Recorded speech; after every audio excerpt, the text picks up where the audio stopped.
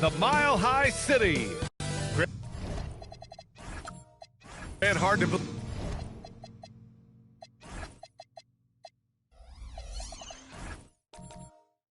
believe that NBA games are back.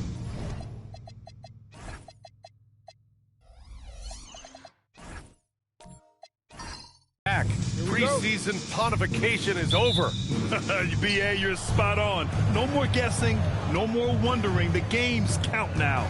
A lot of optimism could be about to vanish in these first handful of games. Got to check it out. Now let's take a look at Phoenix's opening lineup. And it's Embry in at the power forward position. And that gets us rolling. Ooh, what a tremendous atmosphere in here tonight. Boy, I tell you, you're right. You can feel this one looking like it's going to be a tight one throughout. Here's Lever. Denver getting their last shot to go. Pass to Cowens. Here's the three. Rebounded by Butler.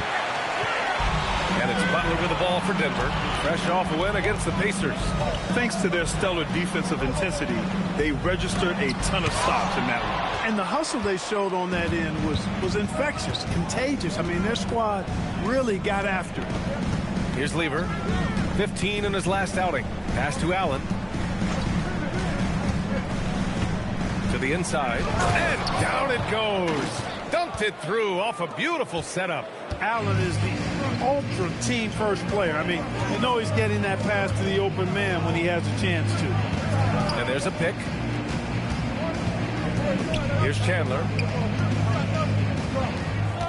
6 on the shot clock. Here's Weber. Cowens grabs the board. Phoenix has gone 1 of 2 from three-point land so far. Pass to Lever.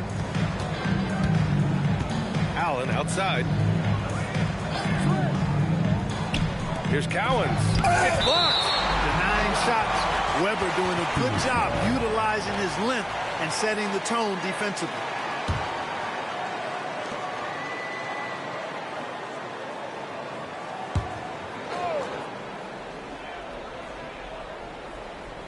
Here's Embry. Allen, the pass to Lever. 4 on the clock. Elbow shot on the way. And it comes off the front of the rim. He expects to make every one of those, and we expect him to make them too. And here's Butler outside. The shot no good. The Suns have gone 2 for 5 here in the first. Pass to Lever. Allen outside. Here's Embry. Phoenix needs to get off a shot here. Goes up on the wing. They get it back. And rejected. Butler taking his time here. And there's the lob. In transition. Here come the Suns. Here's Cowens. And we're about 3 minutes into this first quarter. Pass to Lever.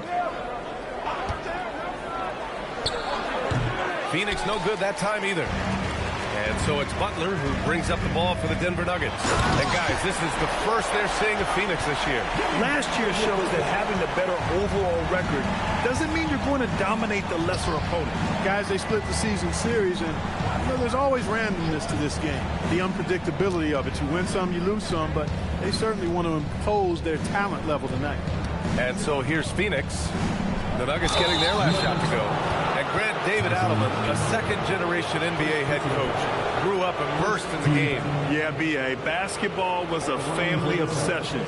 David, a ball boy for the Blazers in the 90s, went on to coaching, which he's done for decades. His whole life has led him to this. And he knocks down the first one.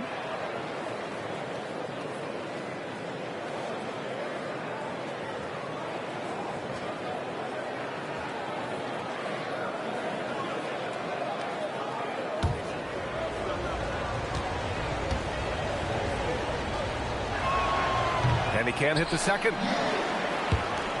The Nuggets trail. Ooh, they pick off the pass. Here's Lever. And some very quick points for him on that possession. Lever will not pass up these kinds of shots often. A very aggressive scorer. Here's Embry. Pass to Allen. Some nice ball movement by Phoenix. Lever. It's good from about 19 feet. And breaking down some numbers here, the hustle stats for Phoenix. Yeah, they're just attacking on defense. Getting those hands out and knocking the ball free. I really like their energy defensively. And, you know, another thing that's been working for them tonight, scoring off turnovers, points off miscues. They've been converting any mistakes at the other end. Here's Lever. The Nuggets getting their last shot to go. Oh, and he missed the J after tricking the D with a nifty pass fake. It's good.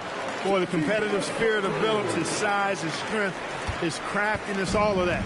Allow him to play through contact. And so the timeout by Jordan Ott here. Coach taking this moment to speak to his guys. Maybe alter some of the game plan.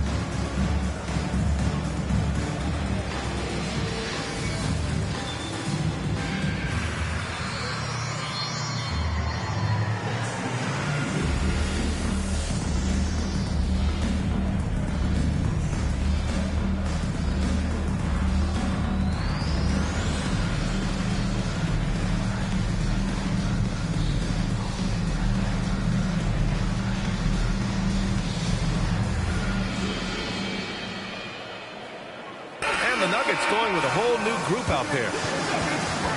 All right, let's take a second to view the 2K leaderboard and look at last season's top scoring squads. The Nuggets third. Boy, they do an excellent job offensively. Most of the season last year, they were really in sync. A nice flow and rhythm to their offensive game. But anytime you score the points they did, it's about unselfishness and trusting each other. Curry, that's good. He's a potent mix of effort and ability. Hard to shut down a player of his caliber. Pass to Duran. Now here's Harris. Not a lot of room. And he lobs it up to the rim. Mashburn, the pass to Ole. Outside Curry. Launches it. It's hauled in by the Nuggets. Yeah, and the defense has really got to tighten up on him. I mean, he's just too dangerous from the three-point line. Such confidence as a passer. He hits guys in stride and makes it look easy. Here's Ole. Pass to Davis. Inside. Here's Klingon. Count it. 1 for 1 to start the game. And this is where you feed the big man Klingon. He knows how to execute from this close. And here's Duran. Here's Jackson. Checked by Davis. Jackson can't get it to go. Got what he wanted, but then blew the lay-in. He tricked that one. Pass to Mashburn. Here's Ole.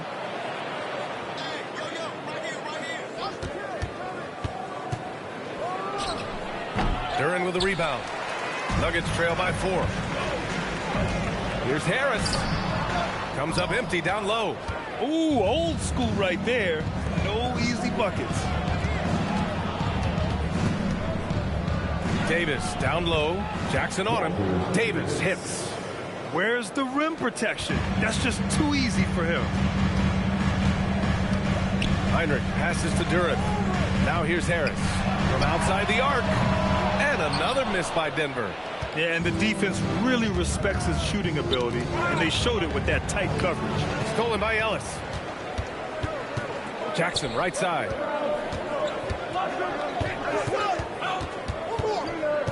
Pass to Heinrich. Now Harris.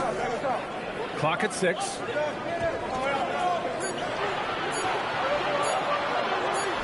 That one falls. He's now 1 for 3. We've got 33 seconds left to play in the first. Here's Hull. Still no points. 19 seconds left in the first. The three from Curry knocks it down from distance. And the Suns lead by 7. I just love his approach coming into tonight. Focused and aggressive. Jackson down low.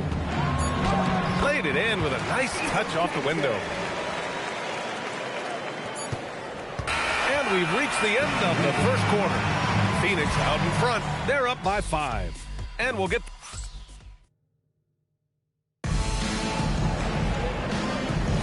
Hope you've enjoyed the broadcast so far. Halfway through the first half in this one. And for Phoenix, guys, what jumps out to you stat-wise? Simply put, they look... Oh my!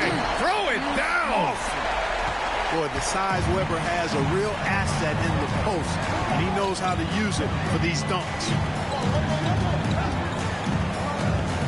Here's Cowens. Blocked! And it's out of bounds. Still Phoenix's ball.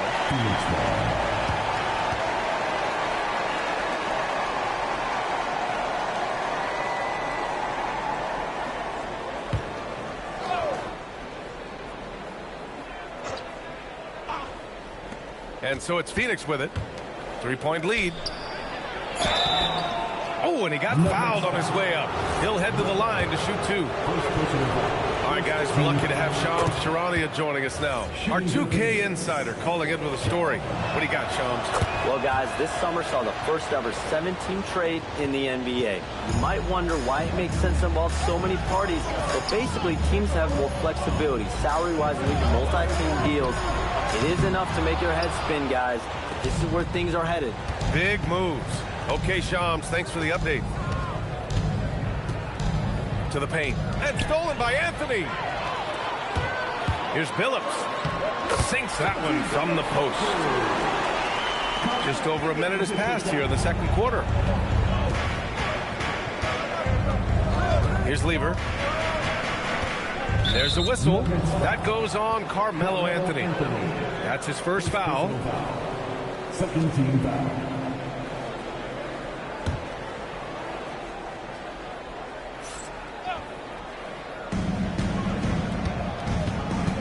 Here's Lever. Pass to Rodman. Basket counts. Rodman's got his first basket of the night. I like how selective Rodman is with his shots, especially when he's got this type of position. Throws it up high. Weber's such a good lob target, and his teammates have a lot of confidence in him going and getting it up top.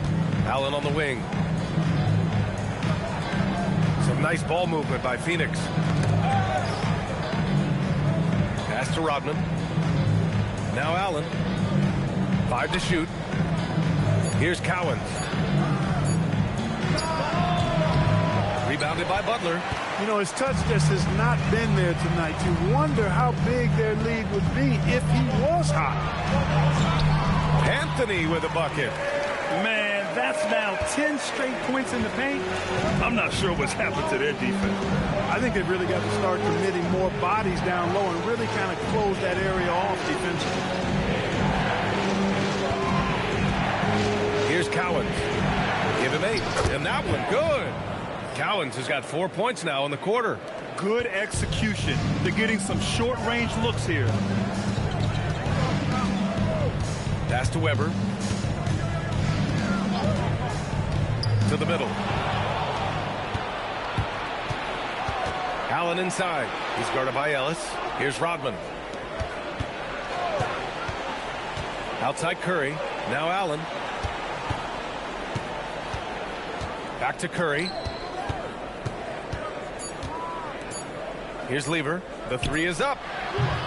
Anthony grabs the board. Fires from the wing. It's wide right. Hits off the rim. Phoenix leading by 3. Now Curry. He's got 5. Here's Lever. Pass to Cowens.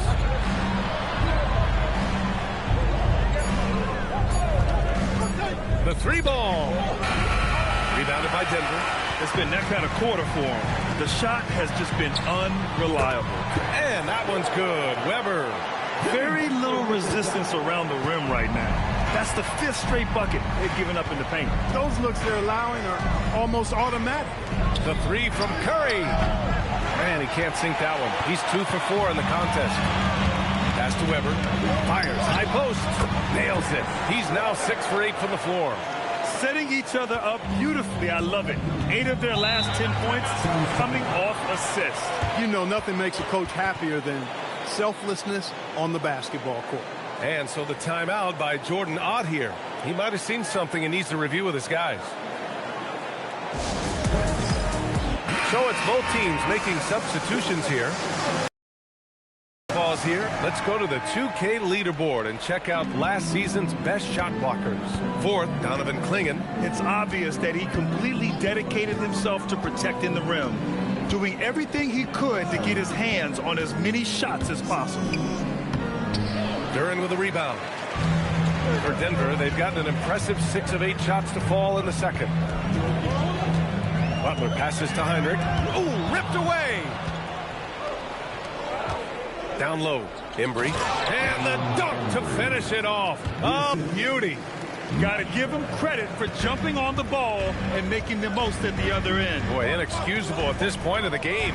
They got to be more composed in these moments. Exactly. I mean, when you're running neck to neck, those kinds of mistakes tip the scales. The Suns leading. Here's Mashburn. No points yet.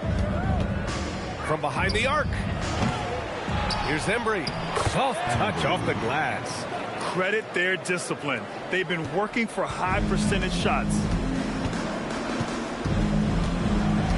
Outside Butler.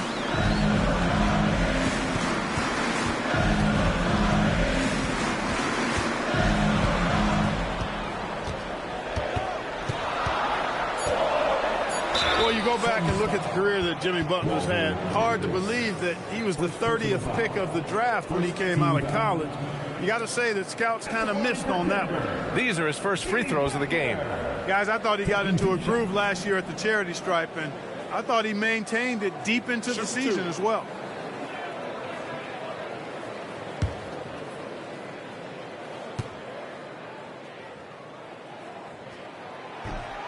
That one's off. Continuing to work on refining his craft. Butler puts in a great amount of time, maybe more than most. Jackson, he's checked in for Chandler.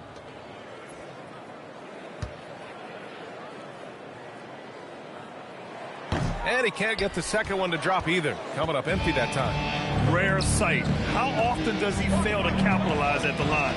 Here's Embry. And that one drops. Now it's a 5-point Phoenix lead. He came up dry offensively in the first, but looks like he's ready to turn it around. Davis against Butler. Jimmy Butler, so smooth inside. Look, Butler will get his shot now, forcing his way inside that time. Here's Mashburn. No points so far.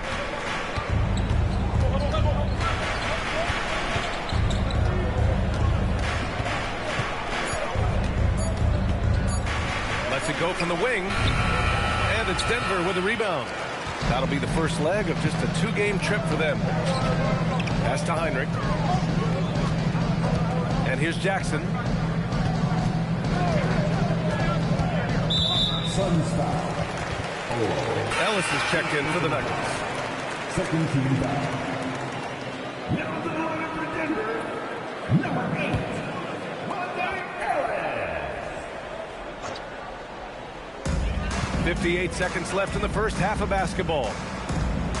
Jackson finds Duren. Count it. And it's now just a 1-point Phoenix lead.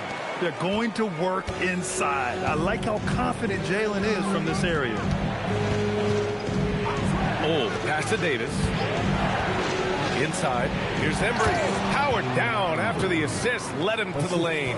He may not be the biggest center in the league, but he sure can jump. Pass to Duren. Jackson for 3. Oh, my. Came close to a 4-point play. He'll head to the line for 3 free throws. You know, not the smartest play a defender can make there. Yeah, unnecessary. I mean, make them earn those points from deep. Don't give them to them free at the line. Reset.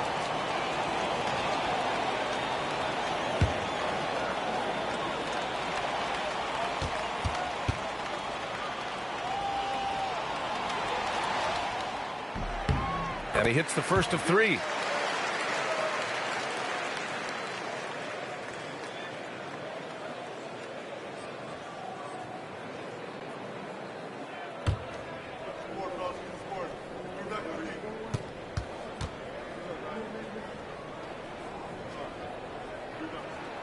Makes it, and the next one could tie it up.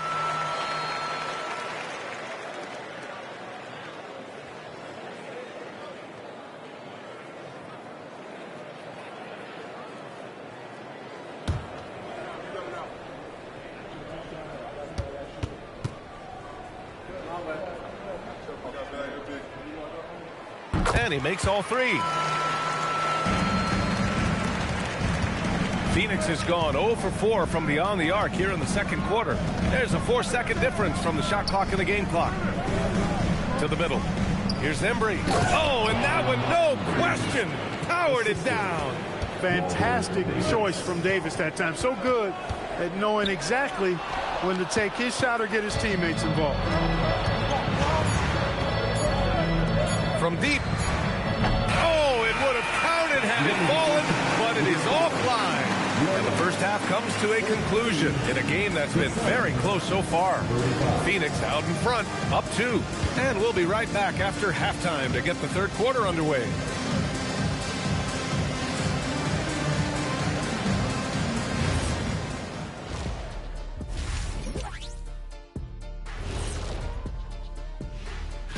You know, for Phoenix, they lost the first game, but that's in the rear view. Time to man up. Well, nobody has all the answers. Time now to take a look at the first half of action. It's been a close one for the Nuggets. You can see their offense flowing. Thanks, as always.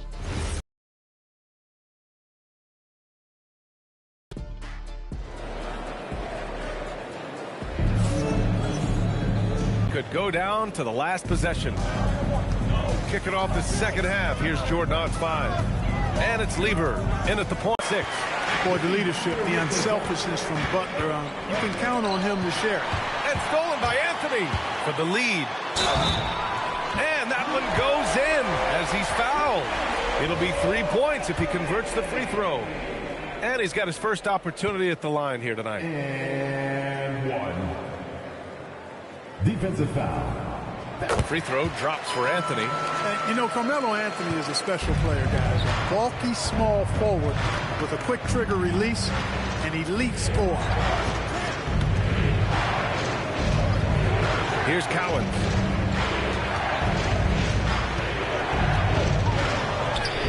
And the layup falls. He's got 12. A great move. I mean, the defense has no response. Yeah, if that's a harbinger of things to come, he's looking at having a very big second half. Phoenix foul. Second personal foul. Second team foul.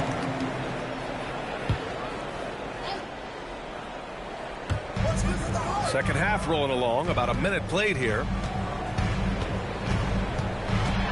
Here's Weber. Can't hit from in close. The Suns trailing. Pass to Allen. Here's Lever. Oh, nice finish from the low block. That one's good. Lever's got his third bucket of the night. You know, you just love to start the second half this way. What a play call. Yeah, they want to get the half off to a quick start, and they know who to go to. Here's Weber. And again, it's Denver missing. And for the Suns, they're shooting at a respectable 49%. Allen, pass to Embry. They set the pick. To the paint. Deflects the pass. Takes it up with both hands and rips it down. Making sure of it with the two-hand slam, B.A. Yeah, I don't blame him. With the score this tight, you cannot take a chance here. I get the feeling, guys, that he may be sensing that this is a critical time in this game. Curry, he's checked in for the Suns. With a break here, let's see which teams racked up the assists during last year's campaign. The Nuggets, number 1. It was a joy to watch these guys play. Constant ball movement and player movement. Defenses were worn out by the end of games. Butler passes to Anthony. Back to Butler. The shot inside. The Nuggets with another miss. Phoenix leading by 3. And they're dialed in offensively. Sure are. Staying in attack mode and at the same time playing under control. Second in free throw percentage, and they finished top 10 in assists. No surprise given their emphasis on ball movement. And when you think about how well they shot the ball from the line last season, it really stands out. Finishing in the top 5 and really taking advantage of any opportunity they got to cash in from the stripe. Pass to Chandler. Now here's Anthony. And the foul is called. He missed it, so he's got to...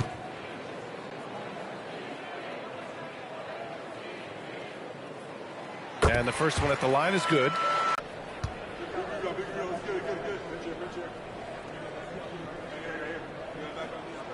And Anthony drops them both.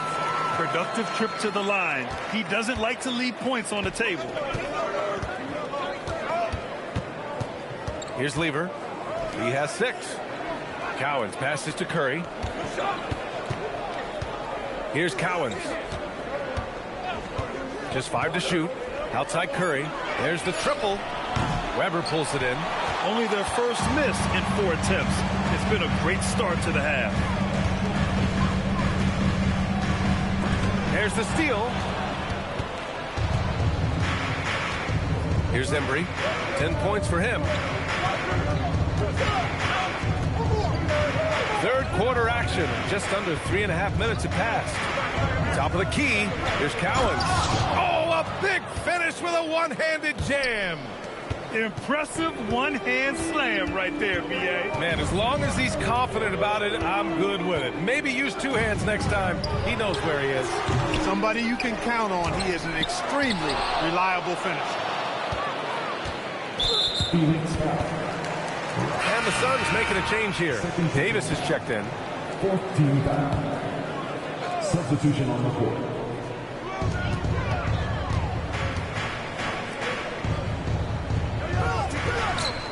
Shot clock at 6. Pass to Chandler. Denver needs to get off a shot for the tie. And it's Phoenix with the rebound. Outside Curry. Some nice ball movement by Phoenix. On the wing, Davis.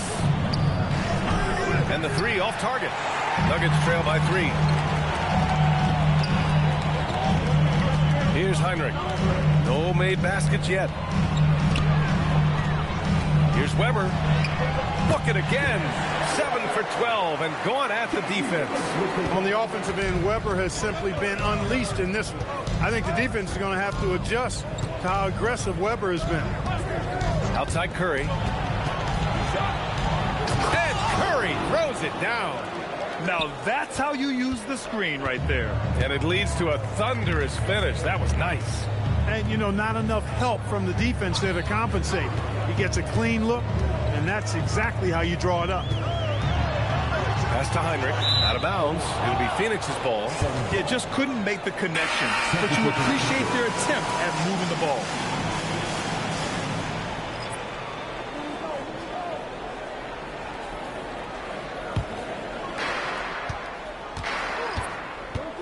Here's Ole. And here's Klingon. Pass to Ole. Klingon with a screen. Shot clock at 5. Stolen by Ellis. And here we go. The Nuggets on the fast break. Heinrich's shot is off. He'll miss some of these from time to time, especially when he feels some pressure on the way up. And here's Klingon. Outside Davis. Back to Klingon. Tipped.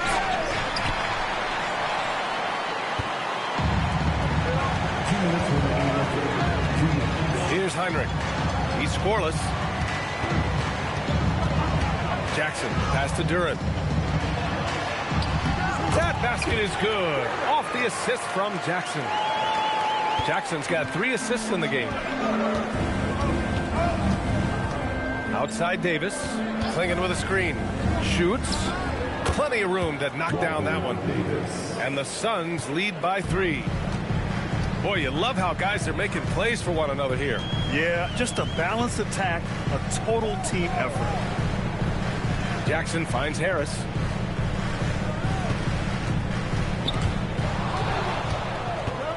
In transition, here they come. Here's Mashburn. Again, Phoenix, good for 2. All right, let's take a look at the energy stats, how the hustle game has been going for the Suns. Really a great job in this one, forcing the issue defensively. Great quickness and discipline combined, making ball handlers very uncomfortable. Well, another area they've been productive is off of turnovers, scoring many times after forcing the ball out of their opponent's hands. Stolen by Davis. Curry against Jackson. Curry passes to Mashburn, and it's good. 2 points. Mashburn's gotten 4 this quarter. These are the shots you want Mashburn taking because he's that good on offense. 8-second difference between the shot clock and game clock. Here's Harris, and he makes it. Here's Holt, yet to see a basket. If they take their time, this will be the final possession of the quarter. Yeah, they've got to hold for the last shot here.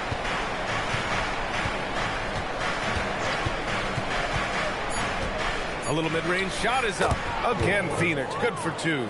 Imagine how much bigger this lead might be if he were a little more selfish. And so it's Phoenix closing out this quarter with a 7-point lead. Their defense has forced a number of key turnovers, giving them a clear advantage on possessions. We're coming right back. Don't go anywhere. And now we have a moment to reveal our State Farm assist of the game. You know, I'm kind of stoked that this was a choice because I love this pass. A remarkable find. He put his court vision on full display. Yeah, and with the accuracy to go along with that vision. I mean, he put the ball in the absolute perfect spot. That's how you orchestrate it. With 3 quarters behind us, let's see what this 4th period holds in store.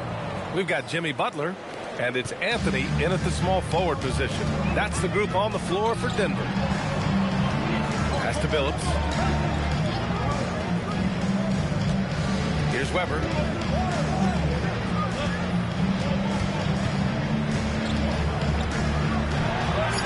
Nice shot there, making him 8 for 13. Inside, Weber, confident and fearless. There's so much power behind his attack. Here's Cowens. And we played through about a minute here in the 4th.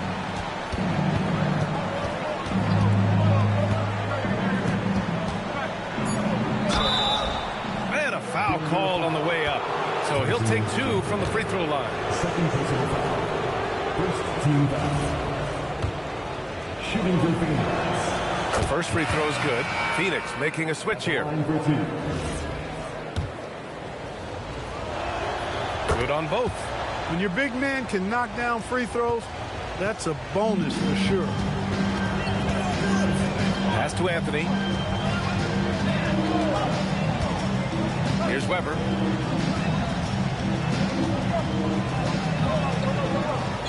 Here's Billups. We've gone about a minute and a half into this 4th quarter, and he's going to the line for 2. The official saw contact while he was going up. Fat Lever is not the biggest guard, but he makes big impact on the game because he plays with such intensity at both ends of the floor. First free throw is good.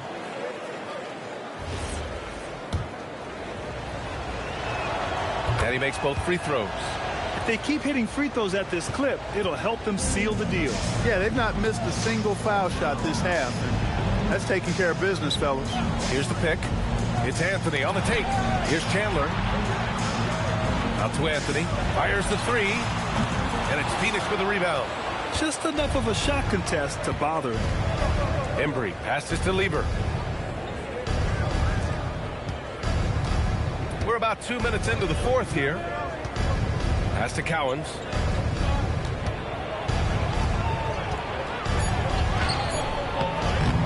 Shot clock at 4, and the layup is up and in. Cowens has got 12 points here in the second half. He's flipped the script here in this half, shooting a much higher percentage from the field. And we've got a timeout from David Adelman. He clearly wants to talk it over and make sure everyone is focused. A moment to hear from Allie LaForce. I was able to listen in on what the Nuggets coach was going over with his team. Coach was seething about the turnovers. He said, I love everything we're doing but the turnovers. They're killing us. Let's clean up that before it sinks us. Thank you for that, Allie. That is a big man throwing it down. Chandler making the defense feel his presence. Oh, and they immediately answer back with a dunk on the other end. Oh, just an artful little reverse slam. Power and style. That was sweet. Outstanding awareness and a terrific finish. Weber passes to Chandler. Fourth quarter keeps moving along. 3 minutes gone by now. Here's Embry. And the layup is good after a nice lead pass. And the Suns lead by 15. Pass to Chandler. They set the pick. Here's Anthony. Suns foul. First personal foul. First team foul.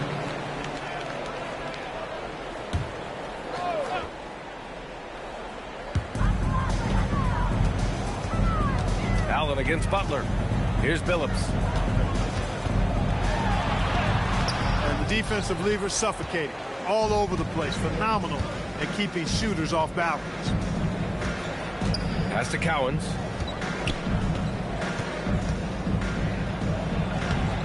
Tried to bank it in, but it misses. Nuggets trail by 15. Now here's Butler. Here's Billups. Anthony in the post.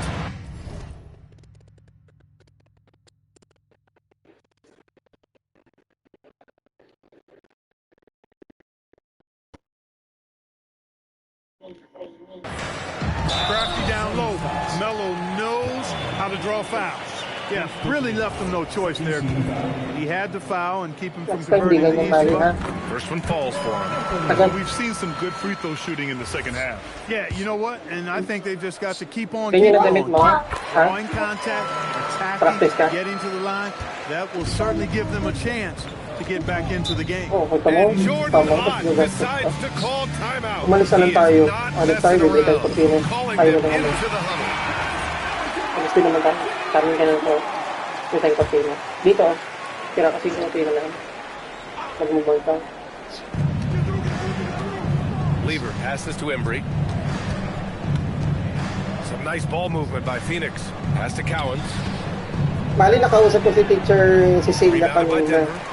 Sabi niya, kasi si Kylie, sabi ko, nagpa-practice po din ng badminton. Ay, sige, manood ako mamaya. On the wing, Anthony.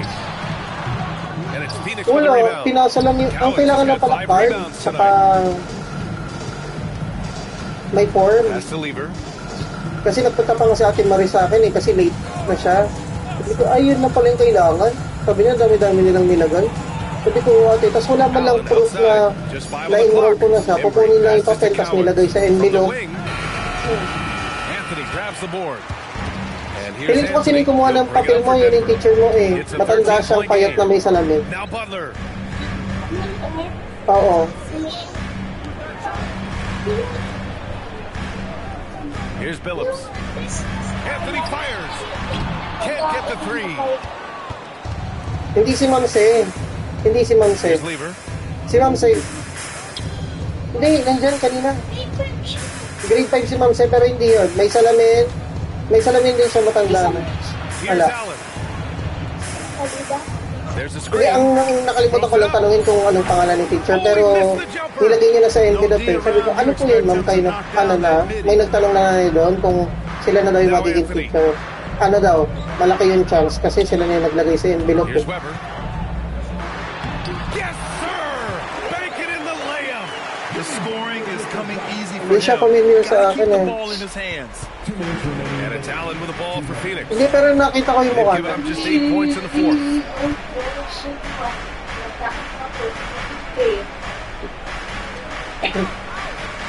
Here's Cowens. Knocked loose. There's a minute 40 left in the fourth. Here's Chandler.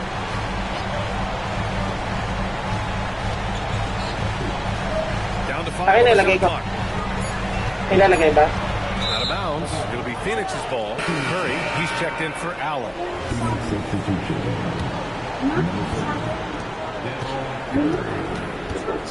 Now here's Curry. They set a pick from downtown. Anong grade ng asawa ni Teacher Eric? Ay, ni Nuggets Coach trail by Eric. 11. Kukunin ka Butler niya. with the ball. Now guarded by Curry. Oh, it doesn't go. And this is a game they can build off of. They kept their focus all game long, and it will get marked as a win for the Suns. You know, their ability to protect the ball helped win it for them. Yeah, it really did. Less turnovers mean you can get more chances to score. All coaches tell you to value every possession. And so this win marks their first victory of the new year. 43 seconds left in the final quarter. Can't get it. And it's the Nuggets ball. A 12-point game. Oh, deflected. Curry against Butler. Outside Curry. Oh, the feathery touch. Dropped it right over the rim. Yeah, they blocked out the noise, blocked out the distractions, kept on grinding, and this is their reward. Boy, a fantastic performance. And I tell you something, I mean, you get roadkill, that's always a challenge in the NBA, no matter what. And they got it done. So it's the Suns winning this one easily. Boy, a nice win on the road. By the time this one was winding down, this building was stone cold silent. And that's exactly what you got to do. You have to try to take the crowd out of it. Well, folks, that's going to do it for now. For Grant Hill, Allie LaForce, and Clark Kellogg, this is Brian Anderson thanking you all for tuning in tonight. And as we leave, we present our player of the game.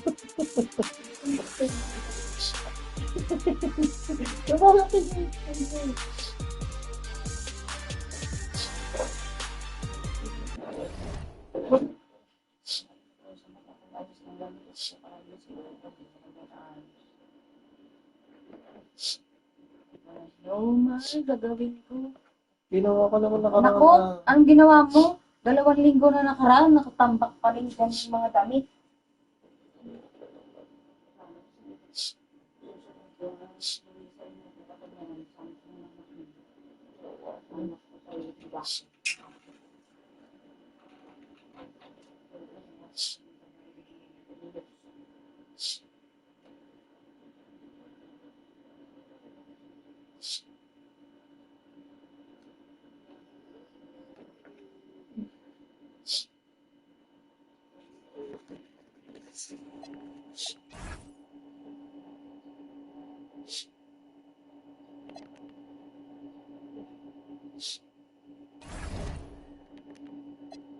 Wala ko pang ginagawa, diba? Silipin mo mga kung saan part na sila ante sa doon.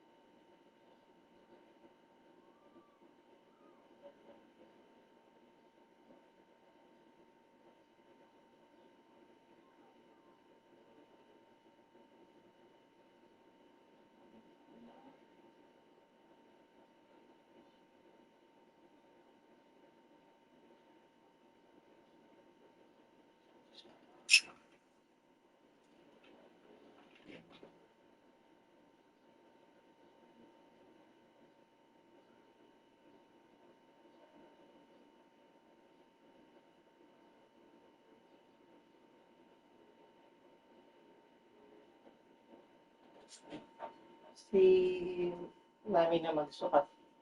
Tapos si Kuya nasa tapat ng TV, nilinis niya na doon. Tinanggal lahat. Si ate nasa kusina. Lalan ng mga mantika, mga spot ng mantika.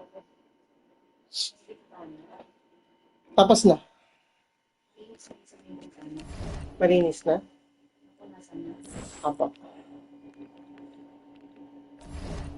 Si Mami nakain doon sa baba. Si Mami nakain sa baba.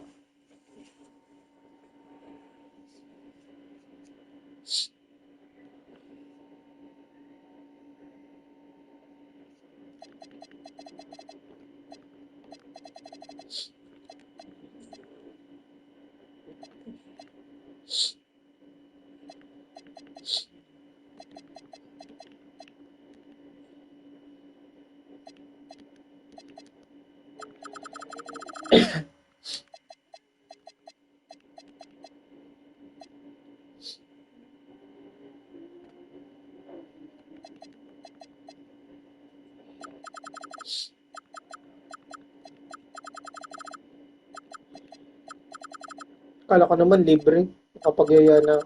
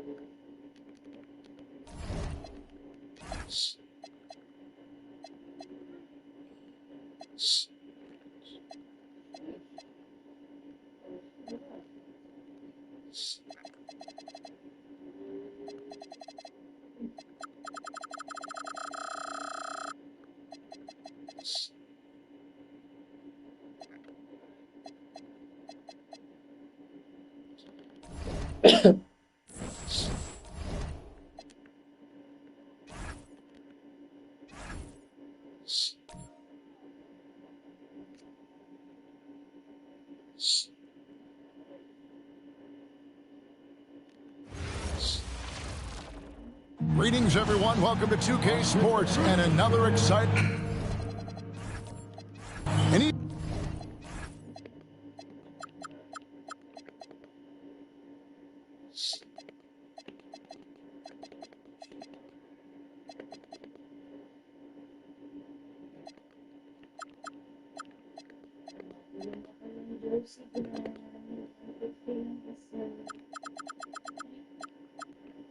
Kailan yung jersey? Kailan yung jersey binibenta?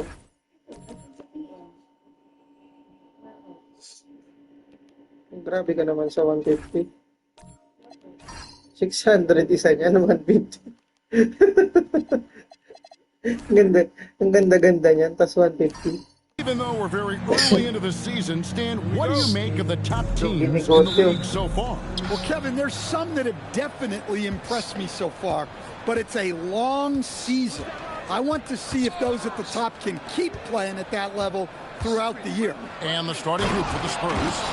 We've got Shaquille O'Neal. Moncrief is out there with ball. Then it's Jalen Johnson. And it's Mobley in at the 4. Inside, stolen by O'Neal. Here's Moncrief. Off target with his 3. Hamilton against Moncrief. Harden scanning the floor. And it's Shaquille O'Neal with the foul. That is his first foul of the game. And that's a quick foul for him there. Looks like the refs are going to call this one pretty close.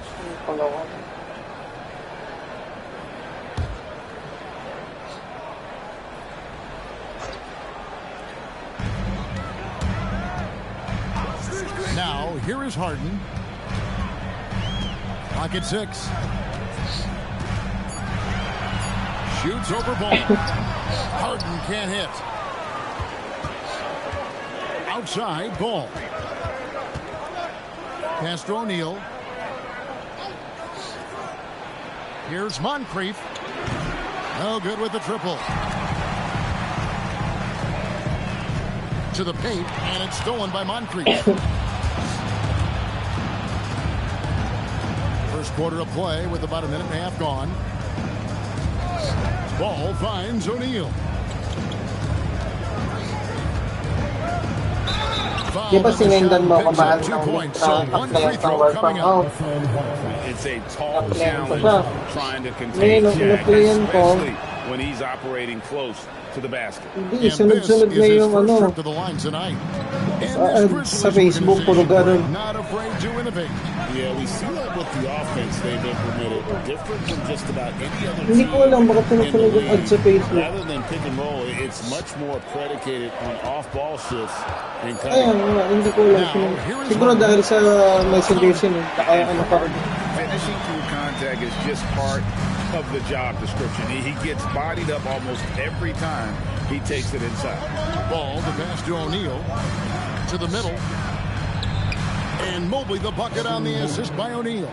Just setting the tone with an aggressive move to the rag. And where's the help defensively? Well, when you are the aggressor this early, it is intimidating. Now here's Harden.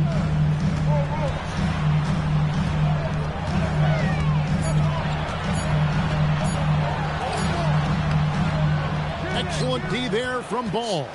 Not really what we expected. You know he wants that one back. Castro O'Neal.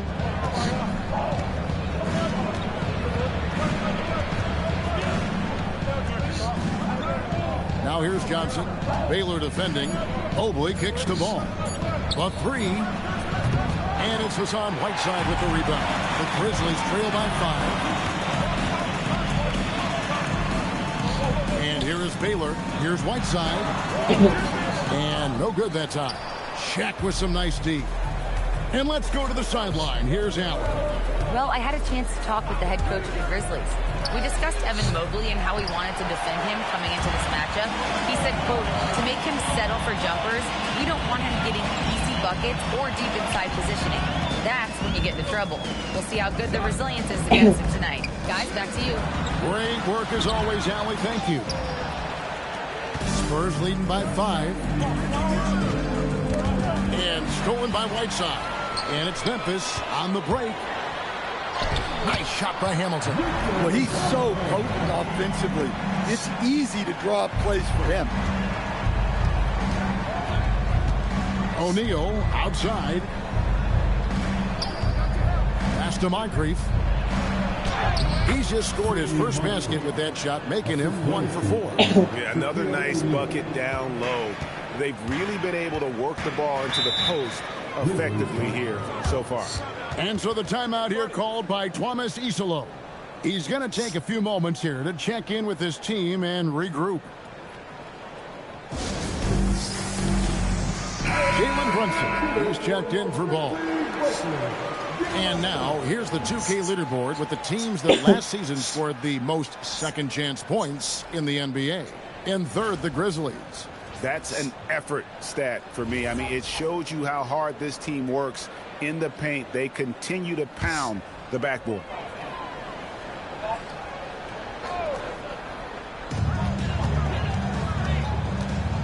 Hughes with it. Has to Ware. Down low. And it's Pettit missing. Well, give credit to the defense for cutting him off. Normally, that'd be easy points for him at the rim. Here's Johnson out to the right wing. O'Neal is double. 4 on the clock. The Spurs need to get a shot off here. And here's Brunson outside. Good work defensively by Baylor. There's some defense for you. For someone who's as good at shooting the 3-ball as he is, you need a defender who's equally good at guarding against him. Now, here's Baylor. Turned in an outstanding game against Brooklyn. Brunson against Hughes. San Antonio with the rebound. And Jalen Johnson is already a nightly double-double threat, and his game, it just continues to expand. Oh, look, Jalen Johnson, Kevin, is an all-star level guy. I mean, efficient on the offensive end, brings consistent energy every night, makes very few mistakes, and plays both ends of the floor. Here's Houston. Still scoreless. They set the pick. Goes up on the high post. Connects. The jumper drops. Well, maybe the defense thinks they can live with that, but he's pretty consistent from that mid-range area. And so Mitch Johnson decides to call timeout. He made the decision to huddle up with his guys and talk about strategy. Brown is checked in for the Grizzlies. Aiden Watson comes in for Baylor. San Antonio also making some changes. Şengün's checked in for Shaq, and it's Bridges in for Evan Mobley. Johnson outside. Back to Şengün. Yep, that one goes in there. Well, this is what you love about Johnson. The all-around ability, that time running pick and roll and making the right decision. Here's Hughes. Buries it from three-point range. And he's not going to miss that sort of an opportunity from deep. It's Moncrief on the wing. Hughes with the steal. To the inside. It's tipped. And a fast break now for the Spurs. And he gets the basket. Officials blowing the whistle, so a chance at the line for one more. And an important part of every team's game, a look at the hustle stats for San Antonio. Well, our coaching staff has to be happy with how active they've been defensively, forcing turnovers and making the offense uncomfortable. And another thing, guys, they've been very active tonight, frequently creating scoring opportunities off turnovers. And he uses the glass on the layup. Brunson's got 5. And defensively, if you are not on point, Brunson more than capable of finishing inside. Pass to Hughes. Brown with the screen on Brunson. Here's Houston. Moncrief defending. Shoots. And another miss by Memphis. San Antonio leading by 7.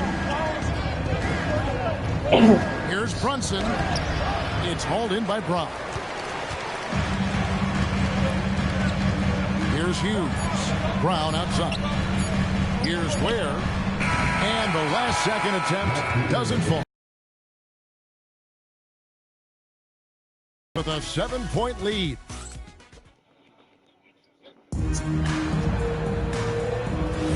And if you're just joining us, we've played through one quarter in this one. And taking a look at San Antonio's performance here.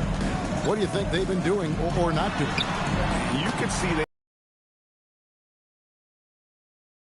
KYP.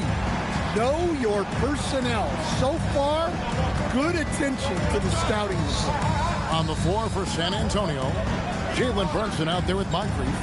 Then it's Mikal Bridges. Then it's Alperen Şengün. And it's Robinson in at the center, filling out the middle. Now here's Harden.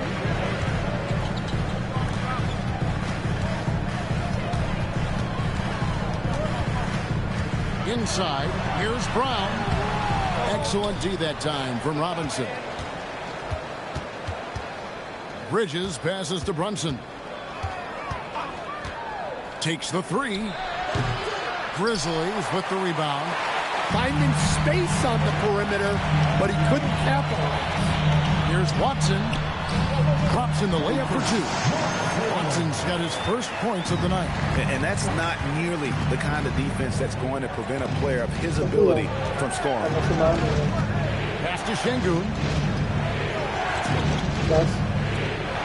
Now Moncrief. This game he had 12. Shot clock at 6. Again, the miss by the Spurs. Well, he's had a rough night, but his teammates have picked him up. Let's check in now with our Allie LaForce, who's got a story for us. Allie? Hey, in an era of title or bust thinking, it's noteworthy that the grit and grind Grizzlies of the 2010s are properly celebrated. While they never made it past the Western Conference Finals, their physical style, built around Zach Randolph, Marc Gasol, Tony Allen, and Mike Conley, built a lasting legacy in Memphis. Back to you. Thank you, Allie. Some changes for Memphis. Hassan Whiteside comes in for P.J. Brown. And it's Baylor in for Peyton Watson. Lonzo Ball is checked in for the Spurs. Now, here's Bridges. He has yet to score. That one drops for him. And they keep hammering away at him inside, forcing the ball into the paint. Harden dishes to Whiteside. And the call will be against Lonzo Ball. That's his first foul. And the Spurs making a change here. Johnson's checked in. Number 1, Jalen Johnson. Here's Harden. He's got 5. Down low. Here's Whiteside. And it's slammed in by Whiteside. Well, that's a great pass. He has the timing and rhythm of a metronome. Johnson finds Bridges. Şengün with a screen on Baylor.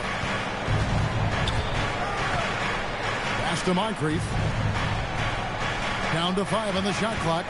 Latrey. 17-foot shot on the way. Not enough on that one as it misses. And so it's Harden bringing it up for the Memphis Grizzlies. Only giving up 2 points this quarter. Go, hatawin si Papa. Yung caption ko Baylor hapa. passes to Harden.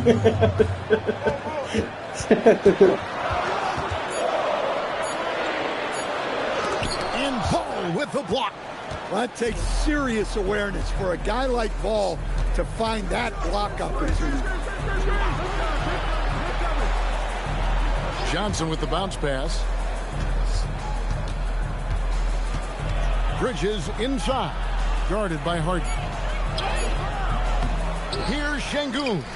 Uses the glass to finish the layup. Not giving up on the play. Şengün locked in. Hamilton against Moncrief. Here's Harden. What a finish from Harden. And we've heard some coaches complaining about players getting away with traveling. Is that something, Greg, the league needs to clean up? Well, it's inevitable that a few of those calls are going to be missed. Listen, you'd rather have that than officials that didn't happen. And it's blocked by Whiteside. They recover it. Şengün, no good. For Memphis, they've gone 5 of 7 from the field here in the second. Here's Hamilton. Down it goes for his 3rd basket in as many tries. And it seemed like they couldn't get anything to fall in that opening quarter, but you can just feel the momentum starting to shift. And so Mitch Johnson decides to call timeout. Coach is going to take a few minutes to regroup and go over the strategy.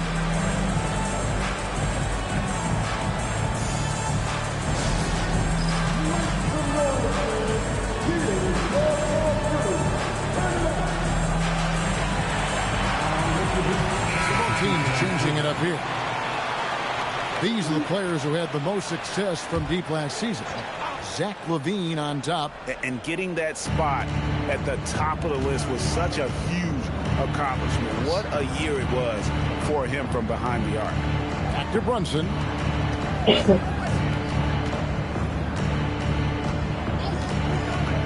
Fires for 3. Here's O'Neal. And finished off by O'Neal.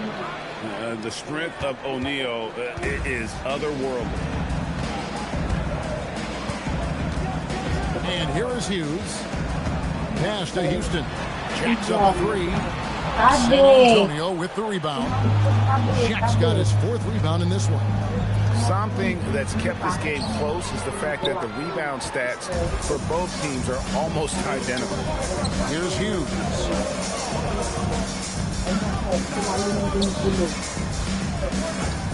Here's Houston. There's the 3. Rebound by Johnson. And LaVine, here we go.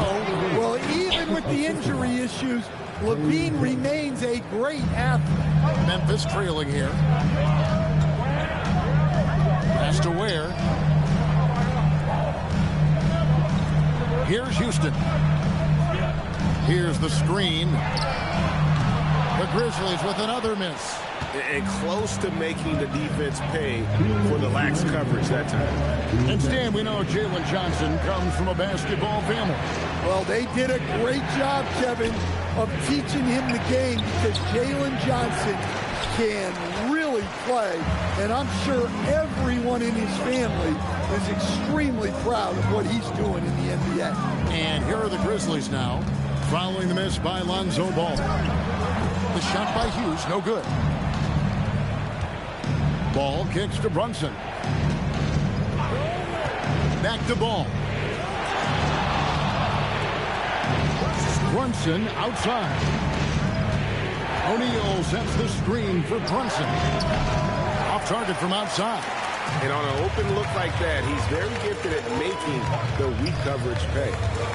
Pass to Hughes. Here's Houston.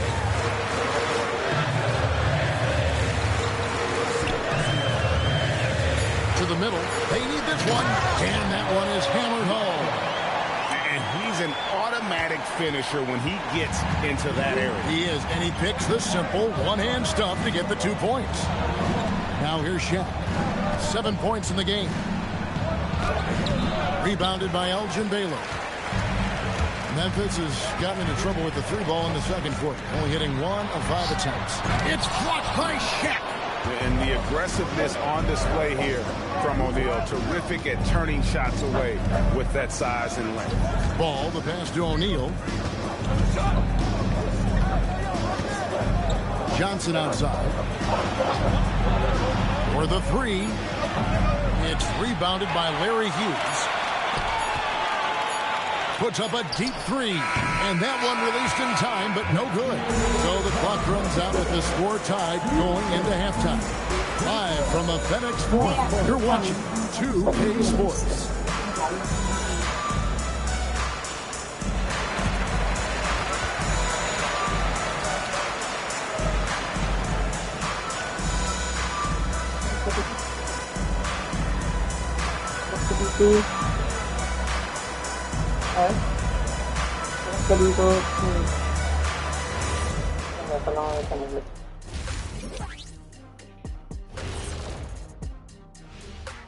Hello and welcome. Before we take a look at the action from the first half, a brief overview of some upcoming games. You take a look at the Spurs, they started the season on a high note. Now they look to improve to 2-0. Yeah, they look strong in that first matchup. Played with a lot of energy. We'll see if it carries over into this one. As we shift our focus now to the Spurs, it's a tight one after 2 quarters of play. As the half went on, you could see they were forcing shots, rushing things. You have to stay patient. And be unpredictable. Threaten the defense from all 3 levels. And that is it for halftime, folks. It is back to Kevin Harlan and the crew for the second half.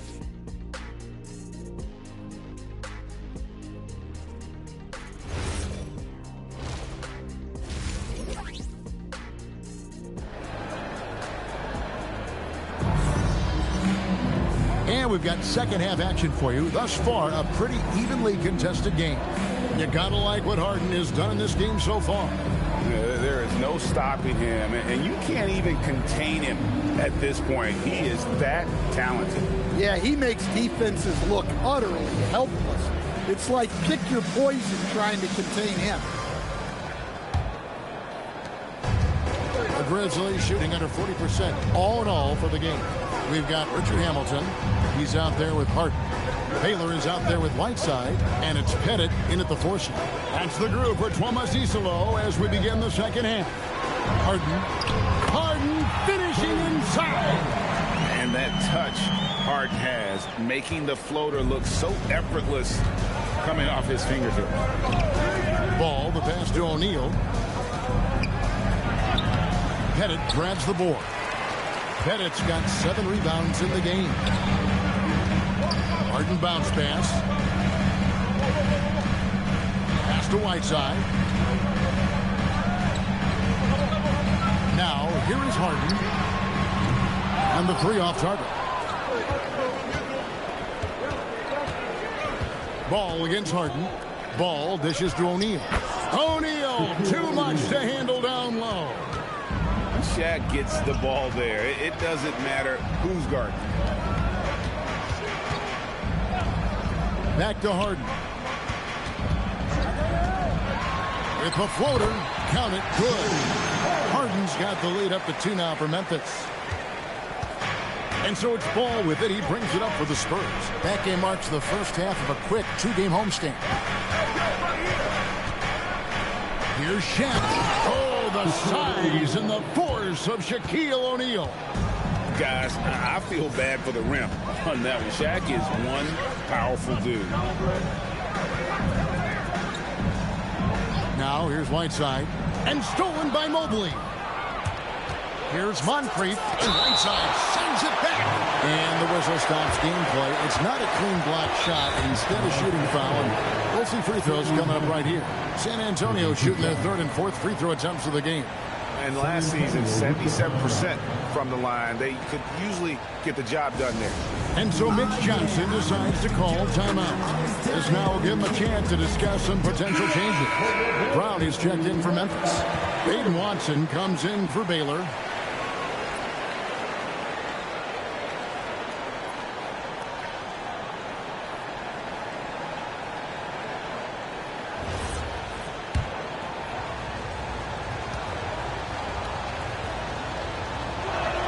And that one falls, and that puts him up by 1 point.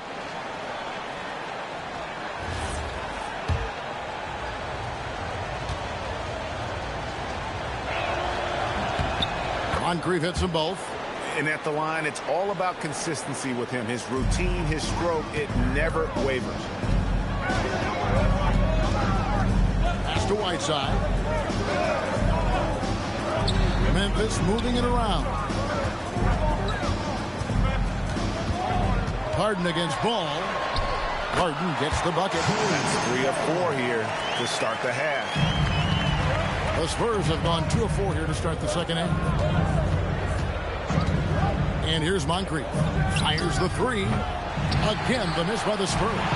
His shot selection's been poor. If I were coaching this team, he'd be sitting next to me. Back to Watson. Pass to Harden.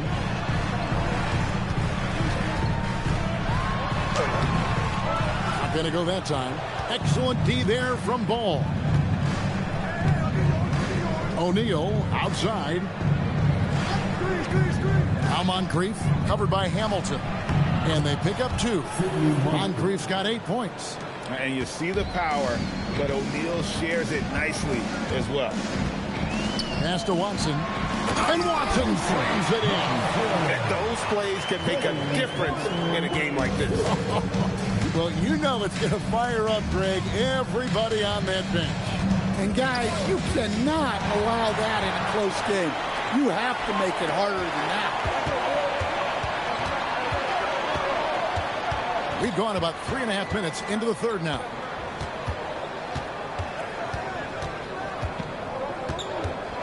Six to shoot. Tries from 16, and he tries off the glass, but it's no good. Johnson to pass the ball. O'Neal outside. Back to Ball. Good, and the assist goes to O'Neal. Shaq's got 4 assists now tonight. Not settling there. Lonzo gets inside for a high percentage look. And so the timeout here called by Thomas Isolo. He's going to take this chance to talk to his guys. And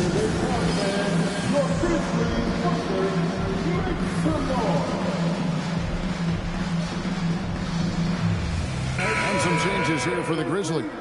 Khalil Ware's checked in for Whiteside. And it's Hughes in for James Harden. And San Antonio with the change here too. Jalen Brunson. He's checked in for Ball. Hughes with it. Brunson covering. The screen from Brown. The Grizzlies with another miss. And gotta like what they've been doing down low in the post.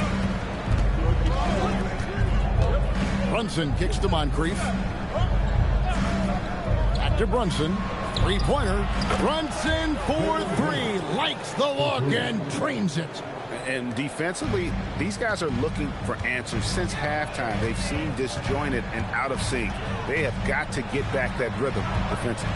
Brown dishes to Hamilton. Hughes with it. From downtown, Evan Mobley with the rebound. Familiar results for him. He can't get anything to go. Moncrief kicks to Brunson. Pass to Mobley. And here's Shaq. Covered by Hamilton. O'Neal. Not stopping O'Neal in close. Wow, what a play. Finding a little rhythm here that they have to like where they're at. Yeah, you're seeing their offense in a flow. Now it's time for their defense to turn up the heat a little more. Now Hughes. Watson the screen. And he can't stop the run as he misses. And when you can't get anything to fall, it definitely gets in your head. Yeah, they might want to draw something up here to get him something at the rim or get him to the free throw line. Sometimes that's all it takes to snap a cold streak. Now here's Watson. And there it is for him. Watson's got 6 points. And you gotta love the big bucket in the paint in this sort of a grind-it-out game. Outside, O'Neal. Pass to Brunson. Lets it go with a three. And Ware pulls it down. Yeah, not his best night in terms of shot selection. Lucky for him, his teammates have picked up the slack. Second round pick back in 2018. Stardom wasn't expected for Jalen Brunson, but he's always been a winner. You look at his physical attributes, nothing jumps out at you, but it's all between the ears with him. The skill, the footwork, the vision, that's what makes him elite. And the Spurs with possession. Grizzlies making the shot. Mobley a screen on Hamilton. Here's Shaq. Cross contact on the shot, and now a three-point play chance as he'll head to the line. Assists like that have typified their effort today. Terrific ball movement. And guys, let's get your take on the scoring breakdown for the Spurs. Well, they've clearly been focused on getting the ball inside, and up to this point, the defense has not had an answer. And also, they took advantage of their quickness, got inside and blew through the open lanes. Great job of attacking the paint. That's good from O'Neal.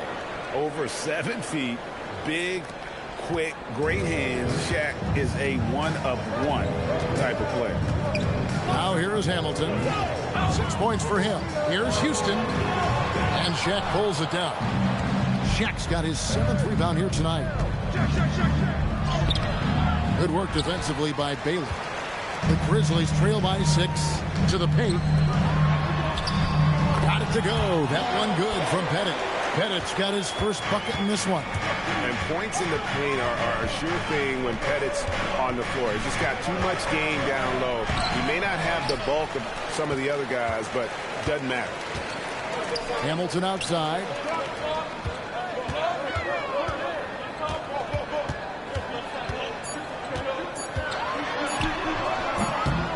No good. Shaquille O'Neal getting it done for the Spurs.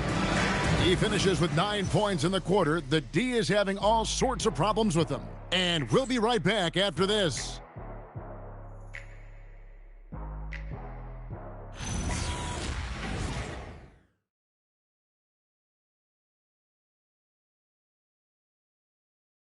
While we have the chance now, folks, let's go to our State Farm assist of the game. Yeah, an easy choice tonight. Look at the precision on this pass. Put it on a platter for him. Yeah, that's high-level playmaking. He makes it look easy, but it's not. 3/10 quarters behind us. One more to go. Thanks for being with us as we begin the fourth. On the floor for San Antonio, starting the fourth quarter. Johnson is out there with Alperen Şengün. Then it's Zach LaVine. Then there's Lonzo Ball. And it's Bridges in at the 3 spot. It's good, and the San Antonio lead is cut back down now to 4 on the bucket from Hassan Whiteside. Bridges outside.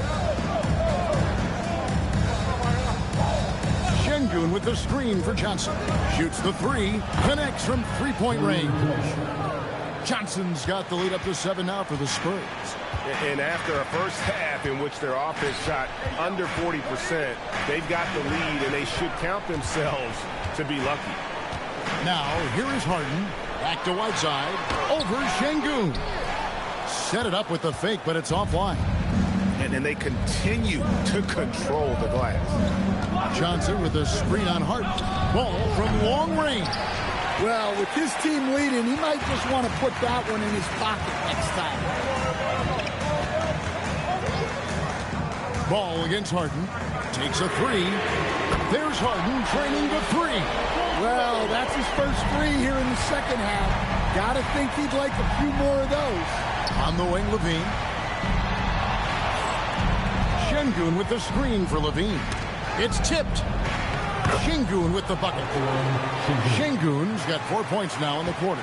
A true monster in the paint, and just under 7 feet. It can be so easy for Şengün to find those baskets. Here's Johnson, and the slam dunk by Johnson. He takes advantage of them in every way possible. And Greg, he lures them into a trap on the steal, and then bang, straight to the bucket. Turning great defense into great offense. That's the kind of stop you're looking for. And I gotta say, sort of surprising he goes for a slam that difficult when they're trailing. But still a magnificent move to the rim. Şengün with the screen for Johnson. And it's blocked by Whiteside. Baylor against Bridges. Here's Pettit. Count it! And he'll have a chance for a three-point play. It's on Zach Levine. Tremendous work by Pettit on the board. Timeout called by Coach Isolo. He has decided it's the right time to talk. Timeout call for Memphis.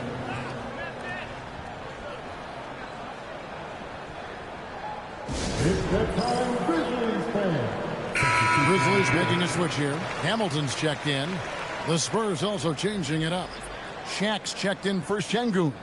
Mobley comes in for Jalen Johnson. And it's Moncrief in for Bridges. Now let's take a minute to talk to Allie LaForce courtside. Allie. Thanks, guys. Head coach of the Grizzlies had some words for his team over the break. He said to his players, "I believe in you. I know what we have." It was less about X's and O's and more about the team's identity. Guys, they play for one another. Okay, Allie, thank you. Spurs leading by 3. Outside, O'Neal. Pass to Moncrief. Back to Shaq. 6 on the shot clock. Ball with a wide open look. No good on the 3. Grizzlies have gotten 4 of their 6 shots to fall so far here in the 4th. A pretty nice efficiency there. Baylor passes to Harden. Yes! And the foul. Lonzo Ball picks one up. And this is Harden's specialty. One of the best in the league at drawing contact and yet still able to convert. San Antonio's gone 1 of 3 from outside the arc since we've reached the 4th quarter. Shaq dishing to Moncrief. On the wing, Levine. Baylor defending. Back to Mobley. And Mobley throws it down. Making it look easy. Mobley using that size at the rim. Pass to Baylor to take the lead. Rebound San Antonio. Shaq's got rebound number 8 here tonight in the game. O'Neal is double. Here's Mobley, and Mobley throws it down. Oh, and he went for the two-hander on the slam, using some muscle. Some urgency from him there, sure. Harden against Ball. It's good, and the San Antonio lead is cut down now to just 2 points with that basket from James Harden. How about the effort from Harden, pushing past the contact inside? Now here's Shaq. Unloads from 9, and another basket for San Antonio. Well, he's been dialed in. Very efficient here in the second half. Ball against Harden.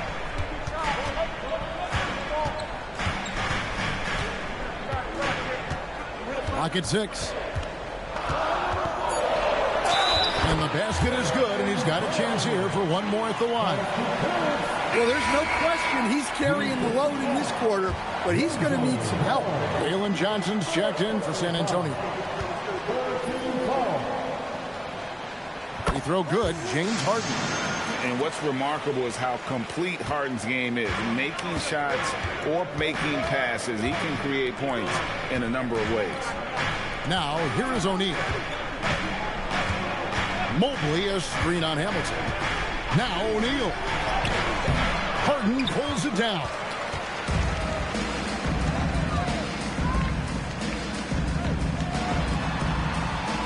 Hamilton against Moncrief. Harden fires. No problem with the wide open jam. Well, this is what he does. A proven scorer in the clutch. And timeout called by Mitch Johnson. He's not taking any chances and wants to huddle him up right away.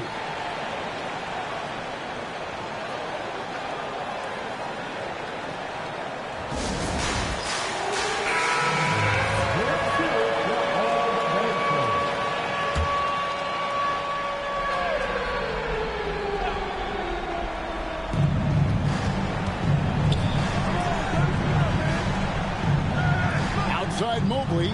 Here's O'Neal. And the ball travels out of bounds. It was last touched by Whiteside.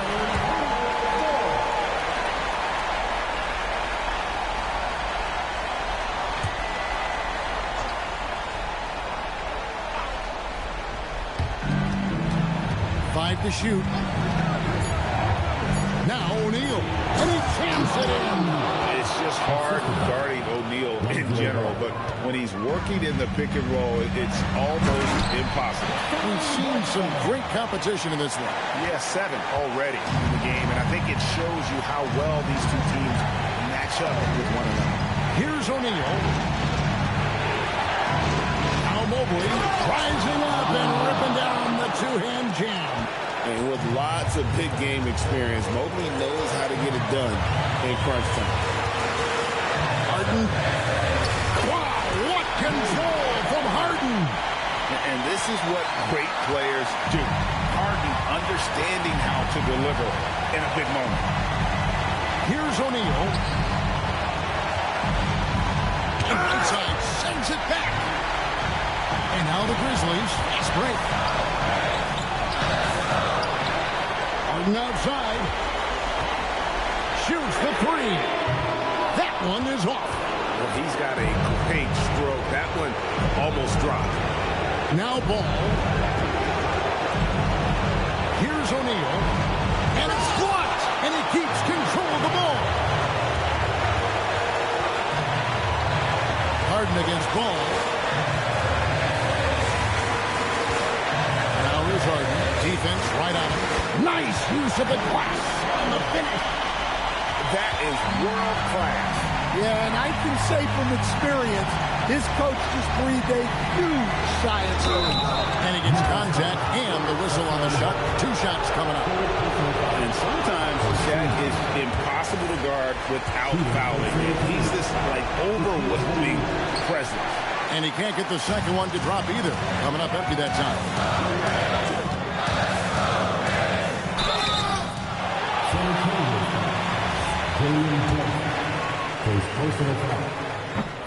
So the first one drops, and that gives them a 4-point cushion. Second one is good. They both at the line, and it's a 5-point game. Well, that's outstanding execution in a big spot. He showed a lot of poise at the line right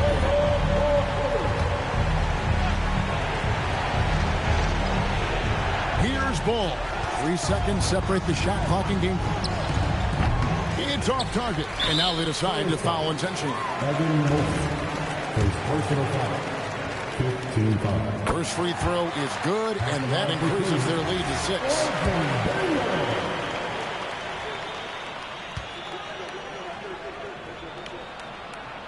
6. So it gets them both, and it's a 7-point game.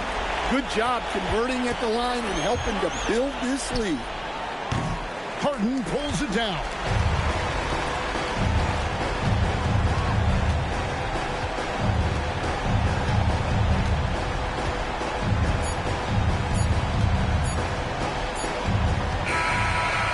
So the Grizzlies take the win. Probably a little closer than they would have liked it, but a win nonetheless. Yeah, but I really got a sense that the fans gave them that emotional boost that was needed down the stretch. This crowd, man, they were electric. And that'll wrap it up, folks. And for all of us here at the table, Stan Van Gundy and Greg Anthony and our terrific sideline reporter, Allie LaForce, this is Kevin Harlan thanking you for being with us tonight. And as we leave you, let's take a look at our player of the game, James Harden.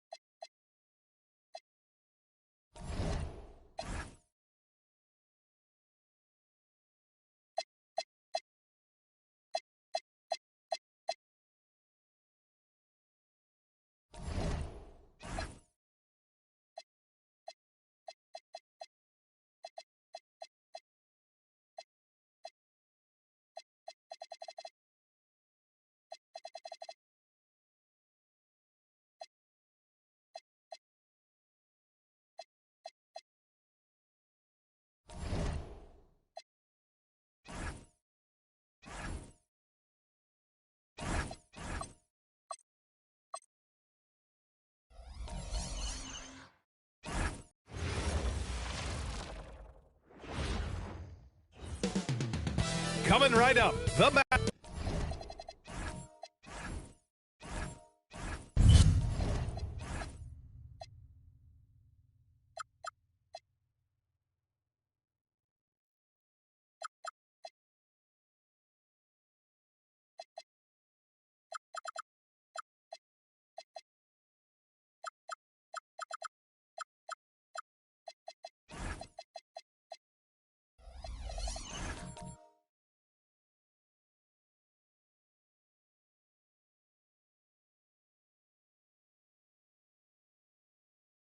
still in.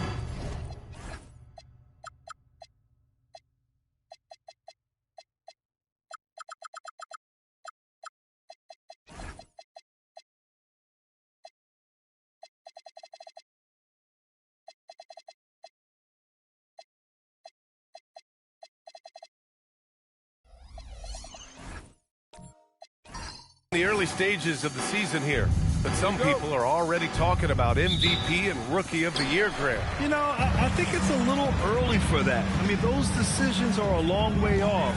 But, you know, B.A., I guess it never hurts to take a peek. Here are the starters for Charlotte. They've got Thompson, and it's Eaton in at center. 6 to shoot, to the inside, and he makes no mistake. Slam dunk. Coaches love assisted buckets, boy. It just means the team is working well together. Thompson outside. There's the 3. Nowitzki, that one's good. Well, Nowitzki, a threat to score as soon as he catches the ball. Impeccable form and impeccable quickness on the shot. A nice shot by Battier. Well, at the rim, that's just a matter of size differential, right? That's usually the result. That's to Stoudemire. Here's West, defended by Thompson. Here's West. Here's Abdul-Jabbar. With the hook shot. And he buries that one. Back rim and in. Hey, nice hook shot. That's a go-to move for him. To the wing, right side. Here's Winters. The putback. Controls the rebound and the putback. Oh, phenomenal hustle. He has a knack for those boards. Man, he is tenacious when that ball goes up. Here's West. Here's Abdul-Jabbar. Here's Stoudemire. It's deflected. And they get it back to Busher. 3-pointer off the mark. If you're a defender, your job is to make life hard on an excellent shooter. Great defense there. Thompson left side. Hits the front of the rim and out. For Dallas, they've gone 2 for 5 here in the first. And last season, the Hornets with the second most games missed to injury. Always tough to overcome significant injuries, especially if it's a rebuilding team. And the other part of that, BA, is it's complicating their ability to evaluate the talent that they do have. All of that requires help. You hope that's on the horizon. Charlotte has gone 1 of 2 from three-point land so far. First quarter of basketball, just over 2.5 minutes played so far. Battier passes to Eaton.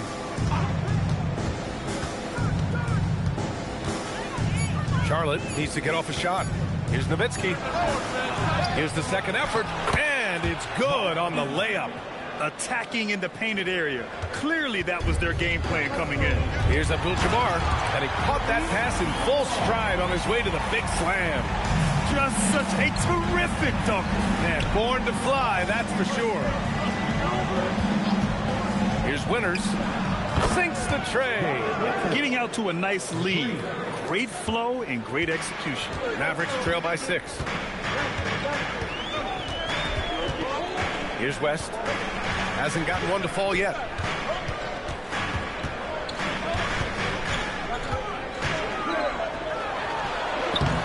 Just over 3.5 minutes gone here in the first. Thompson with some nice D. Here's Battier. Here's Nowitzki. Second shot opportunity. Abdul-Jabbar with a rebound. He's giving his all, but you can't force yourself back on track. Some nice ball movement by Dallas. Here's West. Nails it from beyond the arc. And that's what they want to do. Get him open looks early. Pass to Winters. Here's Eaton. Coming off a 12-point game. The 3 from Thompson. Can't get it to go. Making him 0 for 2. The Mavericks trailing. Outside, Alexander Walker. Here's to Busher. Here's Stoudemire. It's hauled in by Eaton. Eaton's got 4 rebounds now. Here's Battier. Thompson with it. He did not look good in their loss to the Cavaliers the other night. Pass to Winters for 3. Gets it to go. That makes him 2 for 3 in this game. And excellent perimeter offense so far. Their shooters are clearly in a great rhythm. So Jason Kidd's decided to call timeout here. He's going to gather the troops and talk it over. Their last game, a win against the Suns. Looking to carry it into this one. Oh my, talk about mental toughness. The crowd was roaring against them. They were able to focus and finish the task at hand. I thought what really stood out was how dominant they were on the offensive end. That was about as flawless as you could hope for. And the Mavericks going with a whole new group out there. On defense, Charlotte. 6-point game. And there's the screen. Avdia against Wagner. 5 on the clock. Fires for 3. The Hornets pull it in. And the first season matchup for them against the Mavericks this year. These teams split the season series last year, neither making an impact in the conference overall. Now here's Thompson. Still without a bucket. Now here's Easton. Uses the glass to finish the layup. And despite the size mismatch, getting a little aggressive down there in the paint. Some guys just relish the challenge. Find a way, and he does. Achua with the dunk. Well, such an explosive athlete. Achua off his feet in a hurry. Left side, Eason. Thompson outside. There's a screen by Turner. 4-3. Thompson, no good. They've been just a little bit better on the glass so far, showing their tremendous work ethic. And the dunk by Wagner. Ooh, that's on the defense there. Ideal positioning for Franz Wagner to throw it down. Now here's Avdia. 1:06 left in the first quarter of the game. Pass to Turner. Puts up a 3. No luck on that one. Mavericks trail by 4. And here's Wagner. Wallace outside. The 3. The rebound by Turner. Let's see if they want to go 2 for 1 here, Grant. Hey, looking at the clock, I'd say yes. Thompson outside. Avdia from outside. It's rebounded by Dallas. Pass to Wagner. To the left side wing. Here's Divac. Thompson with a steal. Fires from way outside. No good. Misses at the buzzer. And that does it for the first quarter. Charlotte on top, up 4. And we'll be back with you shortly.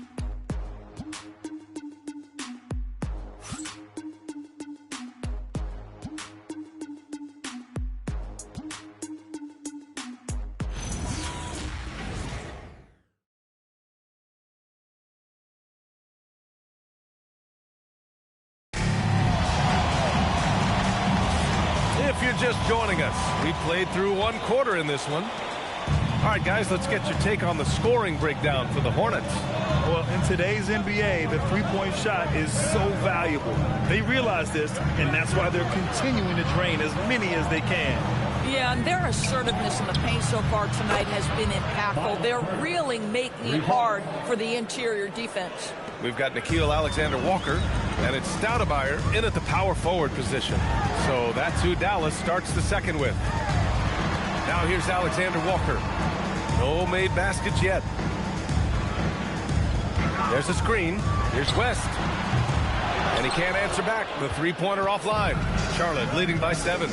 And the Mavericks are in the planning stages for a new arena set to open by 2031. Yeah, their existing arena opened in 2001. A 30-year run for an NBA venue is pretty typical. And remember, it's big business. New arenas are often the anchor tenant for larger developments. Here's West. After the basket by Charlotte. Here's Abdul-Jabbar. The rebound by Nowitzki. Both sides going at it.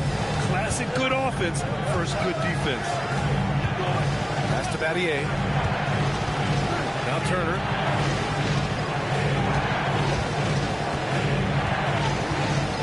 Clock at 6. The shot. Winters can't hit. Well done on the glass. Gets himself in position where he can use his size. Here's the Busher. Down low. Cuts off the pass. Quarter 2 and about 2 minutes in. Yep, that one goes. And now an 11-point Charlotte lead. And they found a nice flow offensively here in the second period. Pass to West. Some nice ball movement by Dallas. Alexander Walker with the bucket. Gotta fight harder to get over those screens. You know, we see this all the time. You're basically, as a defender, hoping the man misses rather than putting in the work to get over screens. Here's Nowitzki. He's coming off a 13-point game against Cleveland. Yep, count it. Winters has gotten 4 this quarter. His efficiency has been a big factor in helping them capture this lead. Throws it down despite a man right in his face. Opportunity here to make it a 3-point play. BA, forget about attempting the long-range 3 to cut into that lead. Just attack the rim, my man. Man, that was sweet. Shooting 1.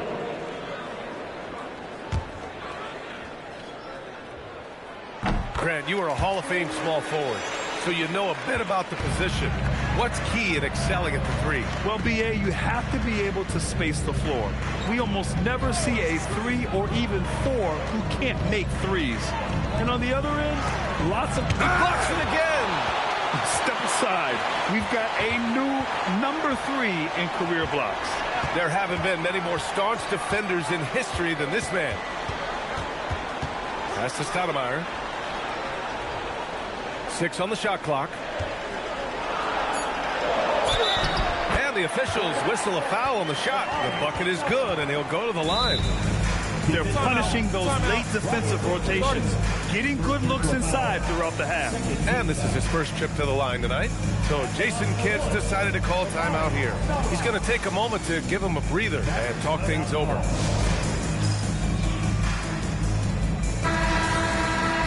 All right, let's take a look back at last season and see the teams who collected the most second chance points. The Hornets 4th. And this is a hustle stat.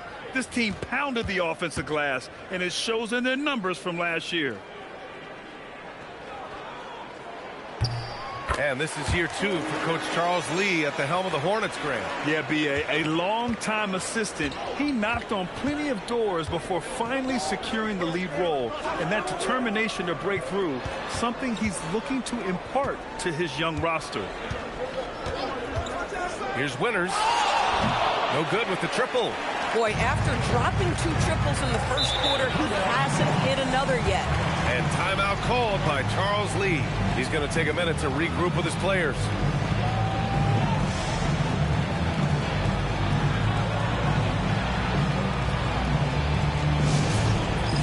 And then Thompson's checked in for Charlotte. Number 1, Ahmed Thompson.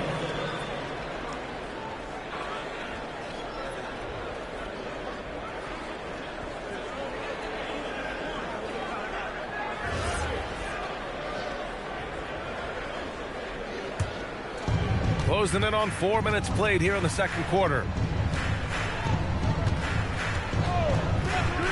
Collins outside. Foul. Jerry West. First personal foul. First team foul.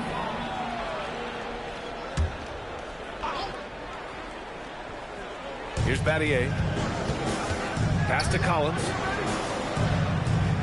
Thompson with a screen. Shot clock at 6. Inside. From down in the low post, it goes. Thompson's got his first points of the game. You see there, Thompson does a good job of sneaking into the lane and finishing. Here's West. Here's Abdul-Jabbar. And such a nice move to make that bucket possible. Abdul-Jabbar's got 5 points now this quarter. Collins outside. Pass to Nowitzki. Launches the three. The basket's good. Off the assist from Thompson. Thompson's got 3 assists now in this one. Charlotte shooting their first free throw of the evening. Nowitzki, 1 shot.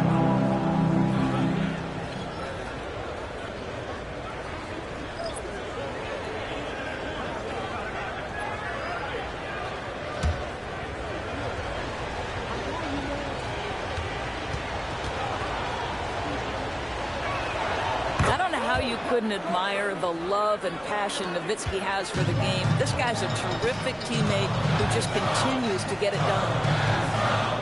Back to Wallace. Stolen by Thompson. And here's the fast break. And here they go. And then Portis with the dunk. Woo! His energy is unmatched. The finish in transition, nice and easy. Back to Wagner. To the middle. Here's Divac, and he says right back at you with a big dunk of his own. He put a little flair on that one.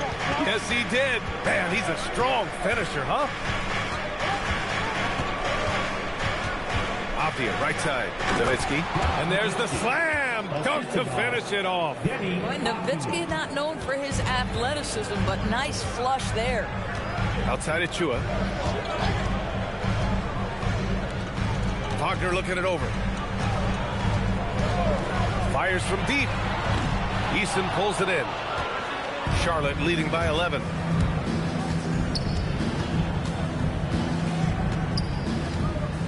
To the paint. Avdia from outside. He drops it from range. Avdia's gotten himself going with a triple. His first basket of the game. And here's Wagner. He'll bring it up for the Mavs. That's the first of a 3-game trip out on the road for them.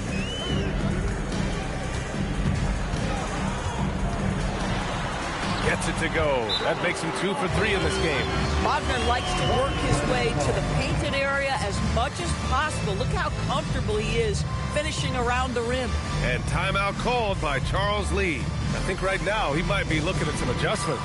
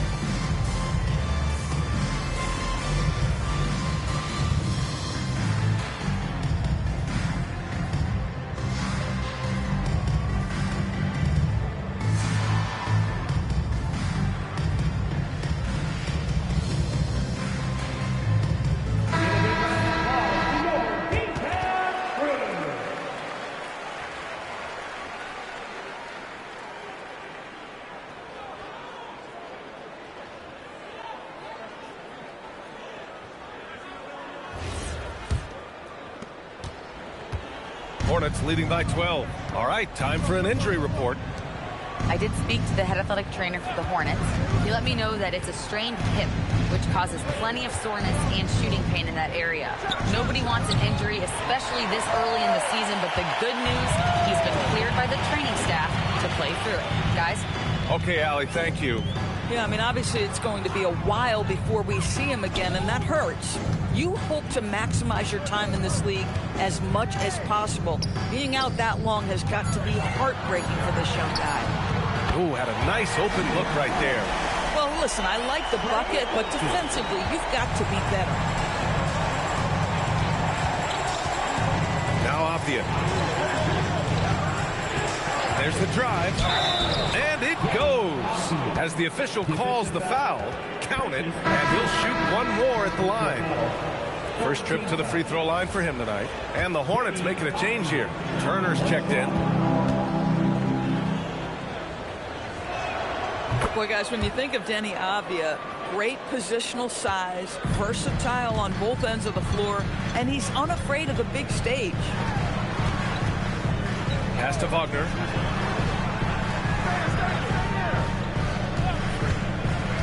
Inside. Oh, got a piece of it. Chua finds Wagner.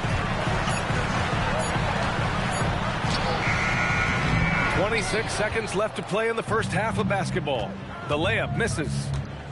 Thompson passes to Portis. There's 14 seconds left to play in the half. Avdia outside. Got it off in time to beat the shot clock, but it's no good. And so it's Charlotte now holding a 12-point lead at quarter's end.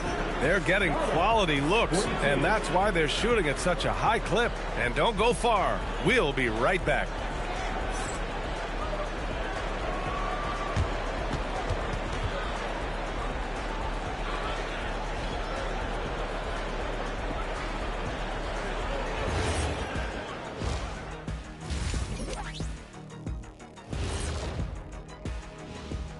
Good to be with you for halftime. Let's check in on the NBA action coming up later tonight.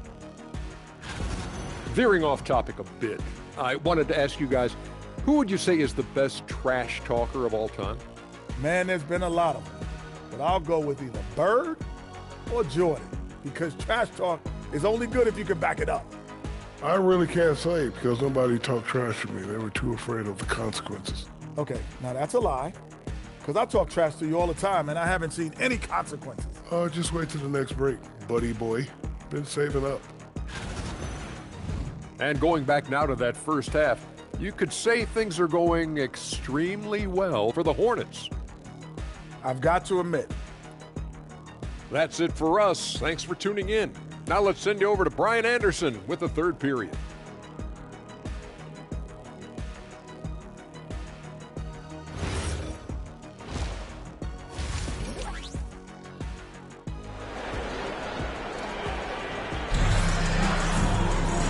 After a very lopsided first half, we'll see if things play out a little more evenly in the second.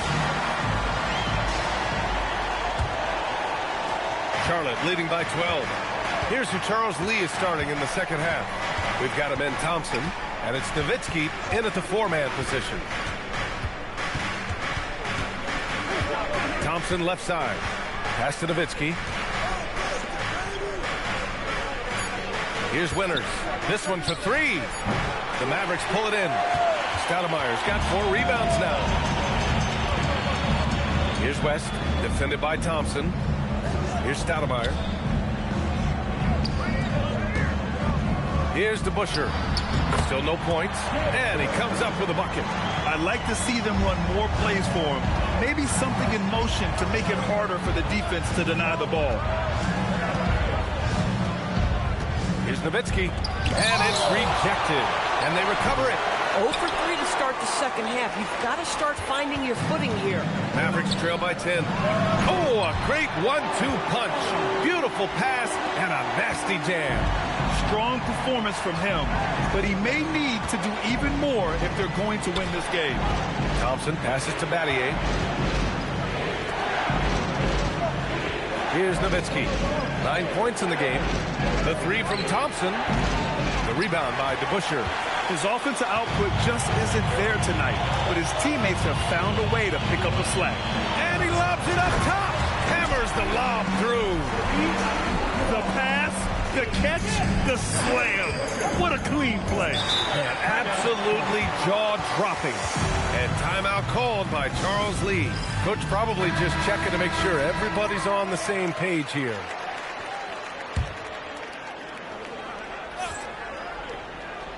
It's stolen away. Outside, Alexander Walker. Beyond the arc. They get it again. They tried to stay perfect in the half, but 3 for 4 now. On the wing, Thompson. Covered by Alexander Walker. Pass to Battier. Some nice passing by Charlotte here. Listen, this guy's a barometer for this team's success offensively. They go as he goes. Outside, Alexander Walker. To the middle. Lays it up and banks it in. Abdul-Jabbar's got 4 points in the quarter. And his fantastic performance from the last game has carried over to tonight. No, I think that's the one thing every player is searching for. Consistency. They're giving this guy a chance to carry the offense once again. Boy, they've done a good job overcoming his offensive struggles. He's got to be very thankful for his teammates. There's a screen. Here's West. No good from outside. Charlotte leading by 6.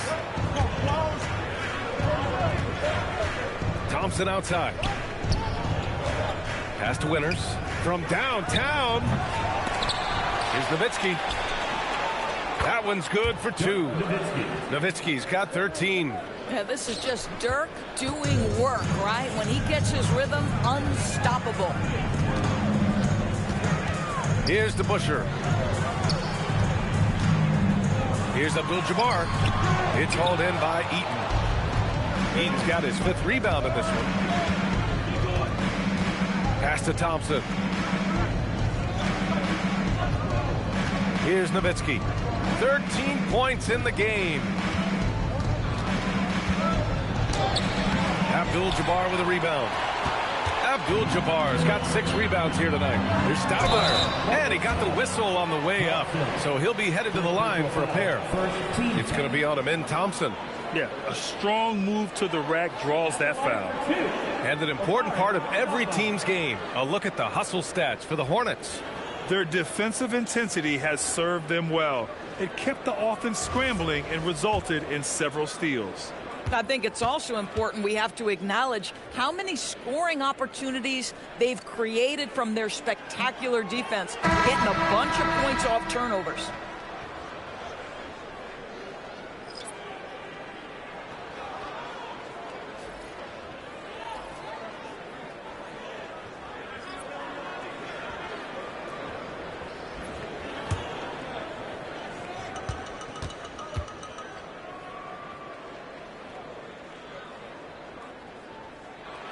He hits the second from the line. And timeout called by Charles Lee. He's going to talk it over with his guys. It's now an opportunity to take a break and talk about their strategy moving forward. Well, there's something that the coach doesn't like. I'm curious to see which kind of adjustment he makes here. The Mavericks making a switch here. Chua's checked in. And here we now get a look back on the best shot blockers in the NBA last season. Miles Turner is second. It's obvious that he completely dedicated himself to protecting the rim, doing everything he could to get his hands on as many shots as possible. There's a screen by Turner. Collins passes to Turner.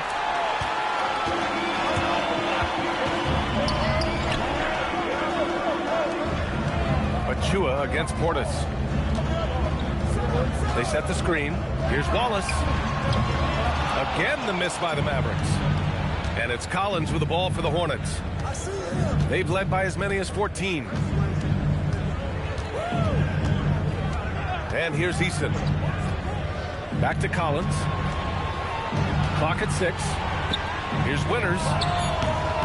Again, the miss by the Hornets. And he probably thought he was going to bury that one. Takes a 3. Again, the miss by Dallas. Charlotte leading by 7. And it's Easton penetrating. Collins outside. There's a screen by Turner.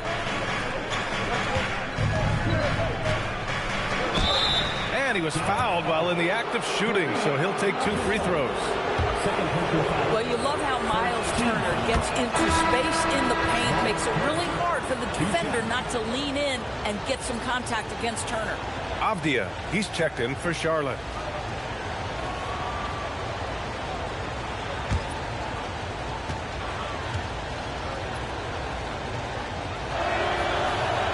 He makes 1 of 2 that time. Well, Miles Turner has a lot of value in today's NBA. This guy's got length, athleticism, excellent shot blocker. He can space the floor with the ability to make those jumpers. Here's Avdia. The shot, no good. Achua with some nice D. Mavericks trail by 8.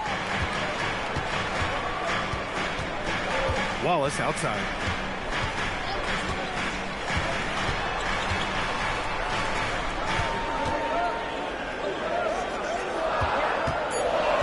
From the high post. The rebound by Turner. Snatched away. Adding insult to injury with the dunk off the steal. Nice to see a good play on D. That led to some fireworks.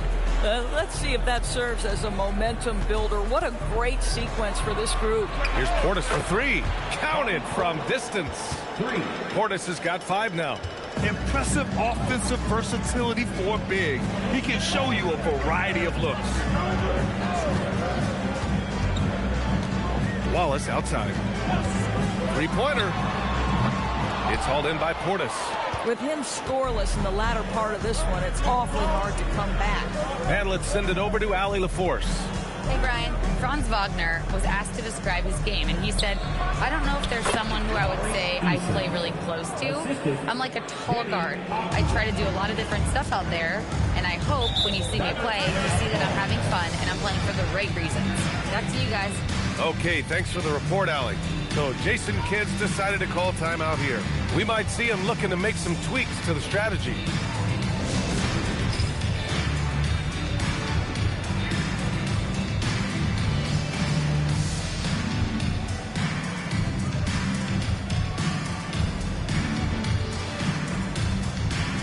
Thompson, he's checked in for Collins.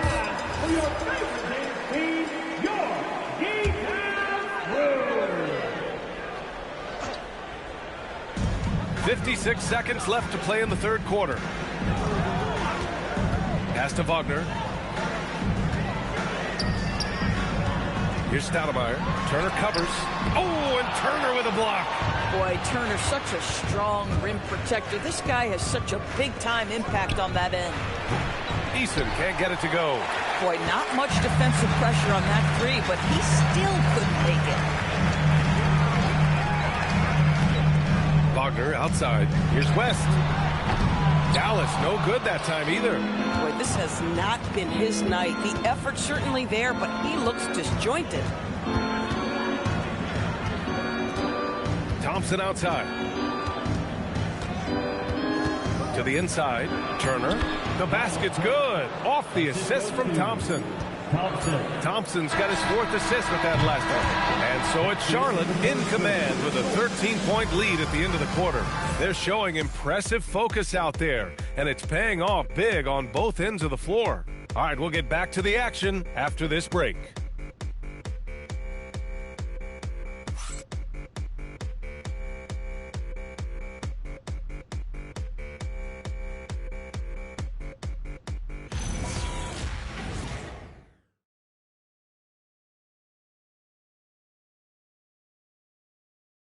And it's time to bring up the State Farm assist of the game. Yeah, just shredding the defense with that feed. Zero chance to stop that. Well, that's what a great pass will do, right? You love the unselfish play. And we reach the fourth quarter in a game that may already be out of hand. We've got Nickeil Alexander-Walker, and it's DeBusschere in at the 3, the small forward. That's the lineup in the game for Dallas. Here's West. Pass to Abdul-Jabbar. 5 to shoot. There's the block. And they'll keep possession. And a miss there on the triple. I think he's gone completely dry. Nothing is hitting. And this is where you hope that he can find something easy so he can see the ball go through the net. His nimbleness makes him a unique threat at the rim.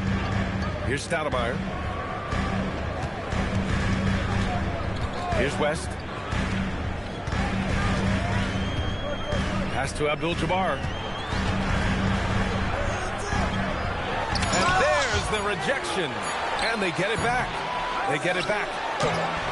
Well, it was only a matter of time before they finally get the bucket. This is what happens when you fail to put a body on someone. The ball is bound to find them. Back to Thompson. Nice passing by Charlotte here. Pass to Winters. Jacks up a three. And the rebound goes to Dallas. Abdul-Jabbar's got 7 rebounds in the game. We're just over a minute and a half now into the fourth. Here's West. The three is up. The Hornets pull it in. Nowitzki's got 5 rebounds tonight. Boy, this guy was able to connect from deep in the first half. Hasn't found the range since. It's stolen.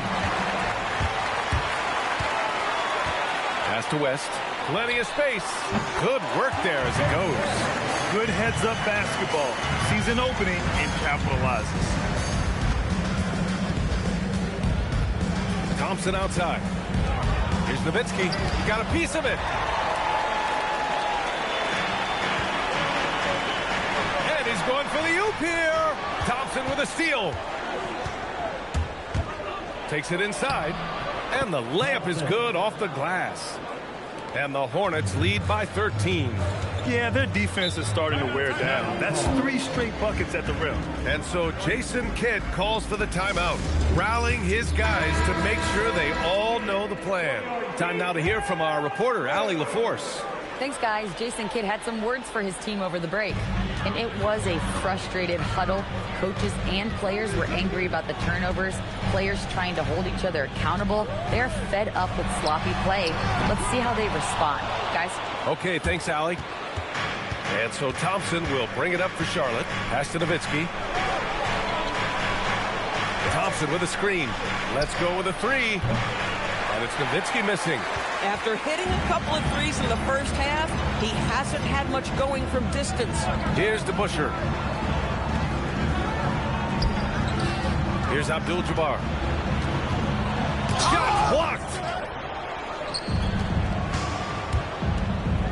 Well, if you're just tuning in, welcome. We've played about 3.5 minutes into the fourth quarter here. Up top, Thompson. Pass to Battier. Just 5 to shoot. So it'll be 2 free throws. He was fouled in the act of shooting. Nickeil Alexander-Walker picks one up. Brian Winter, 2 shots.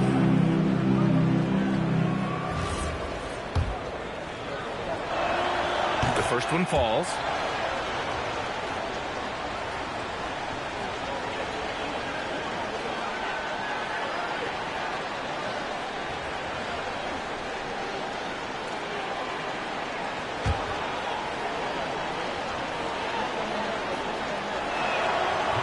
Second free throw, no good. And to encourage more mid-range and post play, some have suggested moving the three-point line outward. I do not like this idea, BA. You can't move the corner any further back. How many sideline violations do we already have? Let the game play as is.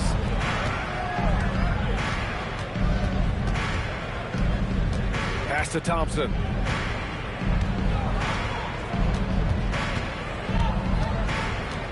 Here's Nowitzki. The fadeaway. The rebound by DeBusschere. He's trying to force his way into a rhythm, but that's not helping the team. Now here's Alexander-Walker.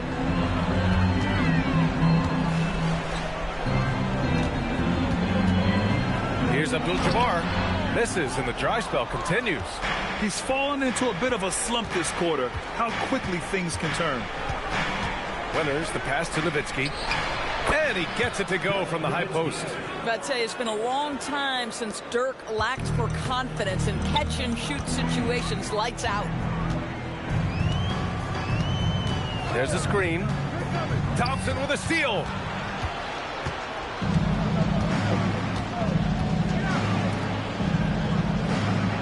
Here's Eden.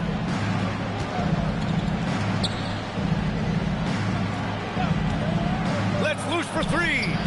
Oh, it misses. He needs to look to try to drive inside and get going. That outside shot is simply not there.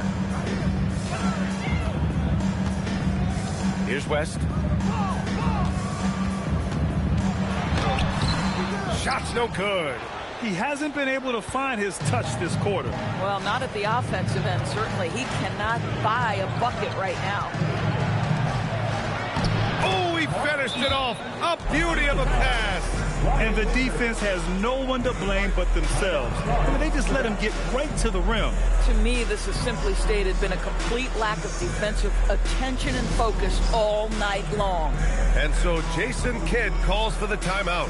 No doubt he's going to utilize the opportunity to make sure they're all on the same page here. All right, let's give you a look now at our player of the game. Yeah, he attacked the block all game and has been rewarded for it. The fundamentals that he displayed are why he got whatever he wanted out there on the floor.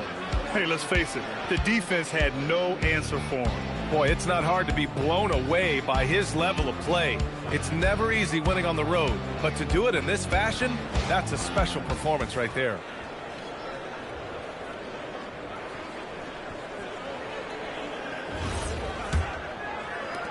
Mavericks trail by 18. Here's West. 2 minutes remaining in the game. 2 minutes. For three. Ooh, the shot misses. He continues to let it fly, but the makes have been few and far between. 1:44 left in the game. Here's Nowitzki, down to 5 on the shot clock. Now Thompson from deep. Oh, he cannot hit. And this one hasn't been in doubt for a bit now. They came out on a mission, and you can bag up this win for the Hornets. Offensively, they made the most of their trips. They found multiple ways to score consistently, and a little luck doesn't hurt them either. They also got some nice bounces off the rim tonight, too. And this one concludes with their second victory of the year. And he's doing things on the glass tonight that we don't often see. His production has been unbelievable, a testament to how much he cares about his craft. Beyond the arc. Nowitzki, that one's good. And they came in here with some attitude, and it brought out their best play. And I couldn't agree more. What makes it that much more impressive, they're doing it on the road. Here's Charlotte now. They've outscored them 10-2 during this run. 36 seconds left to play in the fourth quarter. Here's Winters. Pass to Thompson. The baseline J is on the way. Here's Nowitzki. Some nice passing by Charlotte here. Another shot with the clock winding down. Tries yet again, and he lays it in. And the Hornets lead by 21.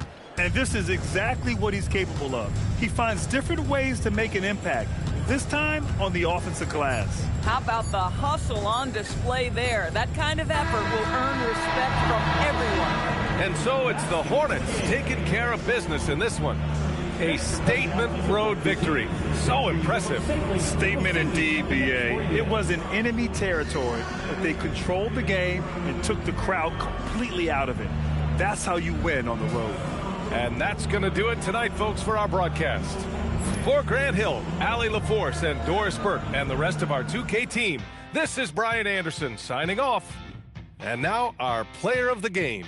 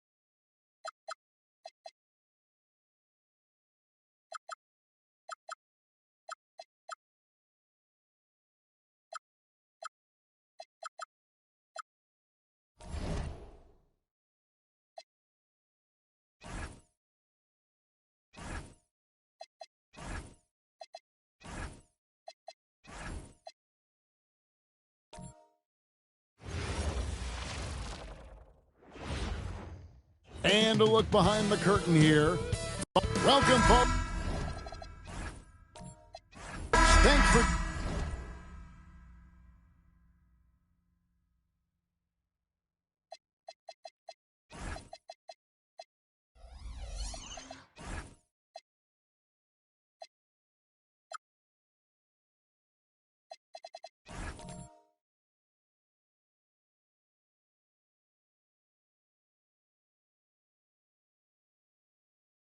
tuning in.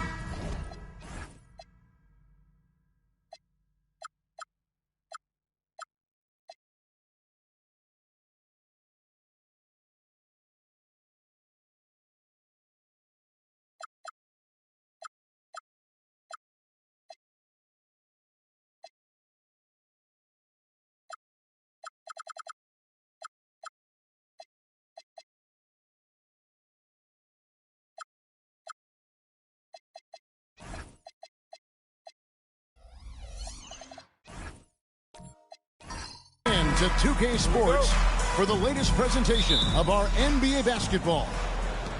We'll watch the Toronto Raptors in this one as they go up against the Minnesota Timberwolves here at their home Target Center. I'm Kevin Harlan here with Greg Anthony and Tim Legler, along with our reporter, Allie LaForce. So let's take a look at the Toronto Raptors starting lineup. They've got Anthony Davis, Nash out there with Drexler, then it's Robinson, and it's English in at the 3 spot.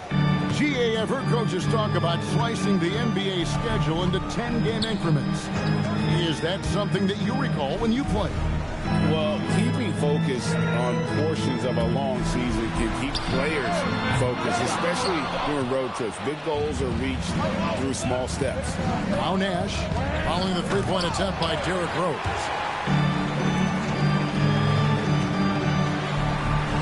That falls. Nice feed that time for Manu Ginobili. And as long as he retains that great explosion in his legs, Derrick Rose will be a factor around the rim. Nash outside. Robinson. The shot's good. And I like to see this. They're calling his number early, and he's delivering. And we knew coming into this game, we expected him to be very involved early. Now, here's English. After the miss from Joel Embiid. Nash with it. And Rose picks him up defensively. And looks like the illegal kick was set. Yep, that's right. That'll get their attention. Beyond the leaning, you could see his feet more set on that screen. Easy call. Also, the ball handler needs to wait until the screener's feet are set. For Minnesota, they've gone 1 of 3 for the field to start this one so far. Pass to Embiid. Sweet move. Rebound by the Raptors. Still trying to find their rhythm offensively. Just 1 for 4 so far. And Greg, when you're dealing with this Timberwolves team, fairly deep, with size up front. That can wear you down over the course of a game, and especially in a playoff series, a real strength of this team.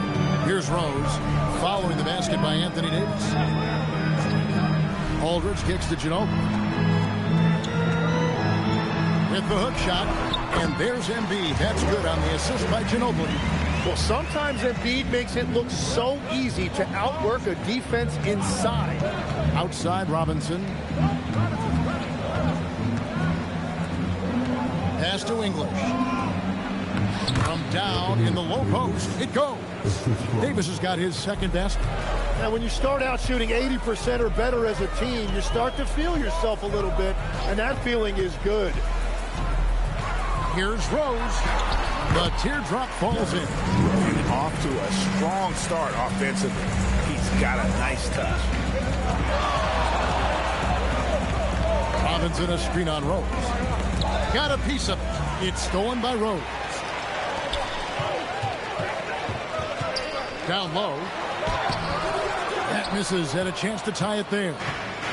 Enzo English will bring it up for the Toronto Raptors. Pass to Robinson. Good D by Embiid. Timberwolves have gone 3 of 7 from the field since we've gotten underway. And stolen by Nash. And now Nash pushing it up. No one back to stop him. Good on the bucket. Well, that's why they're in front. Aggressive play at both ends. Nicely done. Now Rose. 8 points his last outing. Pass to Tatum. Now Embiid. Picks it out to Ginobili. 4 on the shot clock. And a miss there on the triple. Raptors leading by 4. To the inside. And that'll be 2 free throws coming up. Officials on the call with the foul. That one on Embiid. Love how physical Robinson is, using that size and strength to just put the defense in a difficult spot there. Take a break. Take a break. 2 shots.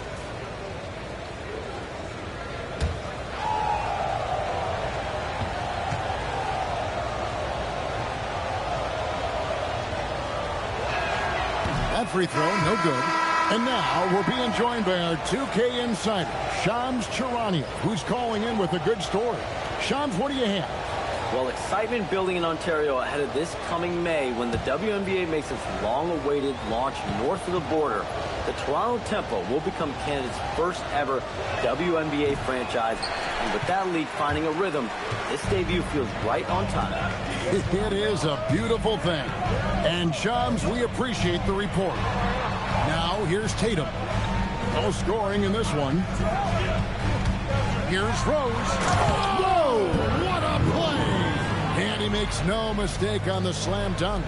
And without question, Derrick Rose is one of the most athletic players the league has ever seen. Right there, reminding us just what he can do. Here's Davis. And the layup's good off the glass. 6 points for Robinson. But what a steady presence offensively and a very difficult player to game plan for. Right now, let's take a second to catch up with Allie LaForce on the sideline. Hey guys, Raptors coach Darko Rajakovic explained what he's looking for on the offensive end. He said, quote, it's unselfishness, ball and body movement, playing together and making each other better. Also, you have to be able to adjust. Basketball is not set in stone. If it was, it would be a recipe. Back to you. Yeah, you got to roll with the punches. Thank you, Allie. Now Ginobili. After Roy missed from long range. Pass to Randolph. The kick out to Rose. No luck that time on the shot that would have put them on top. Price against Rose. Outside, Davis. Bucket number 3. He's a perfect 3 for 3 to start. Yeah, these defenders just look a bit overmatched, especially inside. Pass to Tatum. Hunter Ginobili on the wing. He's covered by Roy. Here's Doherty. Nice ball movement by Minnesota. And here's Tatum for 3. Raptors leading by 4. Roy dishes to Price. Trying to find Davis. He's got it now. An emphatic alley-oop jam. Davis makes things simple for his teammates. Just lob it up and he will take care of the rest. And timeout called by Chris Finch. He's ready to talk things through with them.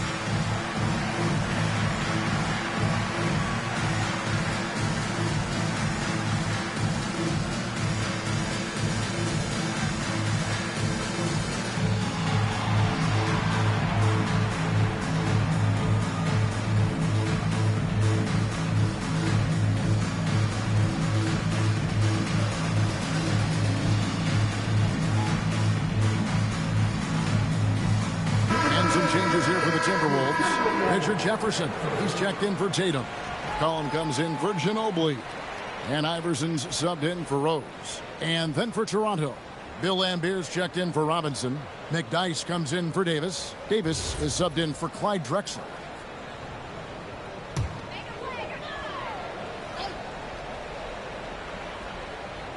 .115 left to play in the first quarter. Jefferson passing to McCollum.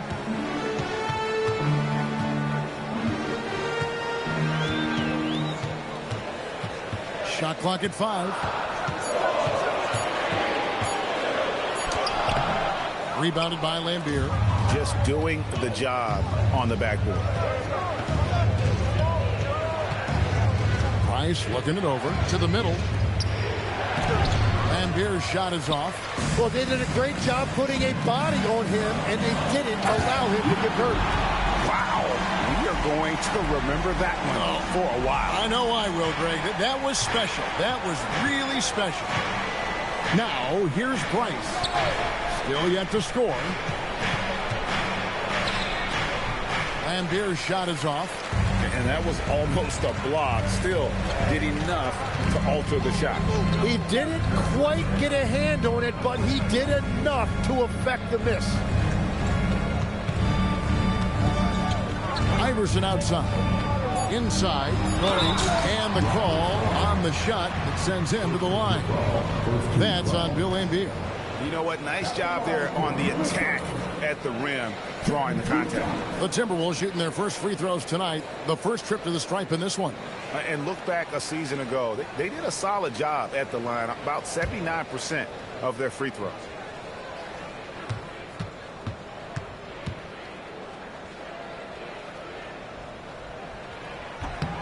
And the first one drops.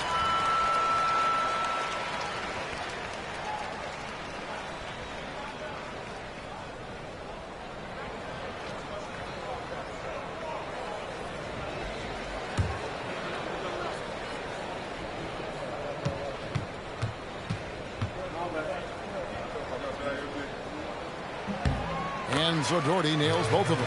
And having a big man like him who's efficient from the line used to be a luxury, but it's becoming more and more common. With the end of one quarter of play, still a close game. Raptors lead by 2. And we've got more action coming your way after this break.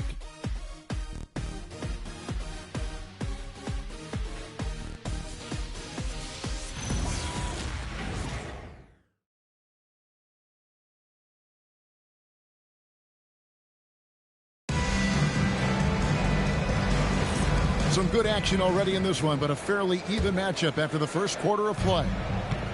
And let's get your take, guys, on the scoring breakdown for the Raptors.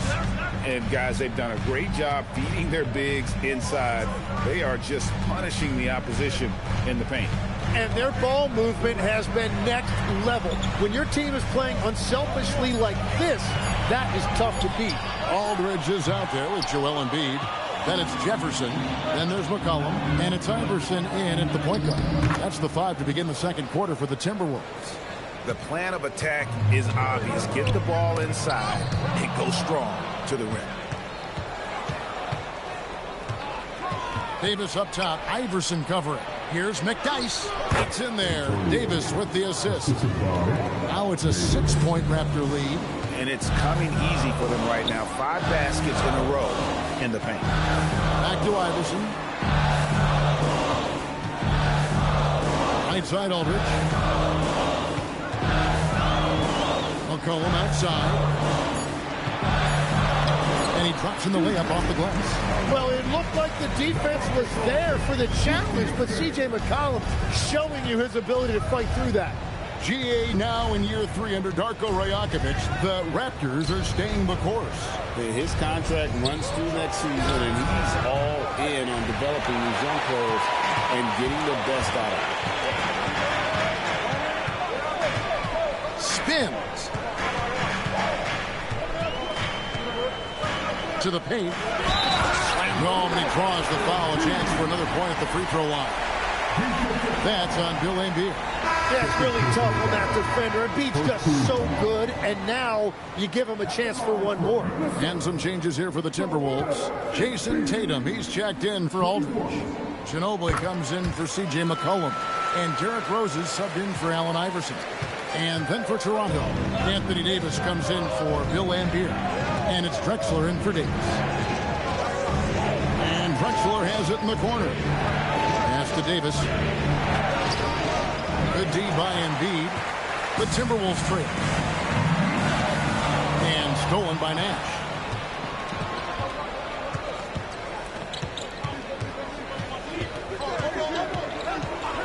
And here in the second quarter of action with a hair under 2.5 minutes played so far. A three from Drexler, offensive rebound, and finished off by Davis. That's just a defensive breakdown. You have to box out Davis. Outside Tatum from past the arc. It's good. This time the assist from Rose. Tatum's got the game tied up here for the Timberwolves. Up the alley-oop pass. Embiid with the steal. Picks it out to Ginobili. The Timberwolves working the ball around now. Here's Rose. Oh, man!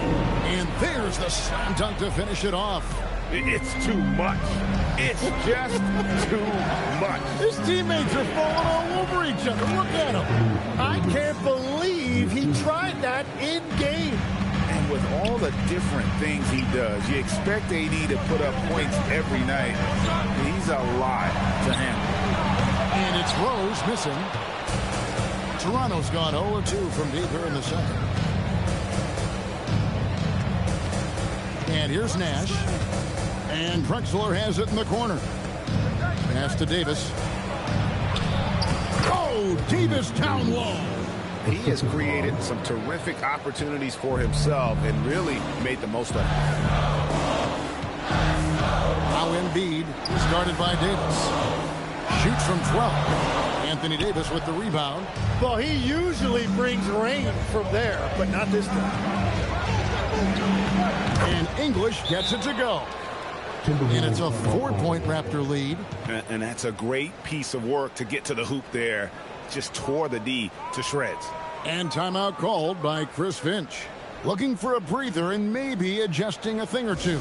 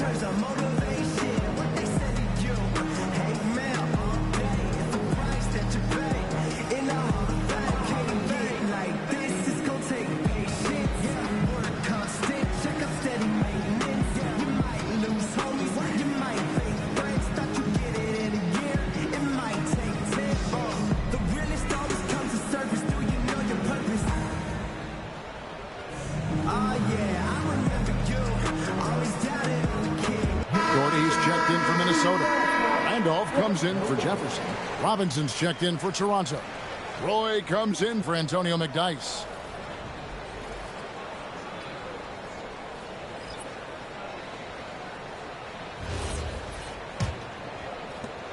Timberwolves trail by 4. Rose looking around. Pass to Doherty. Ginobili outside. This one for 3. Steve Nash pulls it in. You have to defend the three-point line. They got lucky he missed that one. Roy with it, and Rose picks him up defensively. Roy passes to English. Over Ginobili. Solid defense there from Ginobili. And here's Tatum.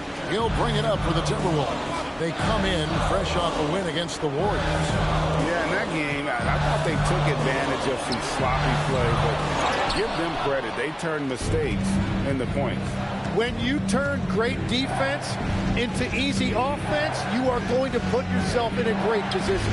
Pass to English. Back to Nash. For 3, Roy. The rebound by Jason Tatum. Tatum's got his 4th rebound in this one. Hey, Greg, kind of a combo forward. Tatum at 6'8", more than capable of playing up at the power forward position. And that's where he's mostly played the last few seasons. And his rebounding is more than just serviceable. Credit him for the strength he's added over his career. We're now joined by our sideline reporter, Allie LaForce. Allie, it's all yours. Thank you, Kevin.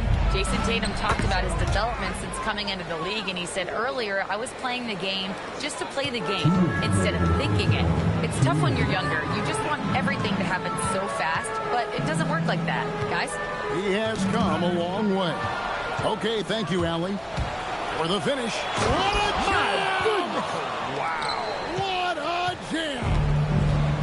Just an electricity to what Drexler can do. The leaping ability, the creativity once in air. That's a... Whoa! He flew in there. Wow.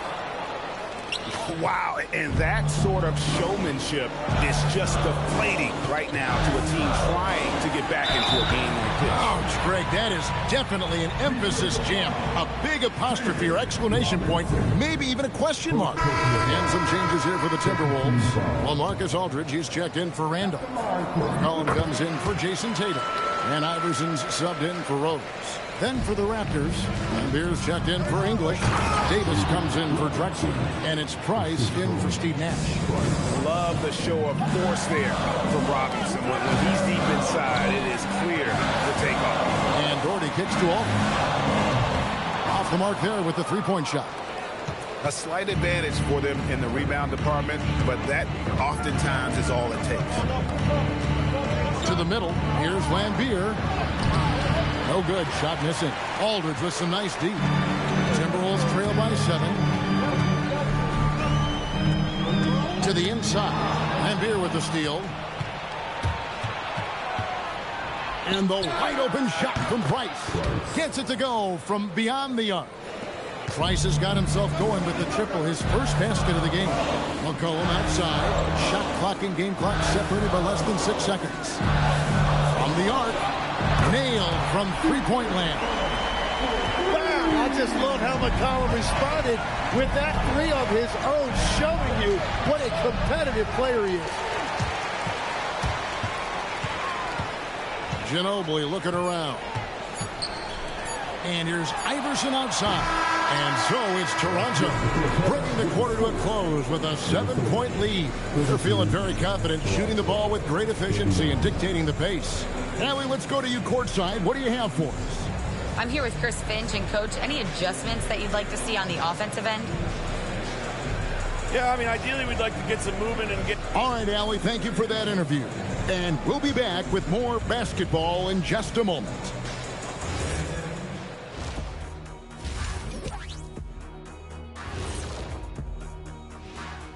Happy to have you with us. Let's start things off with our player. Let's talk about our winner from the Western Conference. The way the game is played now, it's tough for a big man to get the honors. Turning back now to that game we've been watching. A positive first half for the Raptors. As a team. And that is a wrap. Now let's send you back to Kevin Harlan.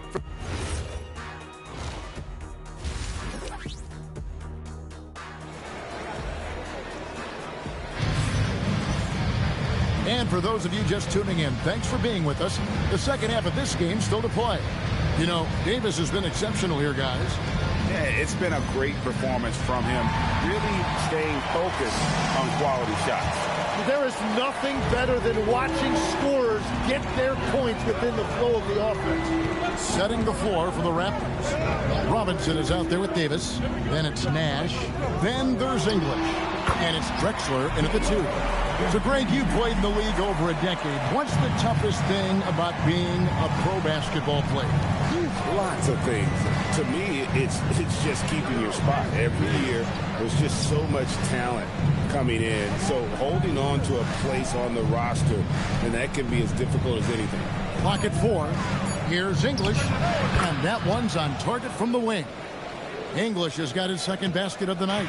Now that's a high percentage look when the D doesn't fight over the screen. Yeah, and that's the effectiveness of the two-man game right there. No good from Ginobili. solid rebound there. And with the score like it is, that's an area where they can't afford to get lazy. And really with the off-the-charts explosiveness, Davis just punishes opponents on those alley-oops. Down low, and Robinson throws it down hard. Excellent on both ends of that play. Yeah, the steal was sharp, but the slam topped it off. What a great sequence. You gotta love the effort. That's big time. Embiid, the pass to Rose. Back to Embiid. Pass to Rose. The Timberwolves again can't hit. Yeah, but the defense was determined not to give him an inch of free space. Nash, the pass to Davis. And it's sent back by Aldridge. And look at how well Aldridge utilizes his size, reaching out and just batting away the shot. Inside. And English, the bucket on the assist by Nash.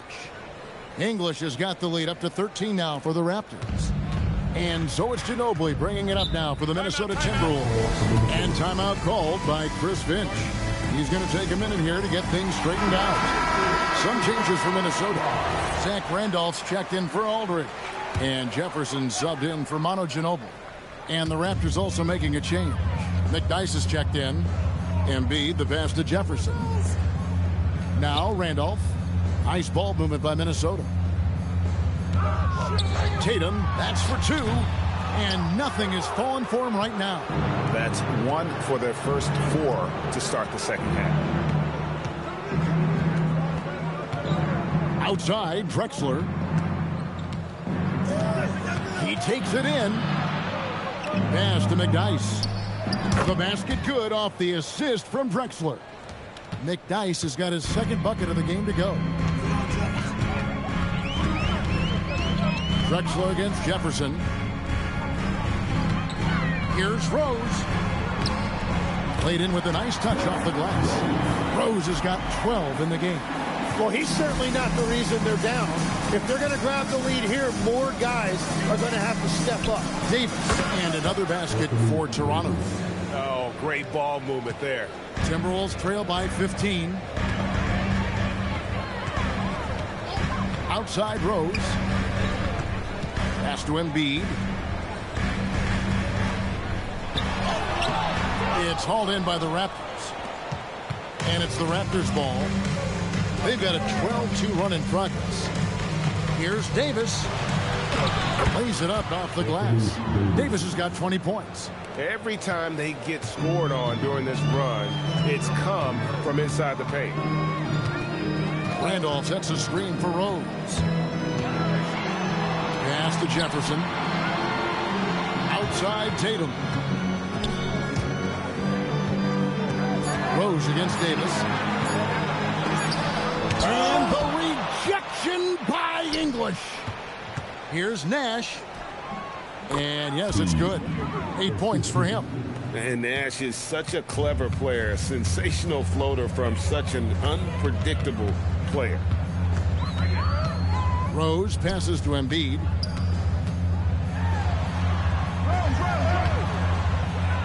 Rebounded by McDyess. And with the success they've had rebounding the basketball, they're right where you'd expect them to be, firmly in the driver's seat. Here's Nash. It's in, and he's a very efficient 5 for 6 on the game. Well-rounded effort, and they show no signs of letting up. And because of that, this one looks like a bit of a mismatch. And timeout called by Chris Finch. Coach is going to talk some things over with the team. Might be seeing something to adjust.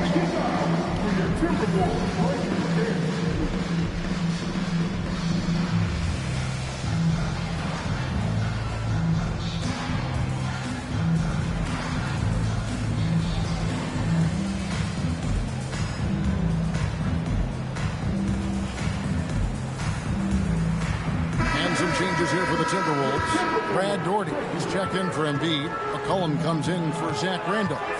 And Allen Iverson is subbed in for Rose. Davis is checked in for Toronto. Boyd comes in for Drexler. Yeah, McCollum is a real danger at the arc. He's an efficient long-range bomber. Davis down low, working on Doherty. And it's Davis missing. Right side Jefferson. To the paint. Here's Doherty. Shooting foul as the whistle blows. He'll shoot 2 free throws. And you think of the different styles of play. Tim, is there one that you prefer watching? I personally like variety, Kevin. I like certainly three-point shooting. That's how I made my living. But I also want to see post play. And I want to see teams that also can beat you with isolation sets as well. I think those are the toughest teams to defend. They can hit you from any area. They sure can. Minnesota making a switch here. Ginobili's checked in. And Toronto also making a switch. Price is checked in.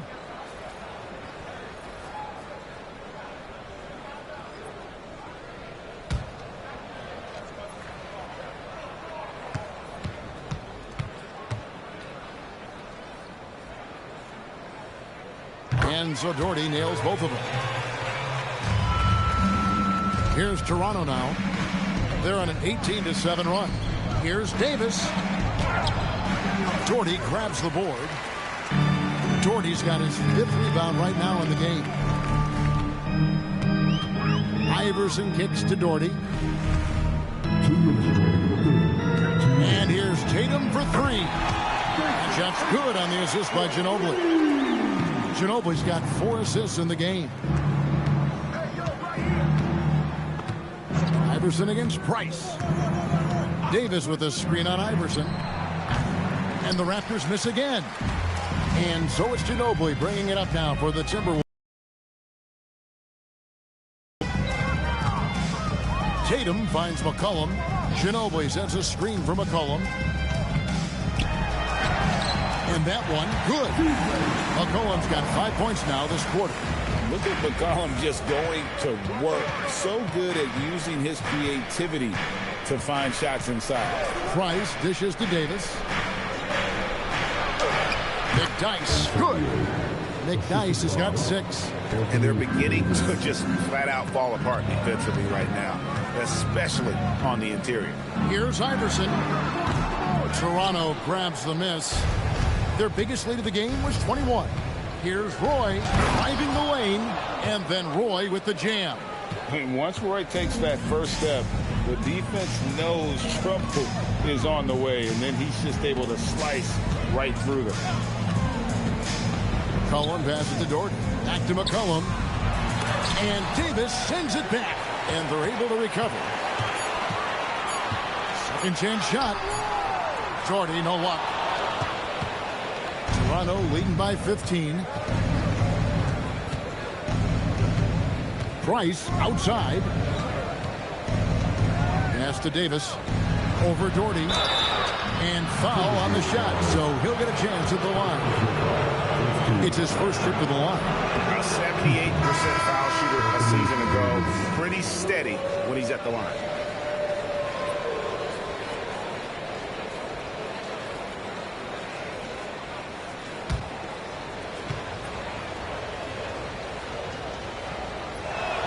And good on the second, so he makes them both. 6 seconds left to play here in the third. With 1 on the clock. That shot missing. Anthony Davis firing on all cylinders for Toronto. And of everything he's doing well, it's his scoring that you point to first. Already 22 points in this game. And we've got more M2K Sports coming your way after this break.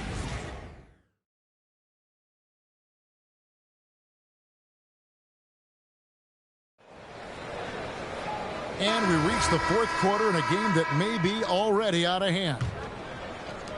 Raptors leading by 17. They've got Iverson. Ginobili out there with LaMarcus Aldridge.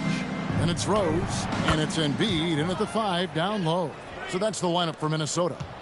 And their balanced effort at both ends has hushed this crowd. I think everybody in here is in shock. In many ways, their team just hasn't shown up. And they've got a big lead, not just on the scoreboard, but really in the rebounding numbers as well. Nash kicks to Roy. English outside.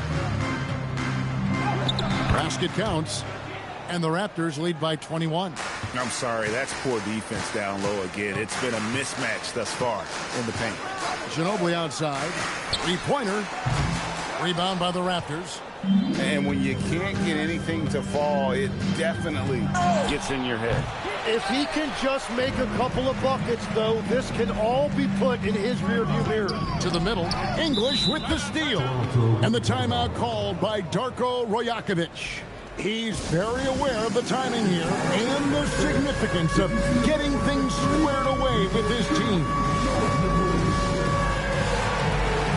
The Raptors making a switch here. Davis is checked in. In for Toronto, number 3, Anthony Davis.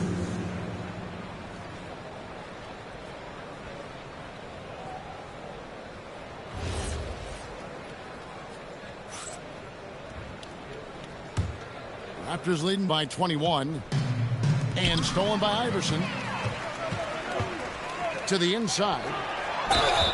And he gets the whistle. 2 free throws coming up. That's on David Robinson. So one thing that's true about Embiid, he knows how to draw that whistle. That's a great pump fake. And a chance to catch up on some numbers here. Scoring breakdown for the Raptors. Take a break. As soon as you turn it over on them, they're off to the races. They have been absolutely relentless in the open floor. I really like their effort in transition tonight, constantly pushing the pace and then turning that into points. So, Tim, you ended your NBA career a little bit early because of knee problems, and at 34, you made the transition to broadcasting and have excelled so much. What has that journey been like? Well, certainly, Kevin, I wish I could have played another handful of years, but you're right. The knee injury forced me into this line of work, and I'm blessed and grateful because I can stay connected to the game. I get to watch it every night with a front row seat, and hopefully I get to make people a little bit smarter about what they're watching. Oh, you do, believe me. You definitely do. Goes up to the stripe, and a little luck that time, but it drops. And they've worked the ball around so well tonight for those quality looks from mid-range. Rose passes to Embiid. Outside, English. Second minute off the clock now in the fourth. Here's Roy. A rebound by the Timberwolves. Aldridge has got 4 rebounds in this game. Ginobili finds Embiid. Chalk up 2 there.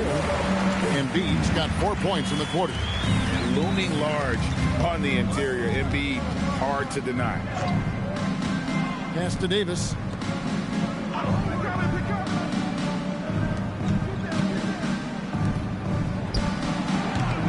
Rebound, Minnesota.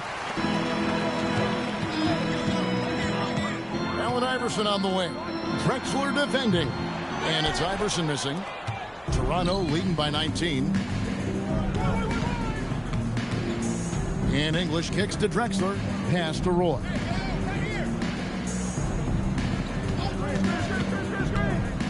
Now Robinson. And contact on the shot, so he'll be shooting free throws here. Yeah, and Robinson is a franchise-defining talent, a chiseled, powerful center, a remarkable leader.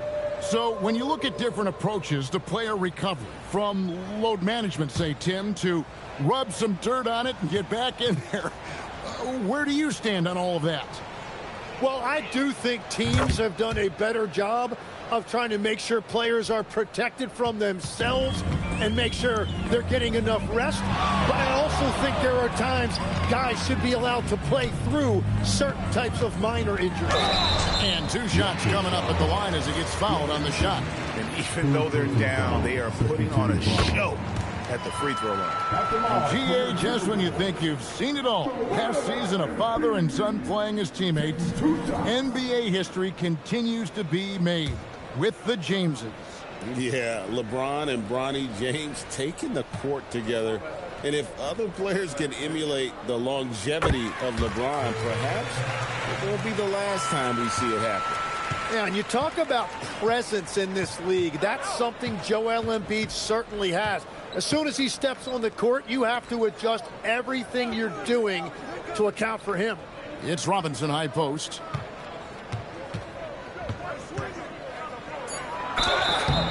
Two free throws coming up, and they call the shooting foul. It's on LaMarcus Aldridge. And surgical around the hoop. Robinson forces your hand as the defender.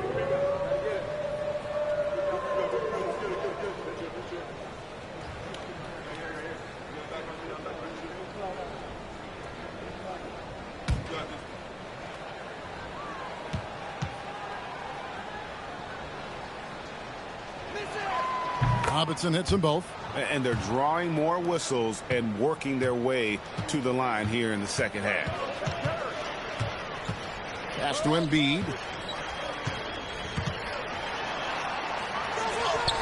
It's hauled in by the Raptors. Robinson's got rebound number 5 here tonight and finished off by Davis. And what a night. They just keep going to Davis. Timberwolves have gone 1 of 5 from the field here in the fourth. A lot of misses, just the one make. Ginobili the pass to Embiid. And the dunk by Embiid. Oh, how about the up fake there, Kev? Worked like a charm and gave him a clear lane to the basket. GA, that is one of the prettiest moves out there if you can pull it off, and he did. Back to Roy. Shot clock at 6. No stopping him there. Jams it in as he's fouled. Chance now for a three-point play. That one on Embiid. Yeah, good luck trying to guard Brandon Roy. This guy can do it all out there. You know, Tim, some people love the star power of dynasties, but do you think the league's push for parity is helping the game overall? Overall, I do believe competitive balance is good for the league. I think there are more fan bases that stay more engaged longer into the year, and that's just good for everybody. I totally agree.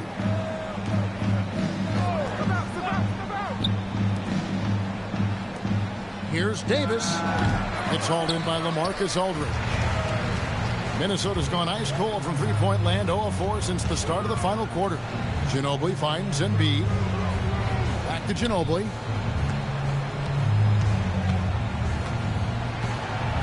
Aldridge with a screen on English. It's Ginobili outside. English pulls it in. English has got rebound number 7 for him tonight. To the paint. The dunk and the foul, a powerhouse move, and he's got a chance for one more at the line. It's on LaMarcus Aldridge. Heads up play by Roy. He can be an effective facilitator when he wants. A new lineup here for the Timberwolves. And then for Toronto. Lambier's checked in for Davis. Davis comes in for English. And it's Price in for Roy. And once again off the mark by Minnesota. Toronto, they've gotten into a pretty good groove, going 6 of 10 here in the final quarter. Pass to Drexler. Outside, Davis. Down low, here's Robinson. And that one falls, coming off of Davis's feed. Robinson's got 11 points here in just the second half. And it's time for an injury report. I was able to talk with Toronto's head athletic trainer about his status. He let me know that it's a strained hip, which causes plenty of soreness and shooting pain in that area. They've decided this is an injury that can be played through, but we'll see if it's a limiting factor. Back to you. Howie, thanks as always. And I'm sure the training staff is doing everything they can to ensure he's back out there as quickly as possible.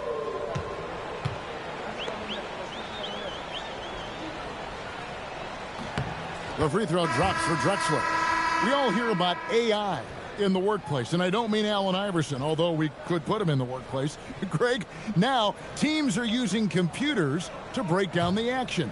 Yeah, able to use camera tracking to assess credit and blame, right? So maybe the little things in winning plays that went unnoticed, they won't be overlooked much anymore. It's stolen by Davis. And so it's going to end up in the record books as a blowout, a dominating performance for the Raptors. As one-sided as it gets today, you know, there were some dominant moments in about every facet of this game for that team. Yeah, I mean, Kevin, it's hard to think of what didn't go right for them. Game planning by the coaches, execution by the players, everything was just on target. And it'll go down as their first official win of the new year. And we watched one guy all night long, guys, and look at the stats just confirms what a dominant game he had. What a night tonight it was for Anthony Davis. Yeah, no doubt. He was the most impactful player for their offense tonight. Shots good by Jefferson. And perimeter scoring, I have to imagine it was a topic of discussion at halftime. Well, they certainly have the shooters to do it. It's just about finding that rhythm. A three-pointer is right on target. Making every effort to put this game on ice. And this run should seal this win. What a timely burst.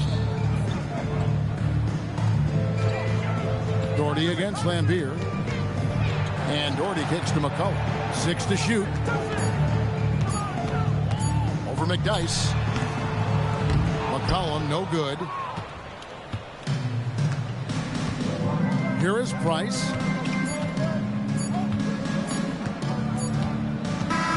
And so Toronto takes this one, but by a big margin. This one was over well before the final buzzer.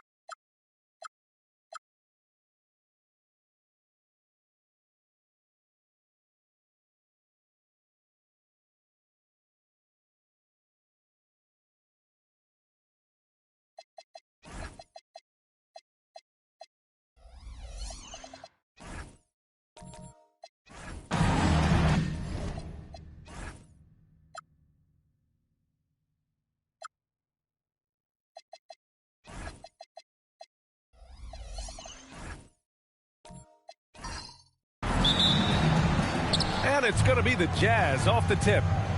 Here are the starters for Utah. They've got Chris Middleton, and it's Gilmore in at the pivot spot, manning the middle. And Middleton has so much confidence in his jump shot, especially from the three-point line. Here's Brand. Hayward outside. Pass to Allen. Kept alive. And he drops in the layup off the glass. That'll drive your coach crazy, failing to box out. Ugh. Oh, yeah, you think you got to stop, and it's wasted because of sloppy work on the glass. You literally practice that every day.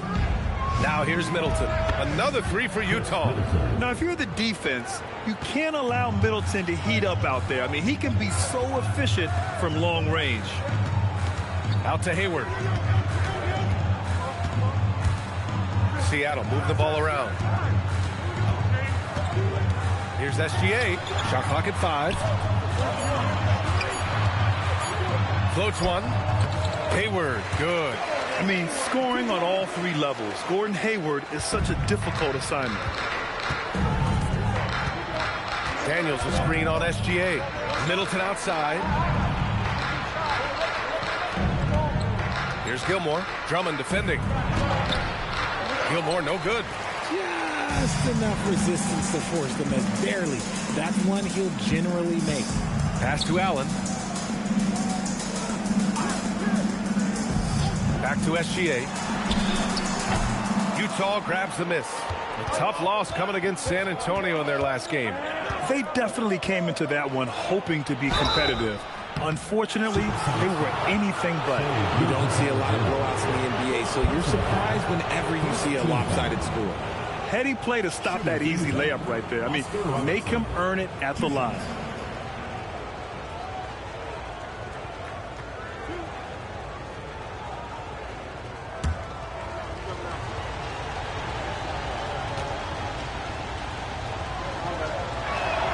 And he makes the first.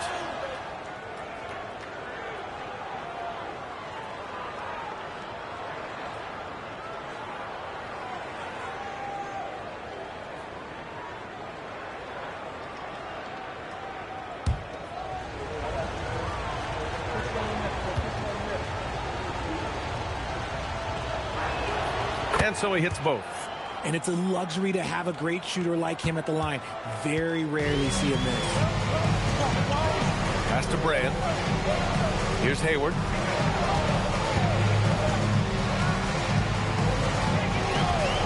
Now Allen. Back to Hayward. The three. Here's Drummond. He's in his comfort zone. 2 for 2 to start this one. Oh, he'll wear you down with the way he grinds it out on the offensive glass. Middleton outside. Pass to Robertson. Now Dort fires the three. Count it. 1 for 1 to start the game. Not afraid to shoot. Dort has become more confident in his jumper, and you see why. Gilgeous-Alexander passes to Allen. From outside, off the mark. And this is exactly who you want taking that shot. He just missed it. Pass to Middleton.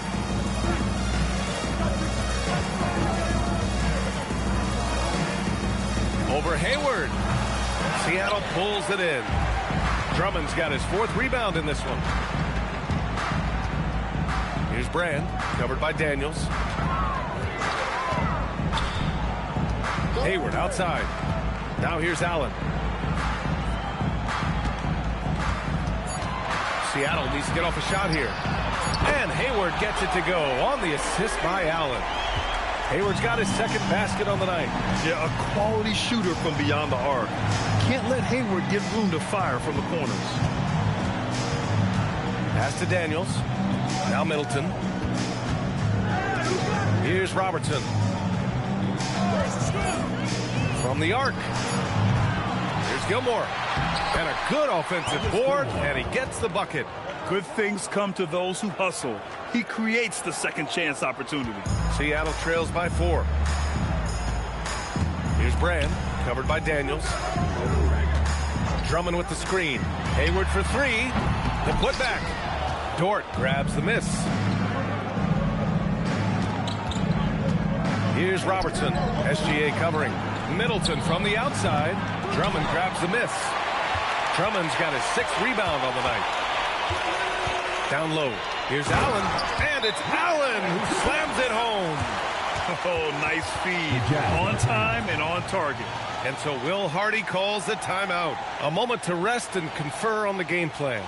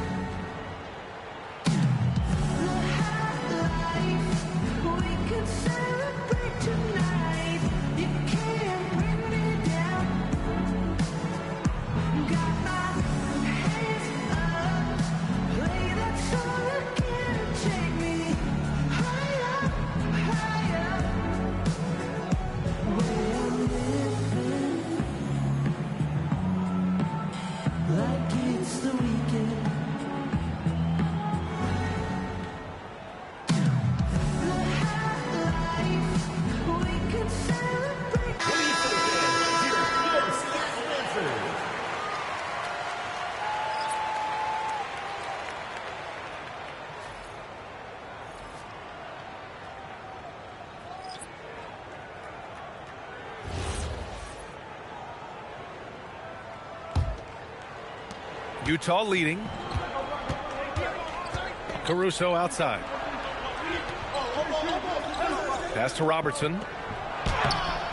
He can't hit that time. Nice D from Allen.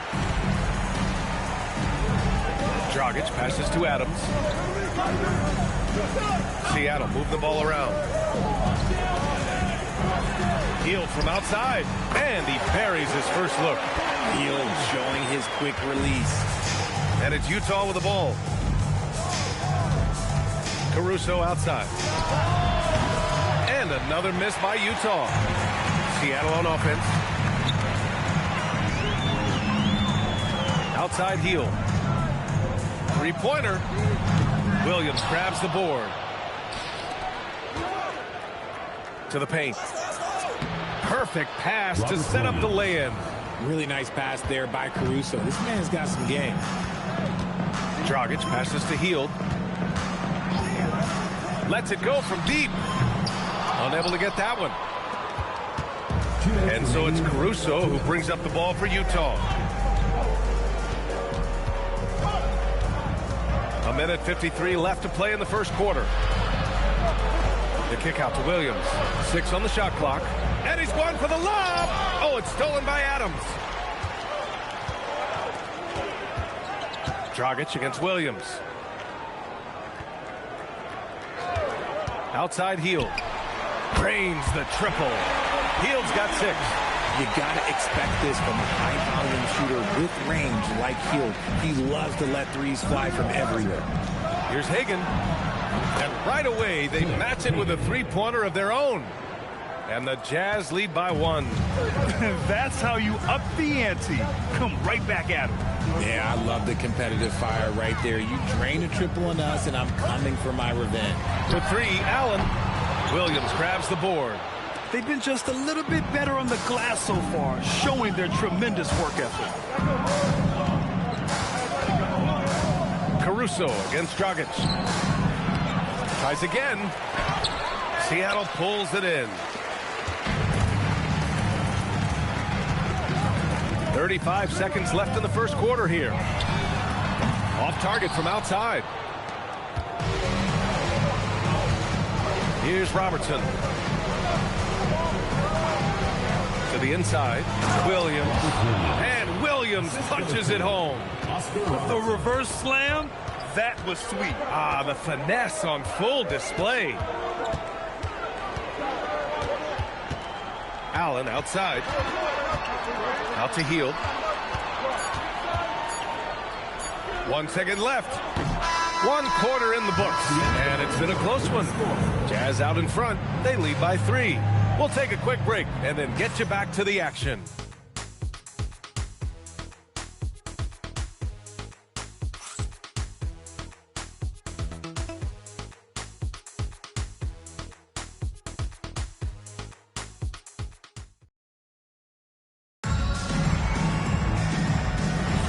And this has been a fairly close game through the first quarter. We'll see what happens here in the second. And a moment here to take a look at the scoring breakdown for the Jazz.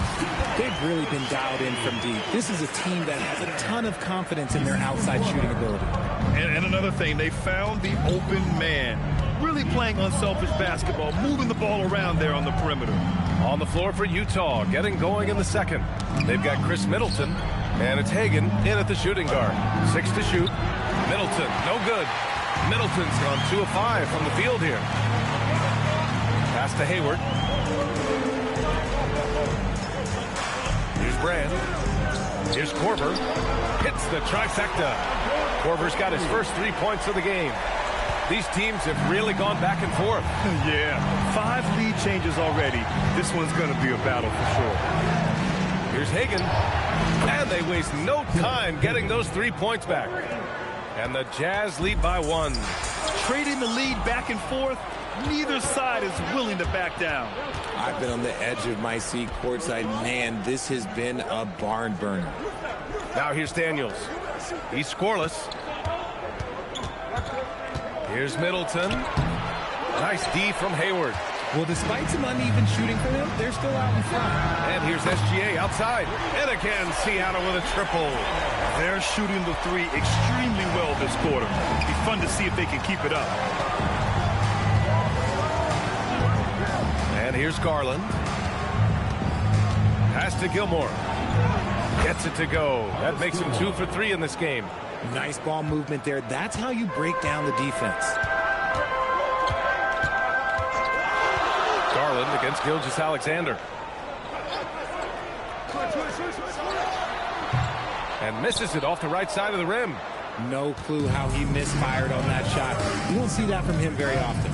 And from the sideline, let's catch up with Allie. Thank you.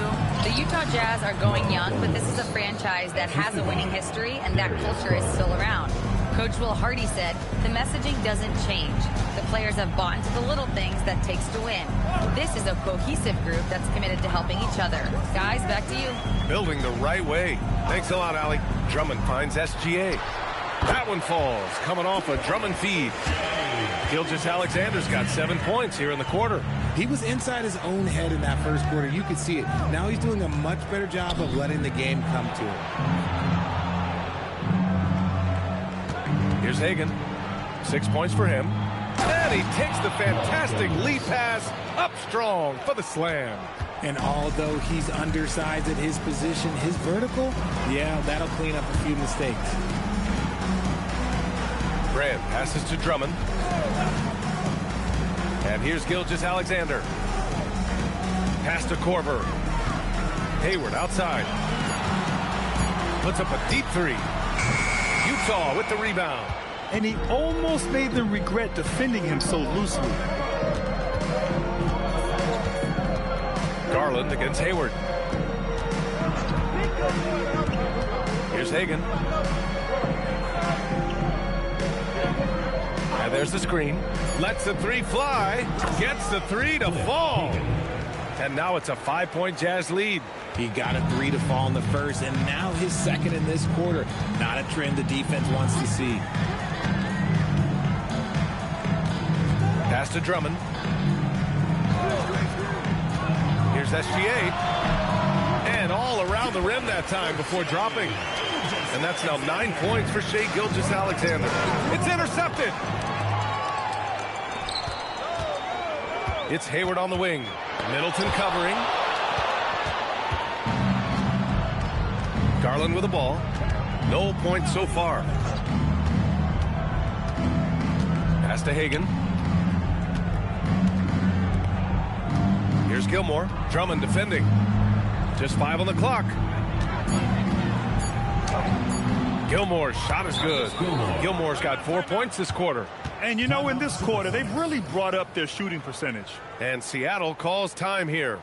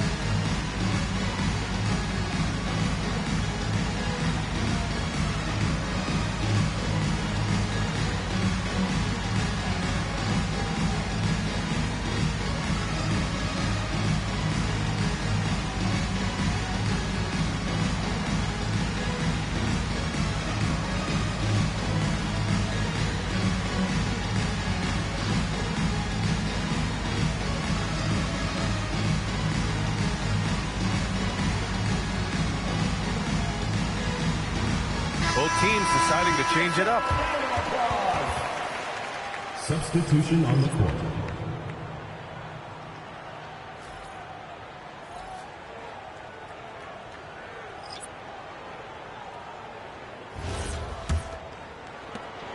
Seattle trails by 5. Now Dragic. No points yet. Healed from outside. Williams grabs the board. The battle of the boards has been something to watch. Oh, there's the alley. It's stolen by Hield.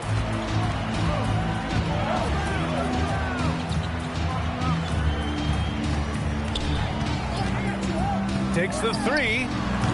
Utah grabs the miss. Yeah, just hasn't been able to find his rhythm offensively, and that's having a ripple effect.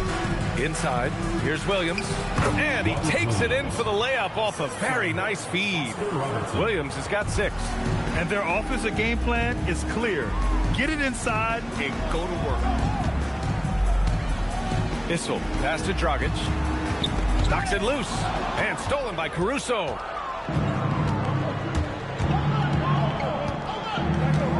To the middle. It's 10. Tries to keep it alive.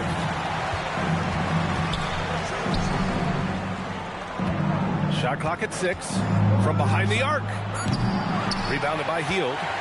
Seattle trails by 7. 14 feet away. And again, it's Seattle missing. The Jazz on offense. They're on a 16-7 run. Williams, a screen on Hield. Down low. And Williams punches it home. Slams it down with 2 hands. Man, they're really getting aggressive now. Outside Hield. 1:14 left in the first half. Issel, pass to Hield. Over Dort. Williams grabs the board. Williams has got 6 rebounds now in the game. Okay, so if I were to say this was a disaster of a period for him, it would be an understatement. But hey, sometimes you got to shoot your way out of the slump, even for him. And again, it's Seattle missing. This has not been his best quarter. Yeah, he needs to mix things up on the offense. He simply just can't keep missing shots at this rate because he's destroying his teammates. Caruso misses. Credit the defensive effort there, not giving him room to operate. The 3, Allen. Utah grabs the miss. And the Jazz with possession. They're on an 18-7 run. Robertson up and in on the layup. And the Jazz lead by 11. And the defense has no one to blame but themselves. I mean, they just let him get right to the rim. That's a great possession. Put your best players in a position to succeed. The 3, Dragic. That misses. Would have counted had it gone. And so it's the Utah Jazz closing out the quarter ahead by 11 points. What has them in front right now, by and large, they're taking great shots. More NBA on 2K Sports right after this.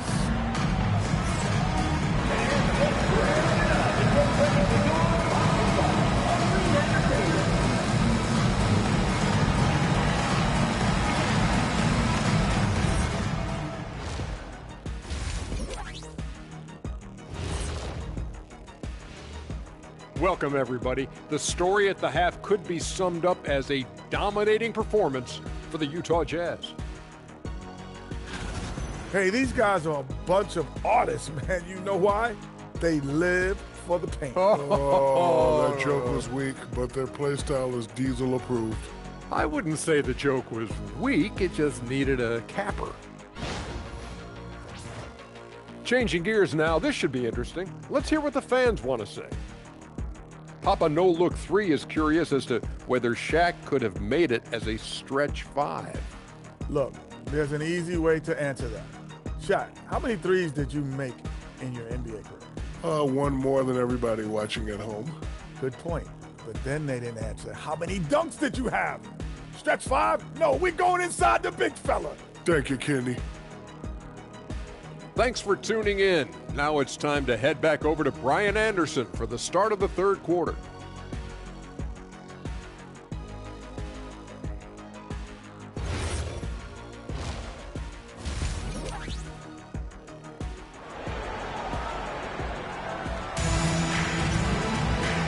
And with a big gap on the scoreboard, the second half begins with very different goals for these teams.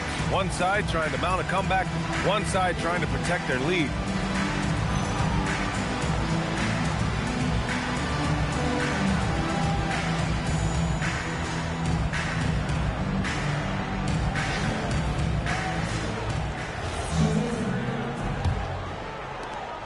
Seattle trails by 11. They've got Shai Gilgeous-Alexander.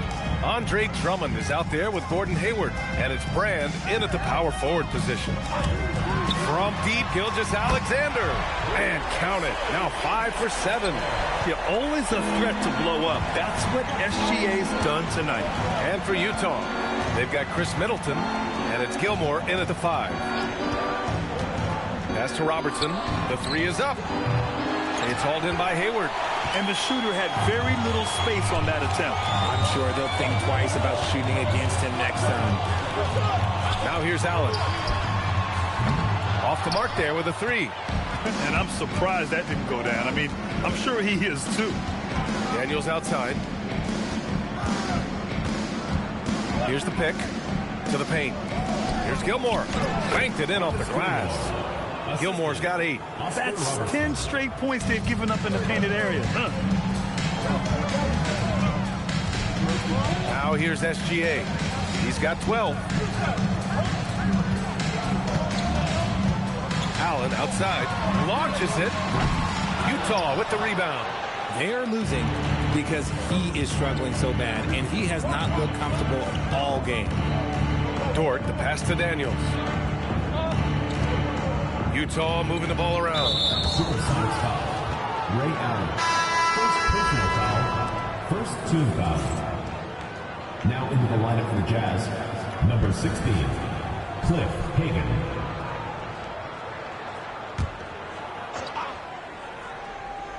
Just over 1.5 minutes have passed in the third quarter. And Andre Drummond is going to pick up the foul. That's his first foul of the game. Team foul. Seattle on D. It's a 10-point game. And there's a pick. 6 on the shot clock. Basket's good. Robertson's gotten his second bucket. And just not letting up at all. I mean, you have to love this approach. You want to get the ball to the guys who make plays. This is when good players really get after it. He can sense that they're reeling, and he's going to put his foot on the pedal. Now here's Hayward. He's got 5. Gilmore grabs the miss. And they're +5 on the boards after that rebound. Three-pointer is up. Middleton. Utah foul. First personal foul. Into the lineup for Seattle. Number 26, Kyle Korver. Seattle trails by 12. And here's SGA. He's got 12. 4-3. SGA knocks down a 3. Yeah, total focus from Shai there. Ready to go off the feed. And so Will Hardy calls the timeout. And we might see some changes. Coach potentially looking to adjust.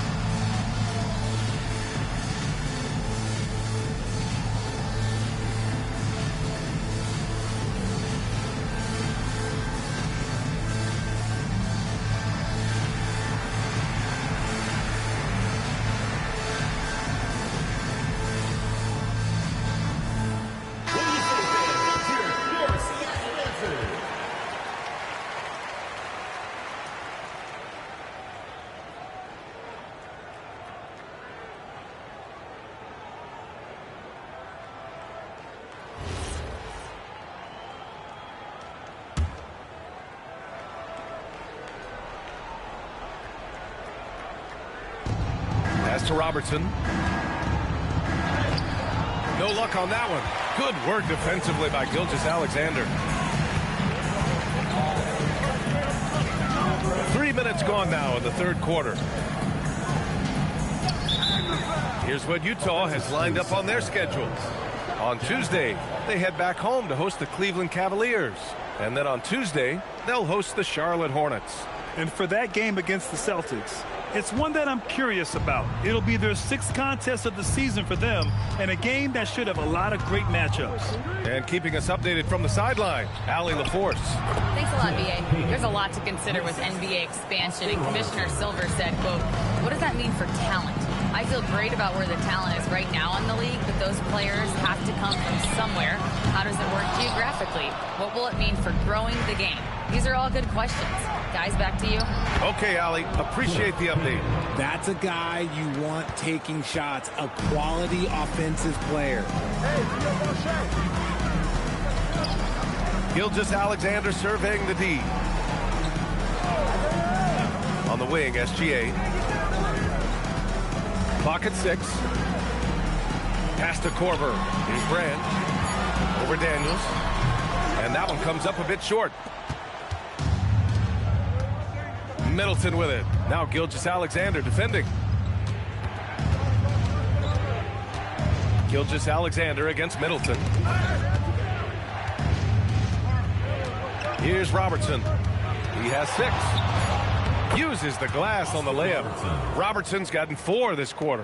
Even with the score as it is, he just keeps coming at you. And Seattle calls time here.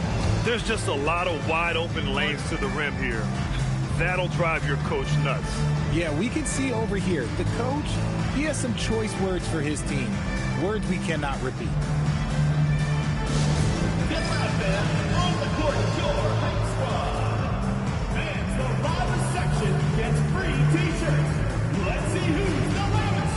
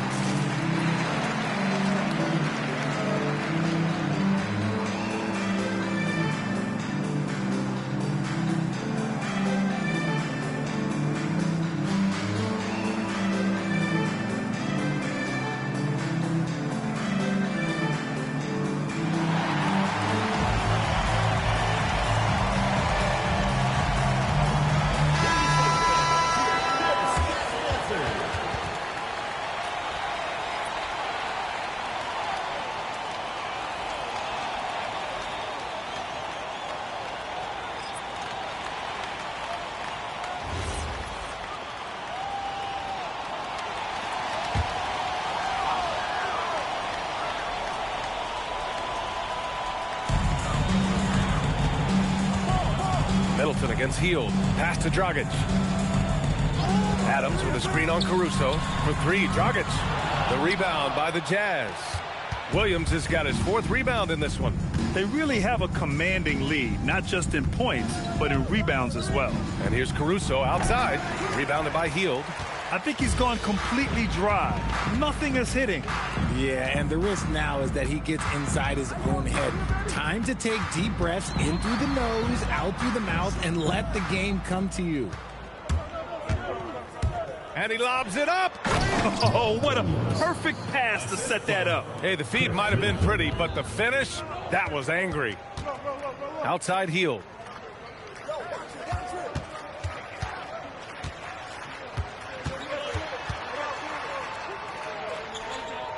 Pass to Adams. Just 5 to shoot. Dragic outside. To stop the drought. And again, it's Seattle missing. Would you say testing the limits of his range there? Yeah, he might have been feeling himself a little too much on that one. He can hit it, but not consistently. Kicks it out to Middleton. Here's Hagan. Adams covering. Hagan, the pass to Middleton. And here's Caruso outside. Adams grabs the miss. Even with a big goose egg by his name on the shot chart, the team is somehow managing just fine without him. Out to Hield. Over Williams. And again, it's Seattle missing. This is the definition of forcing it. He's trying to get himself going, but taking tough shots just won't do it. Utah moving the ball around. And here's Caruso outside. Issel with a rebound. Seattle trails by 17. Trying to find a spark here. Yes, indeed. A rough stretch offensively. They could really use a basket. For three, Dragic. Rebounded by Daniels. Daniels has got his 6th rebound on the night. He's been held scoreless tonight, really just unable to make any sort of impact. Oh, a nice one-handed slam right there. B.A., when he gets the rim in his sights, it's tough to stop. So aggressive and a determined finisher. Nice. And Seattle calls time here. All right, this is coming on board. Come on, it's time for your Breakers Dance Crew.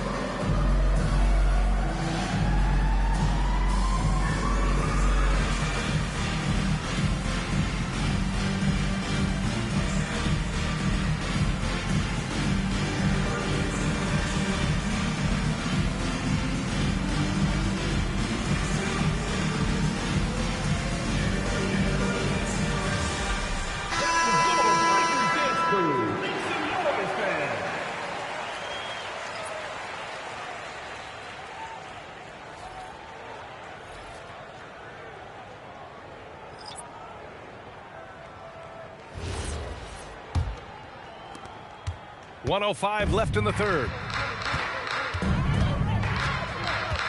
Outside, Gilgeous-Alexander. Allen outside. The open shot by Gilgeous-Alexander. Cash money on the open jump shot. Gilgeous-Alexander's got 8 points in the quarter. Here's Hagan. Allen defending. Pass to Dort. And here's Daniels. The ball's knocked loose. Hayward with a steal.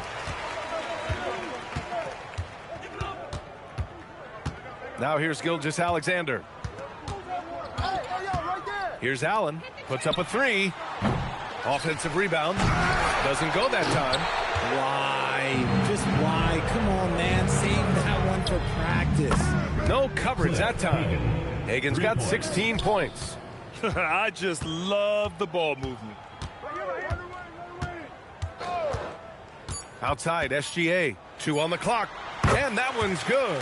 He is getting everything he wants. The defense is seemingly powerless to slow him down. It's sad. Well, through 3 quarters of play, down double digits. It may be difficult to overcome.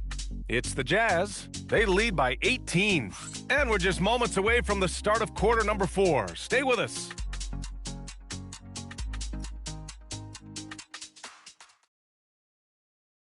And a worthy candidate tonight as we take a look at our State Farm assist of the game. Yeah, just shredding the defense with that feed. Zero chance to stop that. That's an unguardable pass, flat out. Give him credit for possessing that type of vision. And as we head into the fourth, we'll see if there's a comeback in the works or if it's more of the same for the first 3 quarters. They've got Andre Drummond. Shai Gilgeous-Alexander is out there with Gordon Hayward. And it's Allen in at the 2. Now here's Allen. And there's a whistle. That's going to go on Lou Dort. That's his first foul. He didn't have his feet planted. Team foul.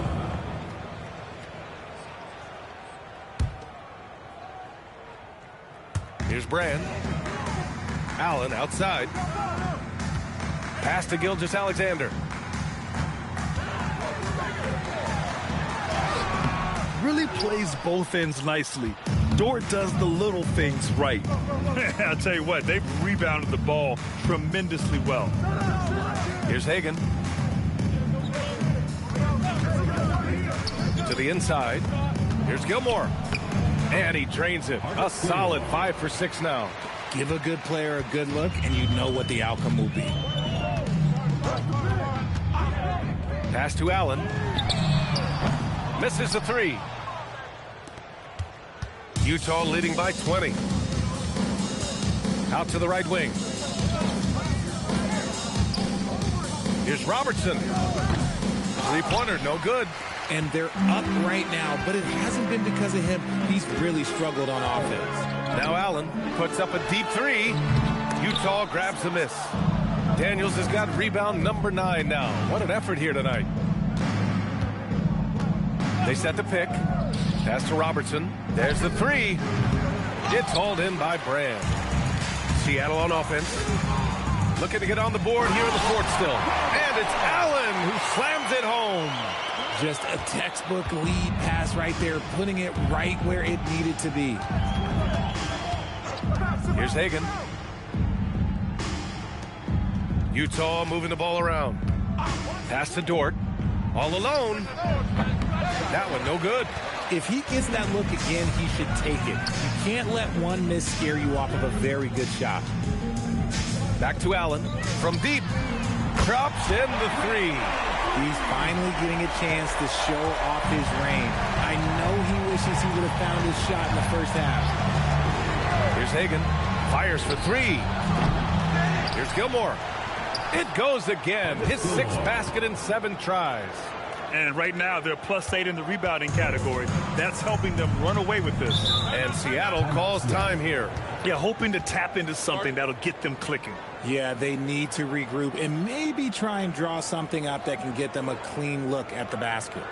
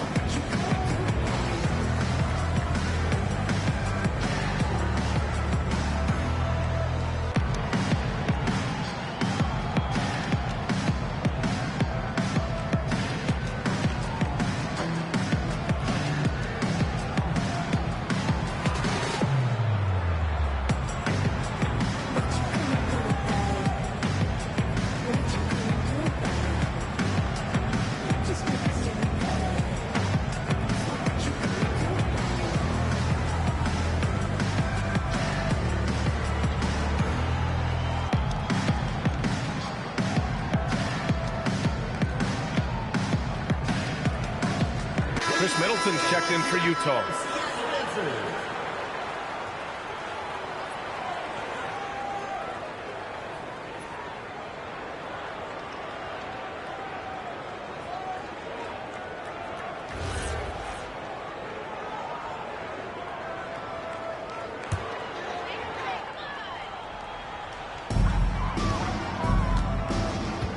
Here's Brand. Allen outside.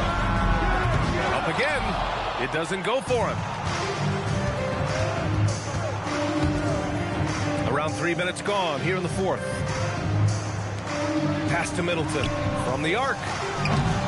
Seattle pulls it in. Allen, pass to Gilgeous-Alexander.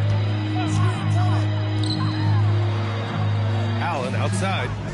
Back to Gilgeous-Alexander. And again, it's Seattle missing. He had more than enough room to hit that. Just couldn't make it happen. The rebound by Robertson. Robertson's got his 4th rebound in this one.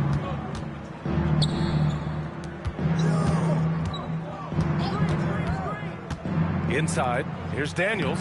Seattle pulls it in. Drummond's got 8 rebounds in the game. SGA with it, now guarded by Daniels. Pass to Allen. Back to SGA. Wide open look. And again, it's Seattle missing. Jazz leading by 17 to the inside. Oh, powered down with both hands. Look out below. You got no chance of defending him right there. And what do you guys think so far about the offensive approach for the Jazz? Their offense has been a well-oiled machine. They're moving the ball around, playing for one another, and just piling up assists. Yeah, all game long, they've been also playing well inside in the paint. Lots of points are coming their way thanks to them attacking the interior. Free throw good, Daniels.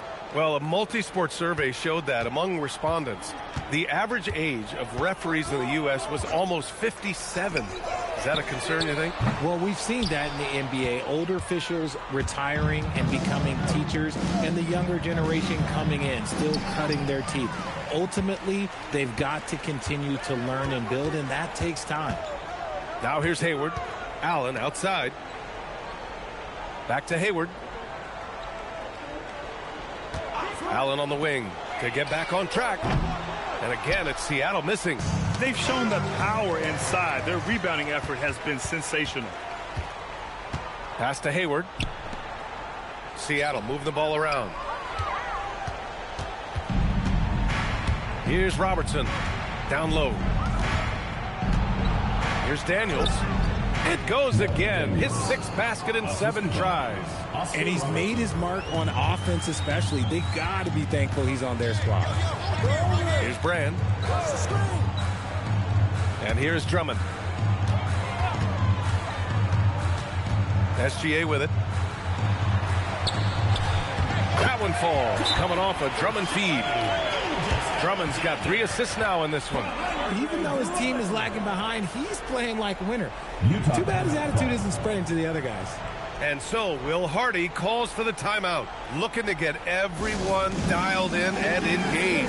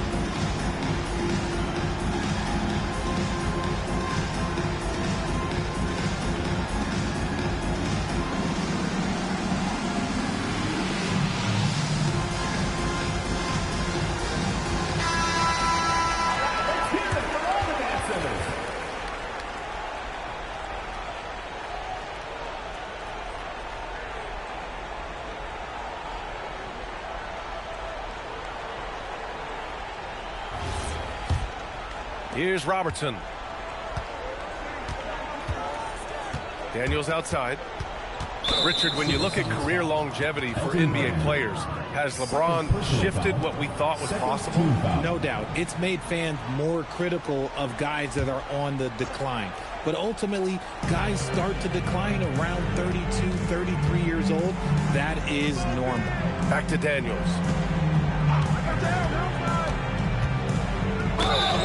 And so he draws the foul, headed to the line to shoot a pair. It's going to go on Shai Gilgeous-Alexander. 3rd team foul. Shooting for Utah, Mel Daniels. At the line for 2.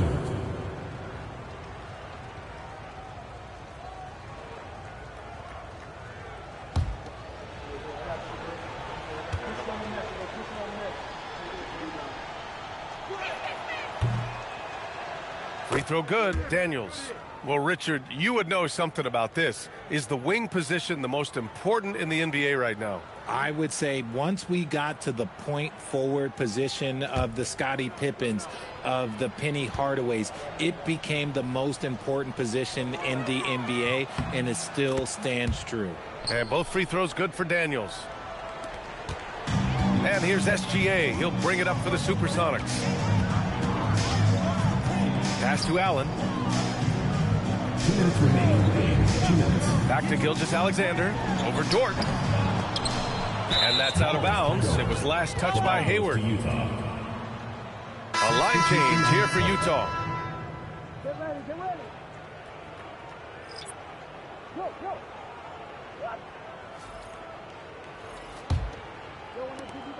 Jazz leading by 22.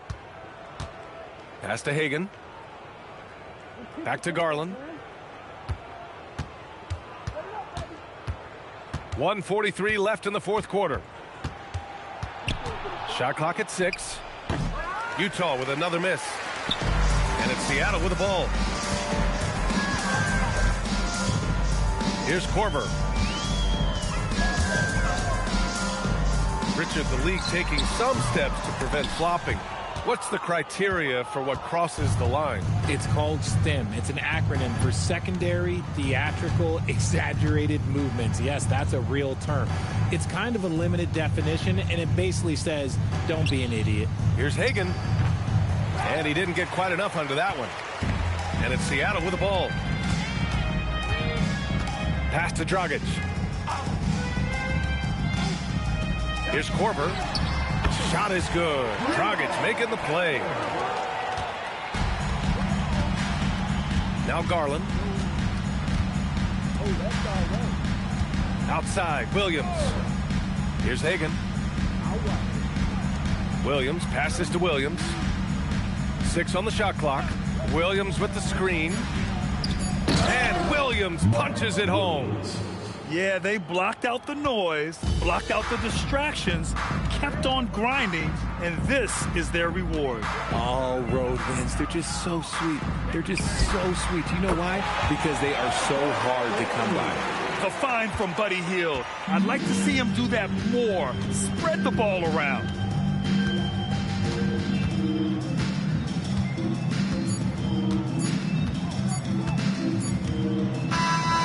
So it's Utah easily grabbing this one. Boy, this crowd has to be shocked by the way their team was dismantled. Shocked and surprised. It doesn't matter what the matchup is. You never expect a road team to just waltz in and cruise to the type of victory like we saw tonight. And that'll wrap it up, folks. For Grant Hill, Richard Jefferson, and Allie LaForce, this is Brian Anderson. Thanks for watching the NBA, presented by 2K Sports. We'll see you next time. Have a great evening.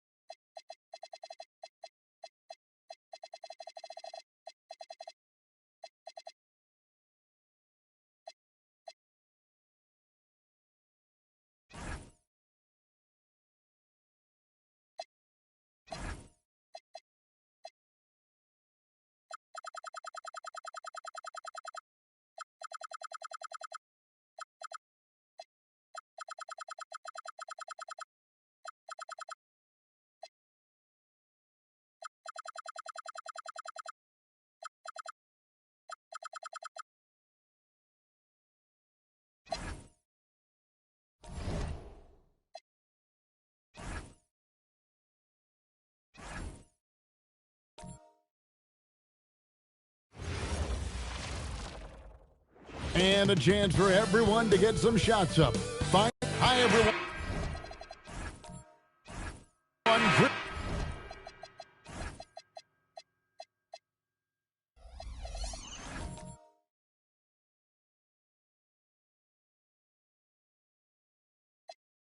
From two.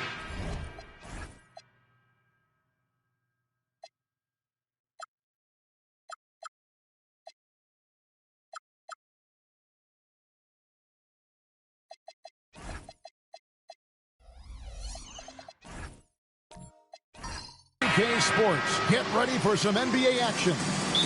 Hi, everyone. Kevin Harlan with me tonight. Stan Van Gundy and Greg Anthony. And Allie LaForce is reporting on the sidelines. So with Parker on the bench, this is who Eric Spoelstra has on the floor. They've got McDaniels. Marley is out there with Jason Kidd. Then it's Malone. And it's Parrish in at the pivot, manning the middle. GA, the Pelicans reshaping this roster, but plenty of long-term Pels still in the lineup. Kevin, continuity matters. They've got talent, chemistry, and have weathered the storms together. Now, can they make some real headway? Now here's Marley, following the miss by Jokic. Fires the three. Jokic grabs the miss. On offense here are the Pelicans. This, of course, their first chance to play Miami this season. And two teams here that were evenly matched a season ago as they split the season series. Now here's Griffin. Shot's good by Rice. And he makes it look so easy. Rice's fluid shooting form really helps him on those long-range missiles. Kidd passes to Marley. Malone against Griffin. Marley with it. 5 on the clock. Over Wade. It's hauled in by Jokic. Well, and even though he couldn't get that one to fall, that's a shot they want him taking. Pass to Wade. Here's Rice. Jokic inside. McDaniels defending. For Miami, they've gone 1 of 3 from the field to start this one so far. Fouled in the act of shooting. Gets the bucket anyway, so a 3-point play chance for him. A smart idea from McDaniels, looking to convert inside. First trip to the free throw line for him tonight. And last season, he was successful 81% of the time when he went to the line, so he didn't waste a lot of opportunities.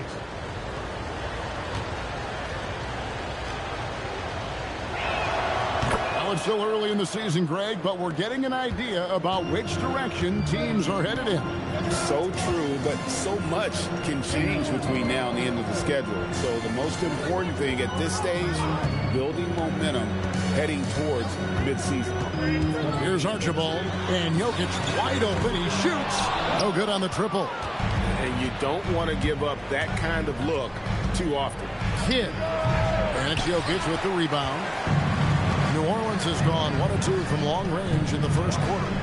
Rice kicks to Griffin. Here's Rice. Pass to Jokic. Here's Archibald. Here's the three. Parrish grabs the board. Well, you can tell he thinks he should have had that one. Even harder on him when he's got a good look like that and it doesn't go down. Here's Malone. Bank shot. No good. And so it's Jokic with it. He brings it up for the Pelicans. Trailing by 2. Here's Archibald. Fades and shoots. That shot off. Yeah, he's really off. He needs to stop forcing things and move that ball. Marley kicks to Parrish. Pass to Kidd. Malone wide open. Misses the 3. Popped up there for Wade. Stolen by Marley. McDaniels outside. Out left to the wing. And here is Kidd. 11-point game his last outing. Within the bounce pass. Rice passes to Griffin. To end the cold streak. And it's finished off by Wade as he lays it in. It's all knotted up. And it's a difficult task to try and stop Wade inside. He plays a physical brand of basketball and has a variety of moves to choose from. And Eric Spoelstra wants a timeout. Coach needs a moment to talk things over.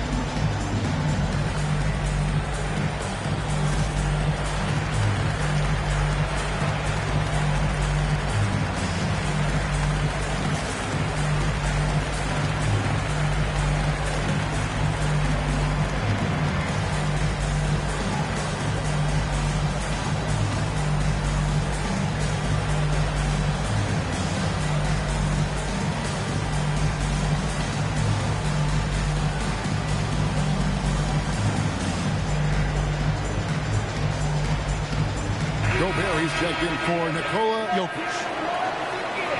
Let's take this chance to see which of last season's teams had the most second chance points in the league.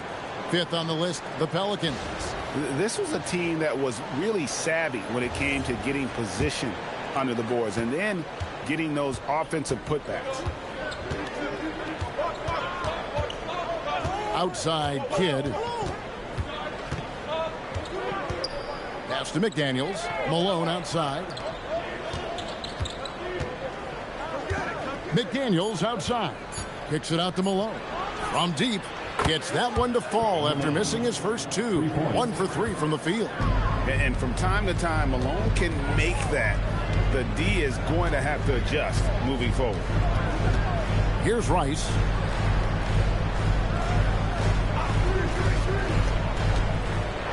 Stolen by Marley.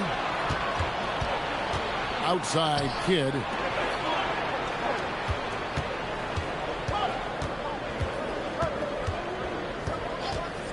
Inside. And it's Parrish finishing it off. Well, you love assisted hoops. That's good offense. And the Miami front office stand hinting at personnel and philosophical changes after last season. Well, when you win 37 games, there's obviously cause for change.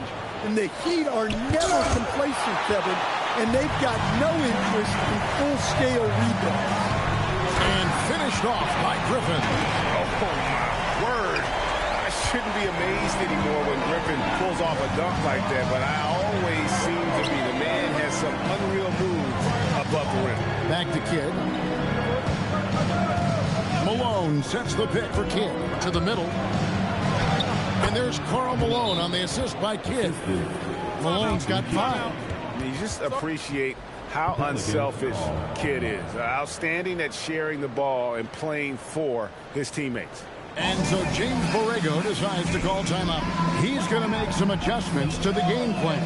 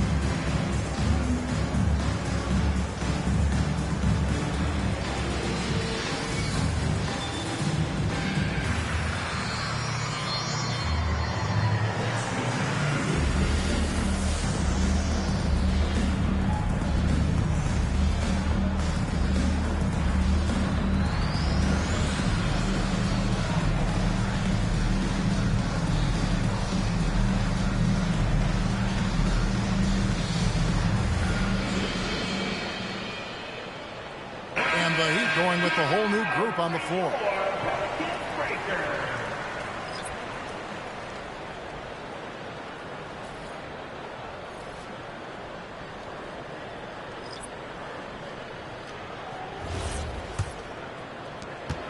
Pelicans trail by 5. Lewis outside. Pass to Smith. And here is Red.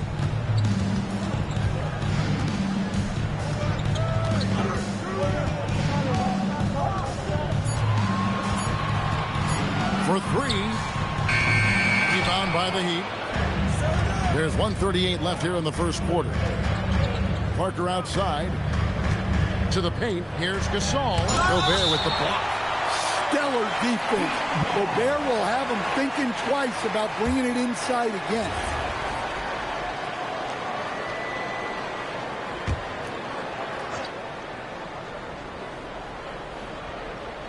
Here is Parker. Stolen by Lewis. Here's Red. Here's Smith. And he makes the bucket, gets the whistle, and now a three-point play chance here for him. Man, that's a lesson for the D. Fight harder on the glass.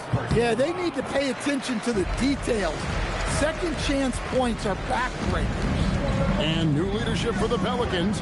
Greg looking to create a tough, no-excuses mindset. And at the risk of making excuses, injuries are what held this team back last season. So some of that toughness might be best reflected in their ability to just stay on the court. Here's Lewis.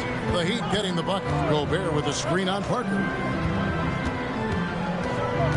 Lewis passes to Smith. Clock at 6. New Orleans needs to get off a shot. Here's Williamson. Pass to Westphal. Now here's Gasol. Parker looking around. Here's Westphal. Fires from deep. Gobert pulls it in. And here is Red. Lewis outside. Inside. The kick out to Red. Here's Gobert. And good work on the boards. They pick up the second chance points. A good close contest so far as we finish the first quarter. Heat out front, leading by just...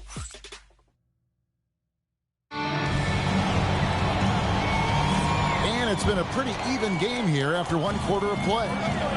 And guys, let's get your take on the scoring breakdown so far for the Heat. Well, they're in a great flow. The ball's moving. All those assisted buckets means the offense is running well. And something else that I liked is how they attack the paint, finding ways to get inside and capitalize time and time again. They've got Griffin. He's out there with Jokic. And it's Archibald in at the point guard. That's the Pelicans 5 as we get into the second quarter. Pass to Wade. Over Tomjanovich. To the wing on the left. Here's Rice. A three-pointer, no good. The Heat leading by 5. Here's Tomjanovich. Outside Kid.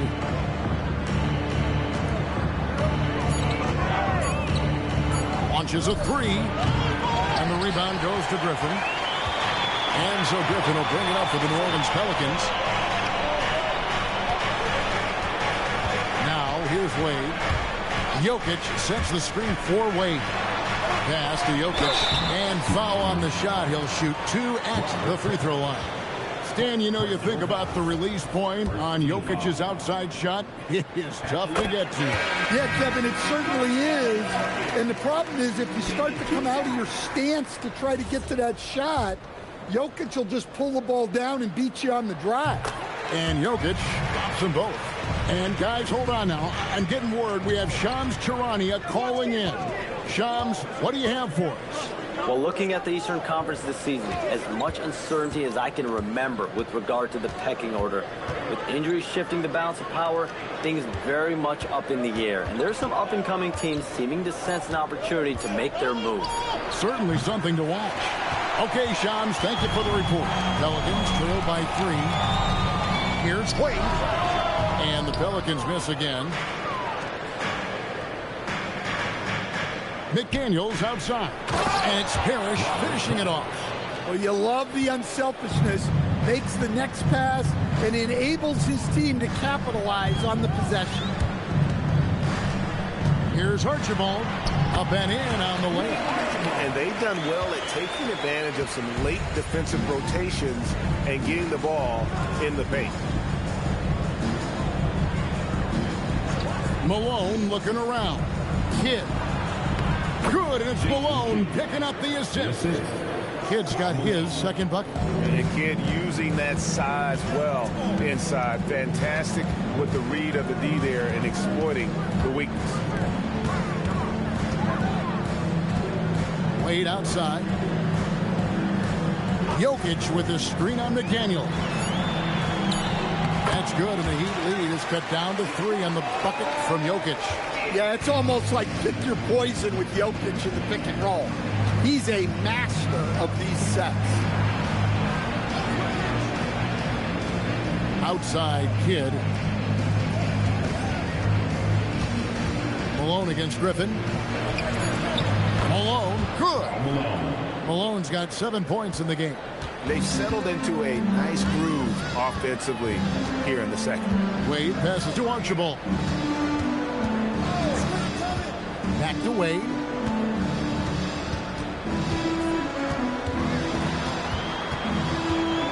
And the rejection by Parrish. Malone in the corner. Trains the three-pointer. Malone's got the lead up to 8 now for the Heat.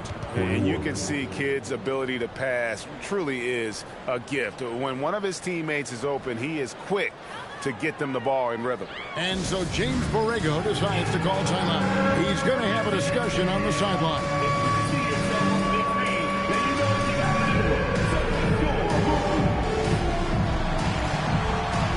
Both teams deciding to change it up. And in front of you now is a list of the players with the highest shooting percentage last season. Rudy Gobert, 3rd. Put the ball in the bucket. I mean, that's the name of the game, right? I mean, just ask him. He'll have the answer for you.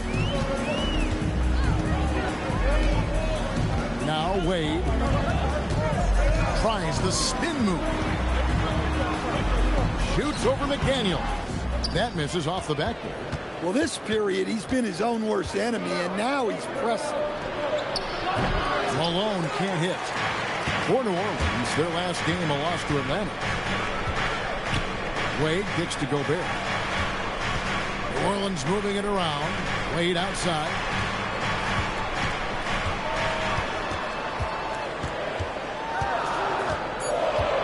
Pass to Red. Over Marley. Red misses. Miami leading by 8. Williamson, the pass to Kidd. Williamson looking it over. Now here's Kidd. Lets the 3 fly. Haywood with the rebound. And this quarter, he has clearly been off the mark. Pass to Archibald. Haywood with a screen on McDaniel. Archibald passes to Haywood. Oh, and he pops it off the glass. Wow. Down low. And that one's good by Marley. Marley's got his first points in this one. Man, just adding insult to injury. He just waltzes inside and extends this lead. Well, it's not going to get any easier if they can't improve their defensive intensity. They got to show some fight. And checking out some numbers for Gobert. He's coming off an excellent season, and he finished among the top 10 in blocks, bringing that intimidation factor to the paint. And it's a pretty terrific feat to finish top 3 in field goal percentage. Just a testament to how hard he works to become the consummate pro. Well, winning Defensive Player of the Year multiple times, Gobert has always been a stopper at the rim. But now he's extended that out to the perimeter as well. And they're forcing the ball inside, and it's working like a charm. And finished off by Gobert. And he can time his passes so perfectly. Wow, what an assist. Parker dishes to Gasol. Pass to Westphal. Now Parker. Offline with his 3. And with the ball. Scoreless thus far. Smith feeling it out a bit. The top of the key jumper is on the mark. And that pick takes the D totally out of the equation. Yeah, you've got to lock and trail hard. You can't allow him a clean look from that. Parker up top. Lewis covering. Lewis against Parker. It's rebounded by New Orleans. Gobert's got 4 rebounds in this game. To the inside. And finished off by Gobert. Well, that's why you feed Gobert near the rim. He makes the most of those easy opportunities. Gasol kicks to Parker. Plays it up and banks it in. And the Heat lead by 7. I mean, the number of points they've scored in the paint already here is eye-opening. Gobert with a screen on Parker. Lewis attacking. Good D by Parker. Wow. Missed the easy one right there, right at the rim, but came up empty. Pass to Tomjanovich. Williamson, the screen. Lead pass was put in just the right spot. And now a 9-point Heat lead. Well, the screen is what gave him space to make his move. And so it's Miami in control with the 9-point lead to end the quarter. And it's been their rugged defense setting the tone. And Allie LaForce has got something now for us from the floor. Allie, take it away. I'm here. Thanks, Allie. Much appreciated. Halftime now, and we'll be back to get the third quarter underway in just a moment.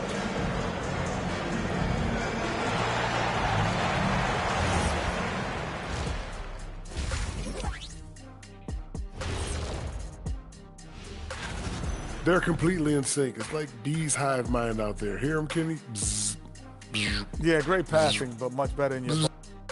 Next up, let's see who made the honors for our NBA Players of the Week. The Eastern Conference winner, Victor Wembanyama. Everything's... Thanks for spending halftime with us. Time to get...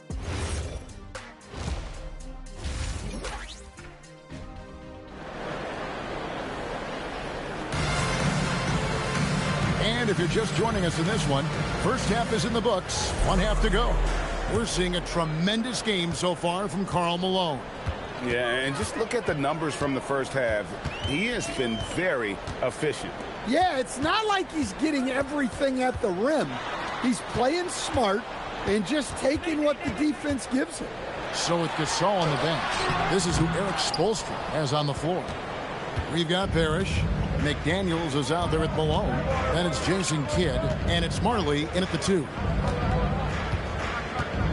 Here's Kidd. An easy 2 points on the layup. Kidd's got the first bucket of the third here for Miami. Terrific play call to give him a clean look at the rim. That's how you want to start the second half. Yeah, I like how they're establishing their interior presence right away. That's going to collapse the defense and create other opportunities. Guys, that's just really unstoppable. He poses a ton of matchup problems for whomever he's facing.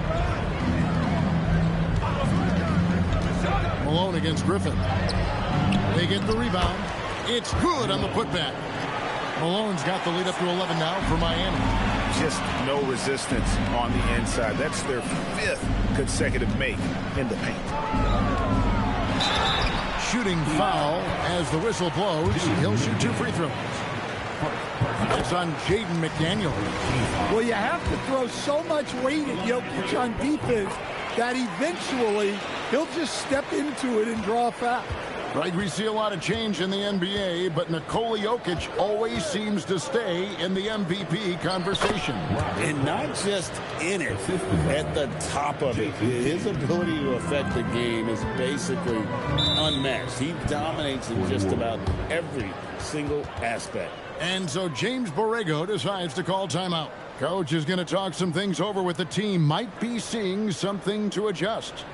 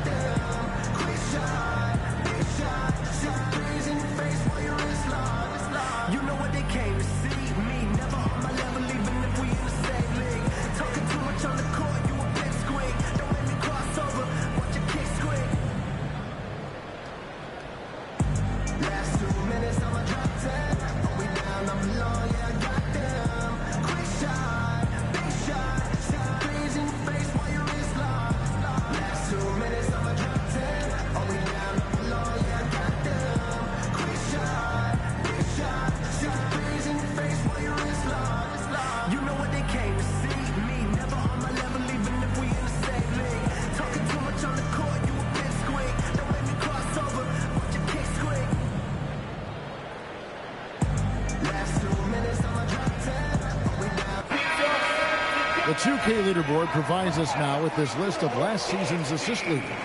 Jokic is second. Very few guys pass the ball better than he did. I mean, he didn't just have eyes in the back of his head. It's almost as if he had them on both sides, too.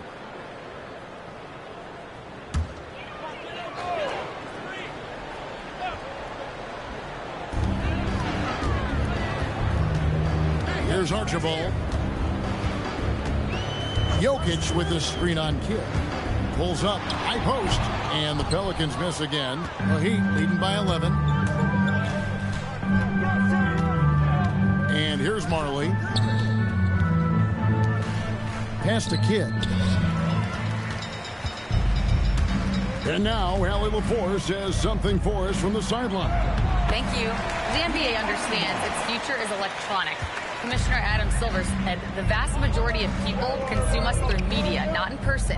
Our social media audience is the highest of any league and continuing to grow exponentially.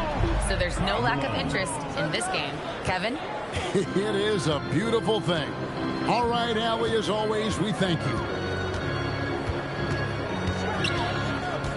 Jokic against Parrish. Jokic inside. 8 points for him. And Jokic will just torch you inside. Great look for Jokic. Listen, we know he can hit the outside shot, but going to Nikola inside is a winning play. Kidd kicks to Marley. 6 on the shot clock. 20 feet out. And another basket for Miami. Another good play. This is how they built the lead, calling on the right guys at the right time.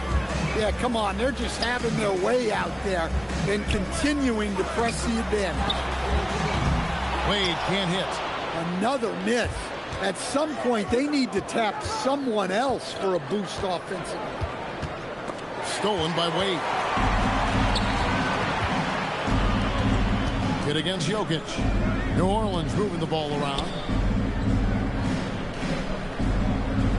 Now, here's Wade. To the paint. Here's Rice. The basket good off the assist from Wade. Wade's got 3 assists in the game. And you simply can't give Rice those close looks because he is going to make you pay. Malone, the pass to Parrish.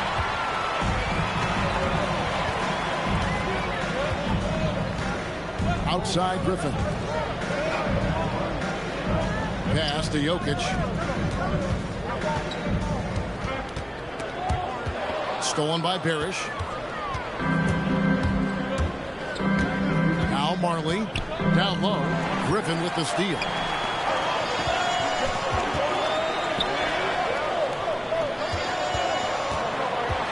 Here's Archibald.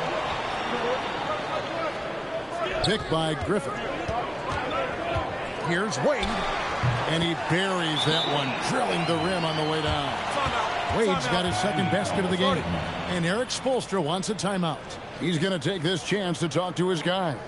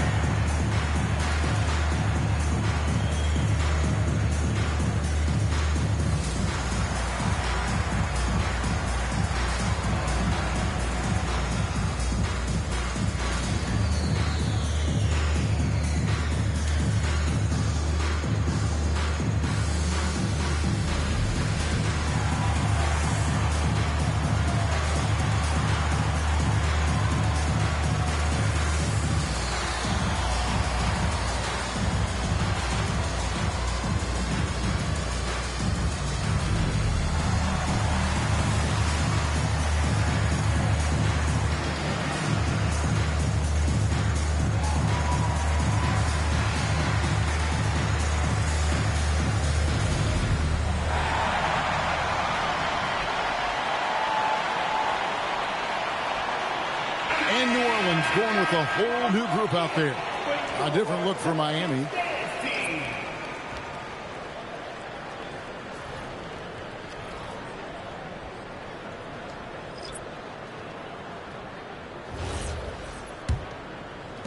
And it's the Heat with the ball. They've led by as many as 11 points. Williamson is screen on Lewis.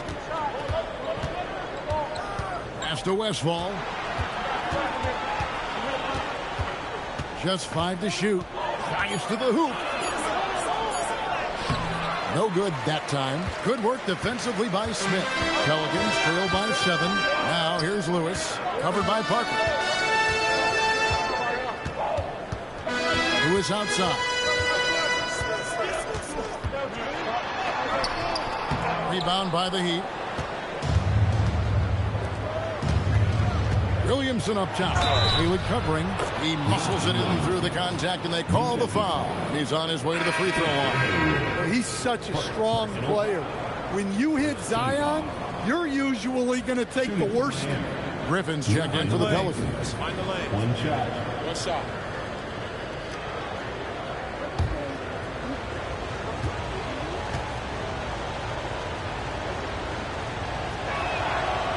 Free throw, no good for Williamson.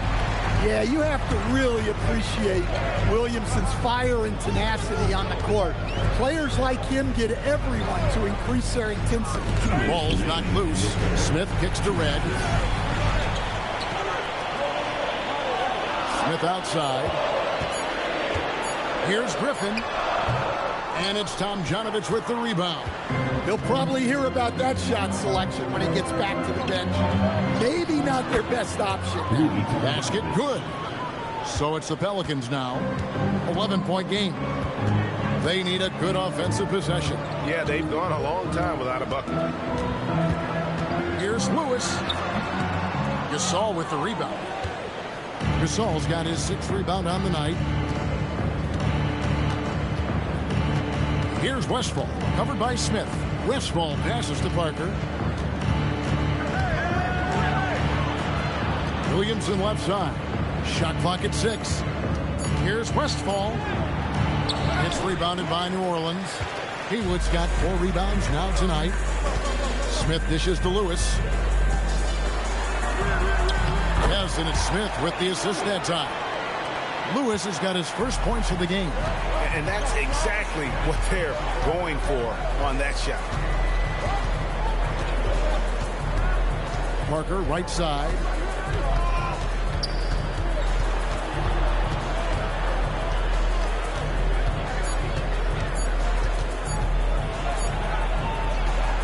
There's 25 seconds left to play in the third. And he hits it just before the shot clock expires. Lewis outside. 11 seconds left to play in the third. Smith sets the pick for Lewis. Over Parker. Lewis misses. And so it's Miami holding on to an 11-point cushion as we get ready to take a break. They're playing a bruising game inside, and it's working for them. Back to the action in just a minute.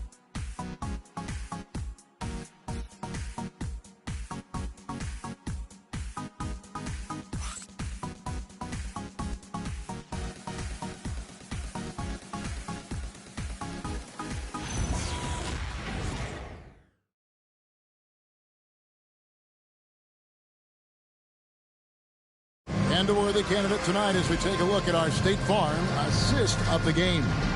And the definition of teamwork right there, guys. I mean, what great communication between them, and what a beautiful feat. Well, it's one of the core parts of the game. Reading the defense and creating an easy bucket for your teammate. That is pretty. And there may not be a lot of drama down the stretch as we head into the fourth quarter, but stranger things have happened. We've got Wade.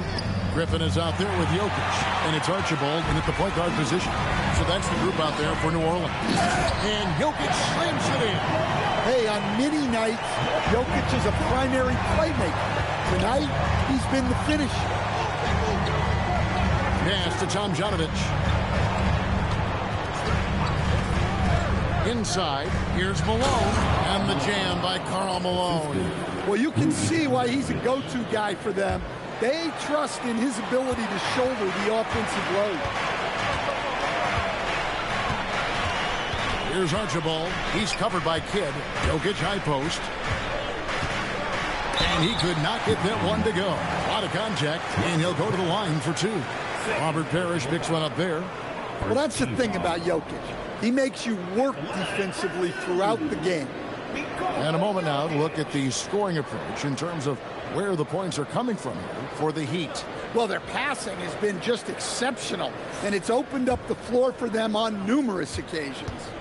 Another place they've had the upper hand tonight is in transition. They've gotten a bunch of their points off the fast break. Well, the metronome-like consistency of Jokic, one reason he's a multiple-time league MVP.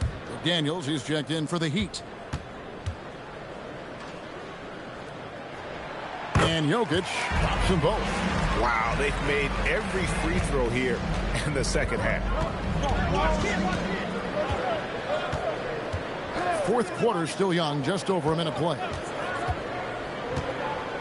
Malone outside.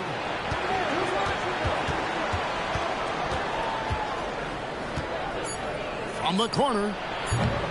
Jokic grabs the miss. Jokic has got his fifth rebound in this one. Malone with the steal. Here's Kidd. Pass to Marley. Beyond the arc. Good in the assist to Kidd. Kidd's got his 8th assist here tonight. Yeah, Thunder Dan Marley, a lights-out perimeter scorer, a talented shooter from deep. And so James Borrego decides to call timeout. Coach is going to take a few minutes to regroup and go over the strategy.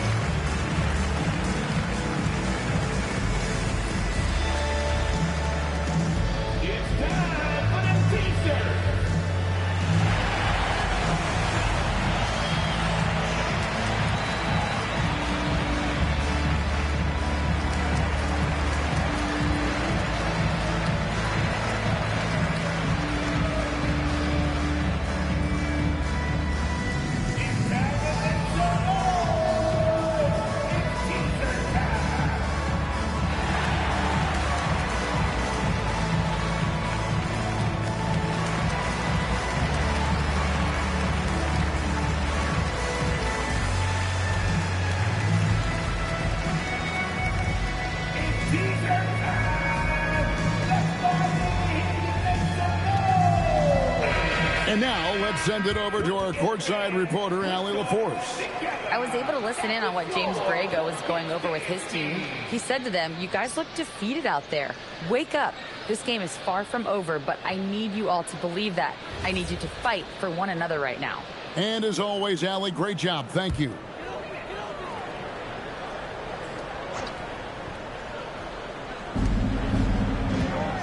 Jokic passes to Archibald.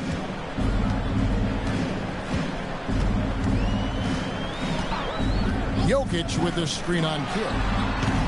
Archibald can't hit. A good board there, Kevin, but overall they're getting slightly out-rebounded. Pass to Kidd.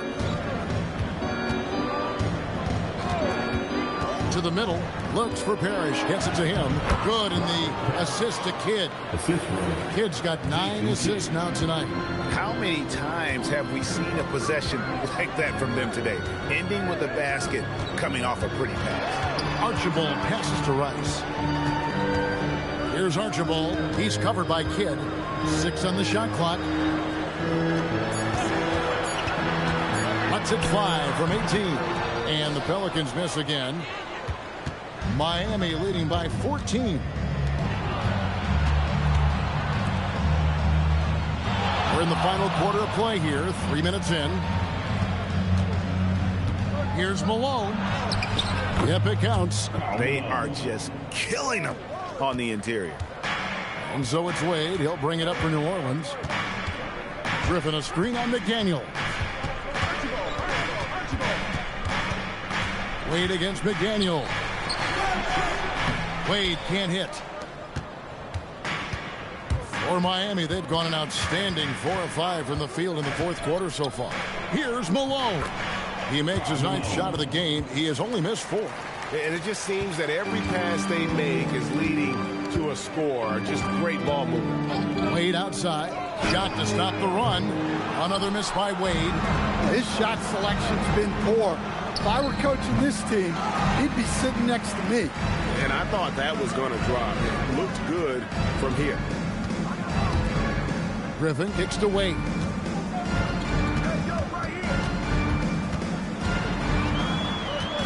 Stolen by Marley. Oh, and a fast break for the Heat. Malone outside. Down low. Harris. And he drops it in from the low post. Harris has got 4 this quarter. Able to get a layup out of that one. That's just soft defense there. Here's Archibald. Takes it inside. And the layup falls. See, now that layup isn't possible without the help of the pick. Pass to Marley. Parrish with it. Outside Kidd. Buries the long-range jumper. And the Heat lead by 21. Really in a good position thanks to the accuracy from beyond. Looking to end his cold spell. The shot by Wade, no good. They have been board dominant in this game. That's definitely been a factor in cracking this huge lead. Marley passes to McDaniels. Al Malone. Pass to Kidd. Launches it. Pelicans with the rebound. Jokic has got 6 rebounds here tonight. Just not there from a rhythm standpoint right now. It's really eluding him. To the right side. Picked by Griffin. Inside. Stolen by McDaniel. And here is Kidd. Wade is covering. Pass to Martin. And as we've seen, Greg, navigating this age of social media can be difficult for an NBA player. Yeah, a momentary indiscretion can get broadcast to the whole world. So there's a need for caution that's probably higher than in decades past. Yeah, this is when they need to lean on him more. Get him the ball and let him build some momentum. Pass to Martin. Kidd a screen on Wade. Marley passes to Parrish. Now a timeout called by Miami.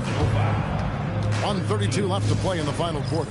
Yeah, and he could tell his guys were dragging a little bit, calling timeout to kind of let them catch their breath. And now it's time for our presentation of the player of the game, Karl Malone.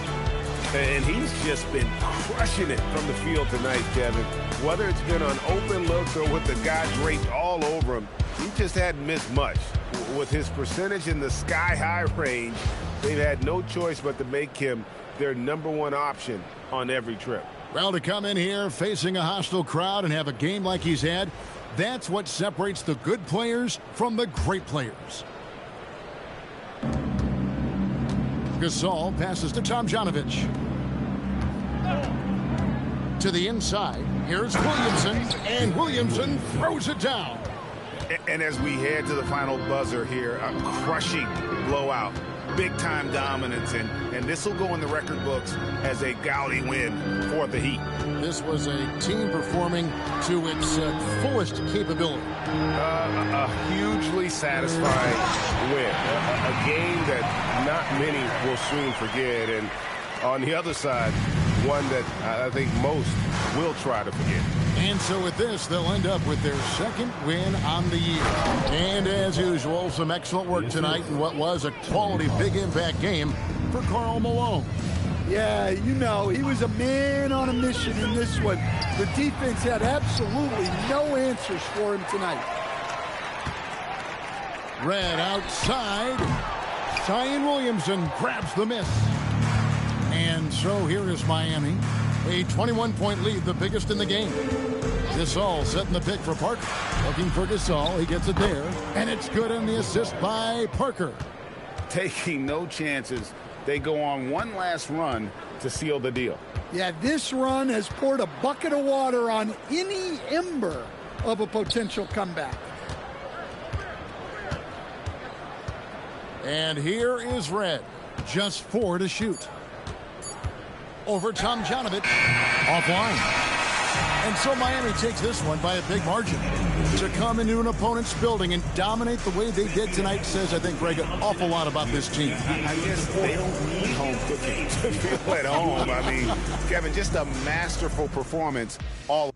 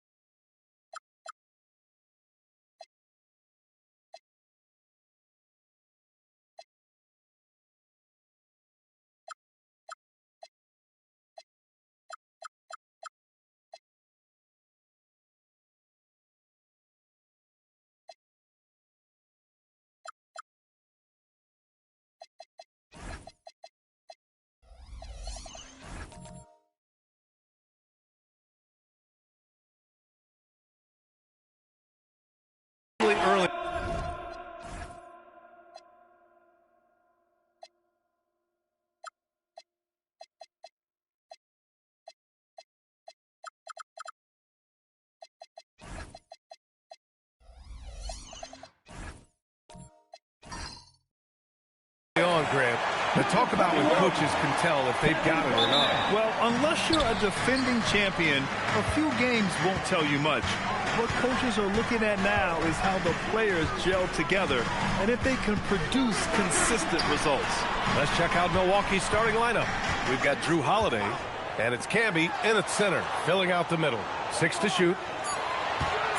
Beyond the arc. Stockton's shot is off. Outside Carter, pass to Payton.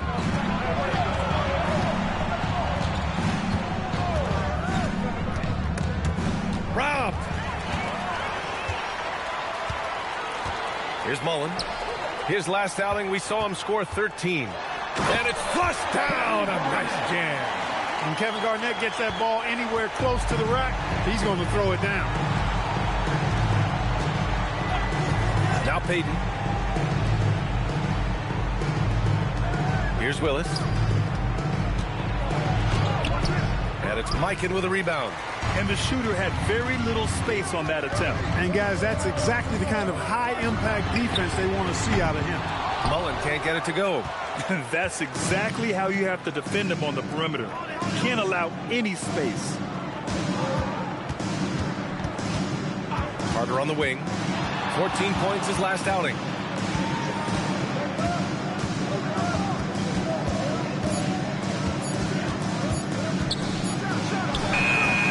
Will not go. Misses off the front iron. Cleveland has gone 0 for 2 from outside.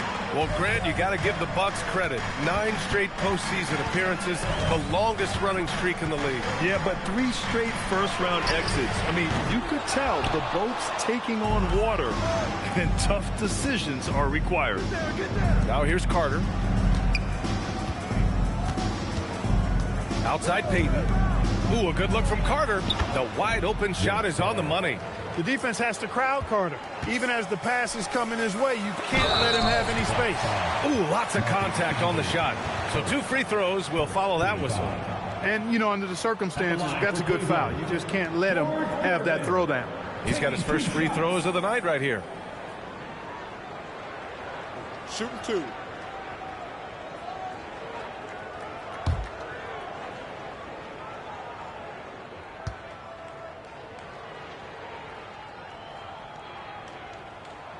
And he drops the first. Known as the Iceman, there's not a better moniker for a guy than George Gervin's Iceman, Mr. Cool bucket getter nickname.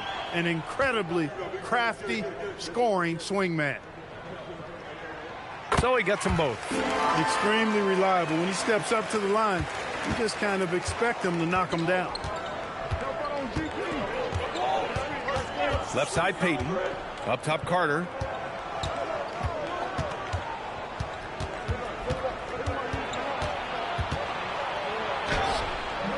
It's hauled in by Garnett. The Cavaliers have gone 1 of 4 to begin this one. With the step back. Second team foul.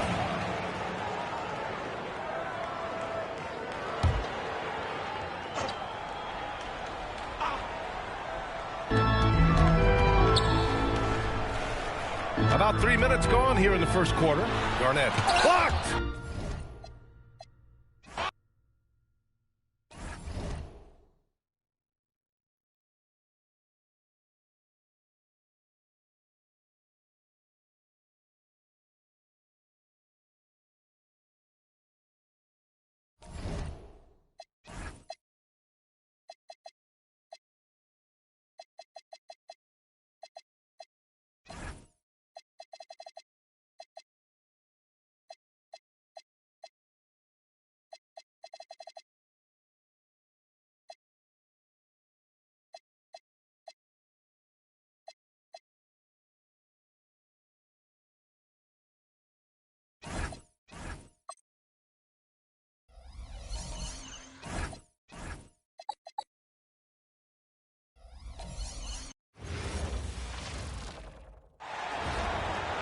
At power forward, standing 6'11", number 21, Kevin Garnett.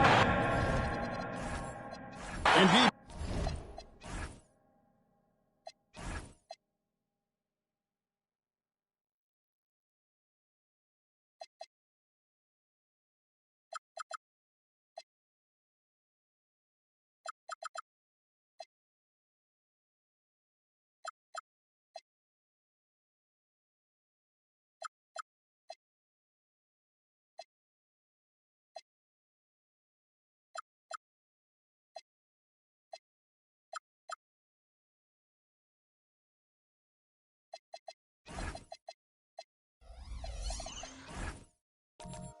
this early part of the season.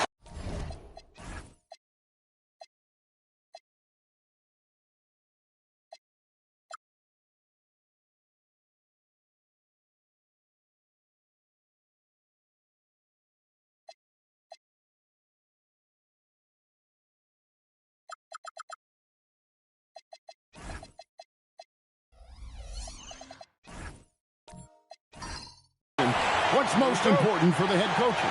What's fascinating to me, Kevin, when you listen to coaches talk is whether you're a championship coach or a first-year coach, one of the biggest things you have to do is figure out your rotations.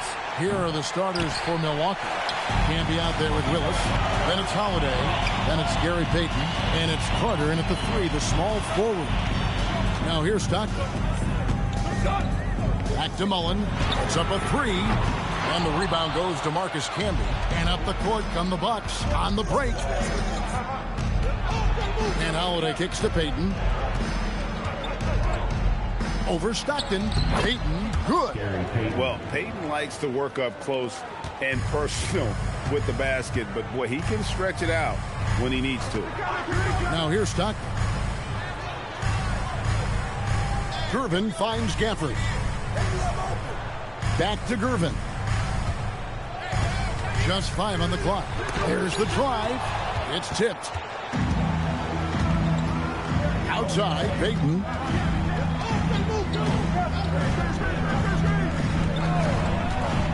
And the foul on George Gervin. That is his first foul of the game.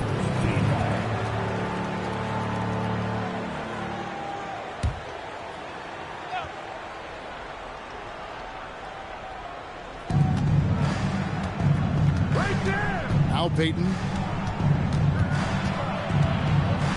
Down to 5 on the shot clock. The Bucks need to get a shot off here. Holiday gets the bucket. It's impossible to guard Drew Holiday when he gets this kind of position. His frame and his game is very much up to the task. Hey, Doris, were you surprised by the success the Cavaliers had last season? Well, Kev, I certainly expected them to be a terrific basketball team, but that win total was completely striking. But that's the unforgiving part of the business, right? Regular season success doesn't necessarily always translate. Gervin passes to Gafford. Rebound, Milwaukee. This their first chance this season playing the Cavaliers. The shot by Holiday, no good. For Cleveland, they've gone 0 of 3 from the field to start the game. And that one's good, Gervin. And once he got to the 10, I think he was surprised to find himself that wide open. I think defensively, that is not the way you want to start. Giving up high percentage looks, that doesn't typically end well. Now here is Holiday. To the paint, here's Camby. And the rejection by Gafford. A big body and not afraid to get physical. Daniel Gafford send it back.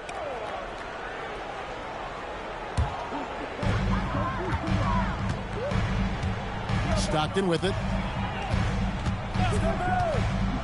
Pass to Mullen. Now Garnett can be covering.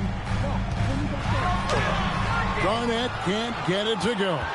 And they're 1 of 5 to start this game. Just really haven't gotten into a flow offensively. And so it's Gervin with it. He brings it up for the Cleveland Cavaliers. First quarter of action, just under 3.5 minutes played. Can't tie it up as that one misses. The Bucks leading. Carter kicks to Payton. Inside. Willis down low. Defended by Garnett. 4 on the clock. Here's Holiday. Rebounded by Gafford. Listen, that's a good shot for him. He just couldn't connect. Gervin. And it's Gervin finishing it off. It really does make the game easy for your teammates when you can lead them to the rim that well with a pass. And so now a timeout called by Doc Rivers. Coach needs a moment to talk things over.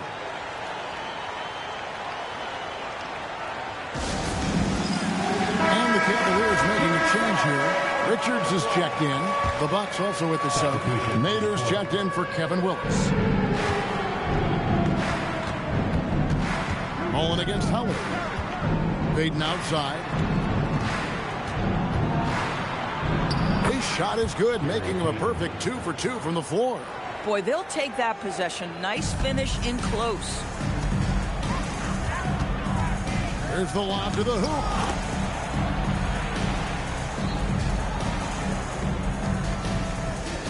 Milwaukee's gone 0 of 2 from deep here. Carter outside. Gets an open look and hits. Oh, phenomenal work right there. There's times, boy, he can be tough to check. Stockton looking around. Mullen passes to Garnett. Out to Gervin from outside the arc. The rebound by the Bucks. They couldn't put the pieces together, losing that last matchup with Boston. And guys, if you don't control second chance opportunities, you don't control your fate. That has to be their key takeaway from that one. I think if you get out-rebounded by that wide a margin, it speaks to a lack of energy and effort, and that's problematic. And now let's swing it over to Allie LaForce on the sideline. Hey guys, well the Bucks want to capitalize on their bigs. Coach Doc Rivers said, one advantage we have is our size, and the slower the game gets, the bigger we get. So taking opponents out of transition, making it a half-court game, allows us to be a big basketball team. Back to you, Kevin. Leveraging all that size. Hey, Allie, thank you very much for the report. Al Payton following the three-point attempt by Chris Mullen. 5 on the clock. Good on the shot. Payton's got 6. And timeout call by Kenny Atkinson. He's going to take a few moments here to check in with his team and regroup.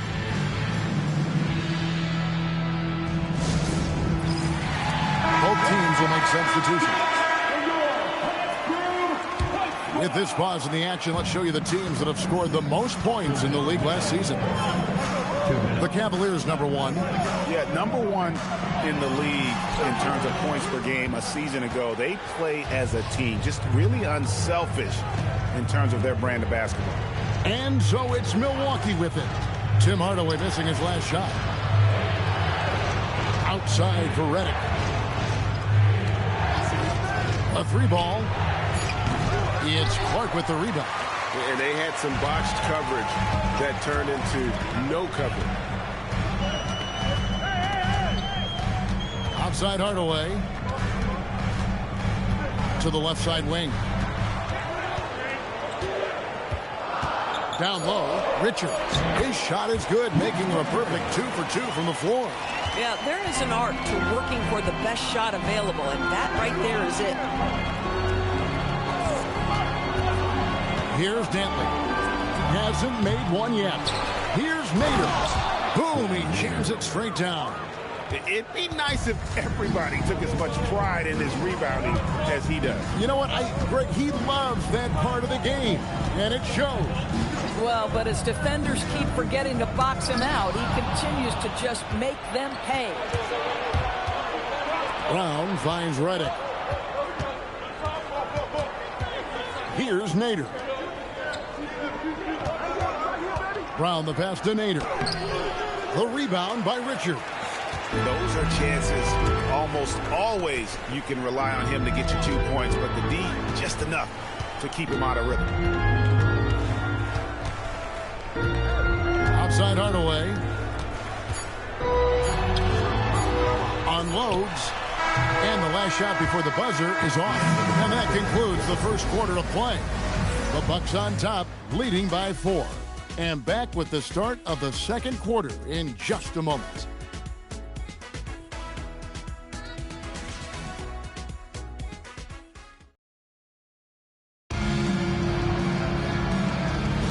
And thanks again for tuning in. If you're just joining us, we've played through 1 quarter of action so far.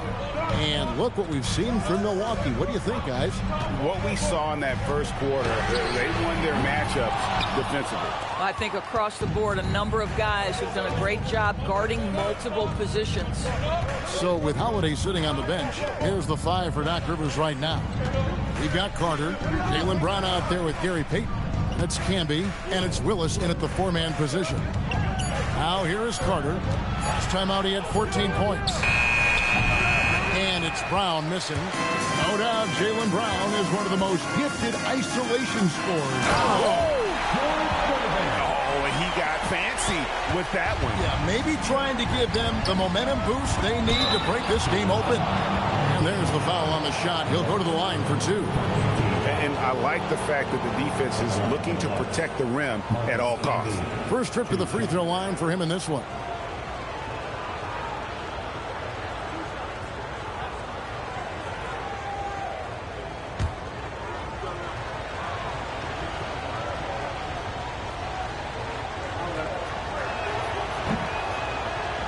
The free throw drops for Campbell.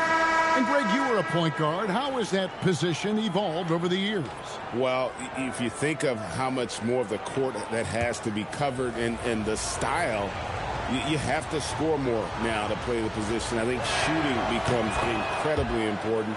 And then defensively, with all the switching, you got to be able to hold up against size and play all over the floor. Now here's Stockton. Still without a basket. Garnett against Camby. Kicks it out to Mullen. Cleveland moving it around. Three-pointer from Stockton. The putback controls the rebound and puts it back up and in. They're scoring boatloads of buckets. It's raining buckets from inside. And that'll be 2 free throws coming up. Officials on the call with the foul.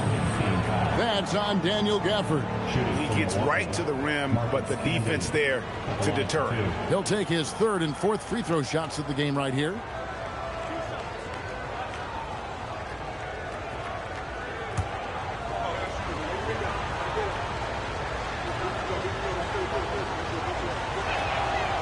The free throw drops for Camby. Greg, over the last 9 seasons, the Bucks with the 2nd most wins in the regular season. I mean, a dominant run to be sure. Now, not to mention the franchise's 2nd ever title back in 21.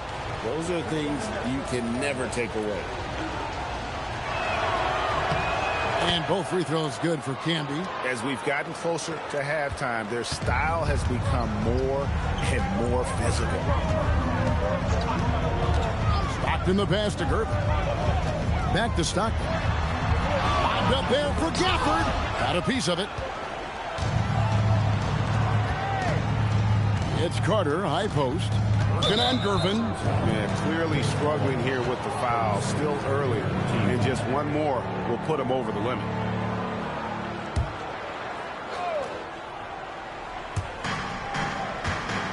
Payton outside. Back to Willis. Outside Holiday. Clock at 6. Carter with a screen on Garnett.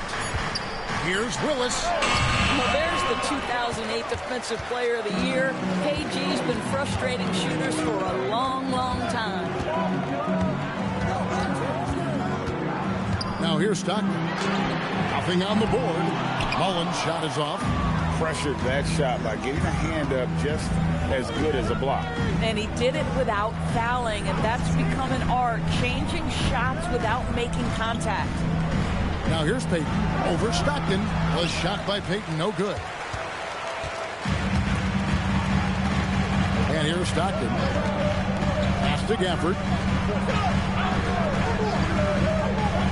Garnett, high post. Now about 3 minutes gone in the 2nd quarter of basketball. Misses from short range. Holiday, the pass to Payton. Now Carter lets it go from deep. That's in, coming off an assist from Payton. Payton's got 3 assists now in this one. You have to love the approach Payton takes to the game. An exceptional passer who does a great job with distributing the basketball. And timeout call by Kenny Atkinson. This now will give him a chance to discuss some potential changes.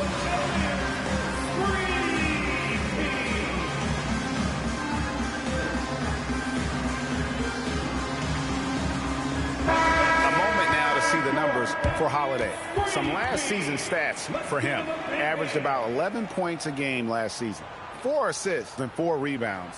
And you talk about defensive presence, he's the real difference maker on that end. Yeah, he's always somewhere around the ball, finding ways to help his team by shutting down the opponents. Bucks on defense. 7-point game, the biggest lead in the game. Garnett's to Gervin. Over Carter, and he can't bank that one in. And here's Holiday, who will bring it up for the Milwaukee Bucks. Their defense has only allowed 4 points in the quarter. Pass to Willis, and the call will be against Kevin Garnett. That is his first foul of the game. And so now a timeout called by Doc Rivers. He made the decision to huddle up with his guys and talk about strategy.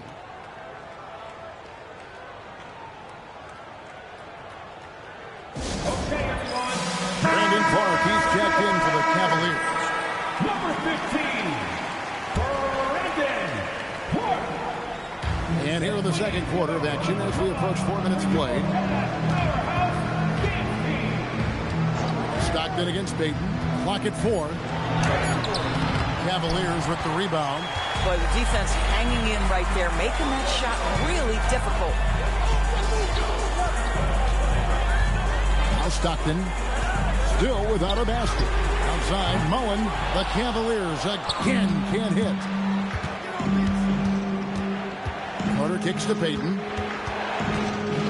Camby sets the screen for Payton. Carter against Clark. Carter, that's good.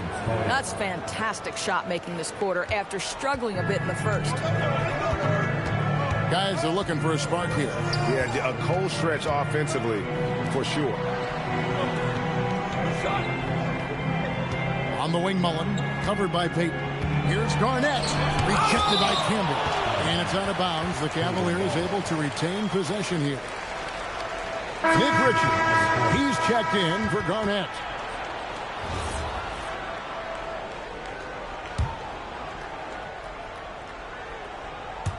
Four on the shot clock. Out of bounds. Milwaukee takes possession. A moment now to see how the schedule is looking for Milwaukee.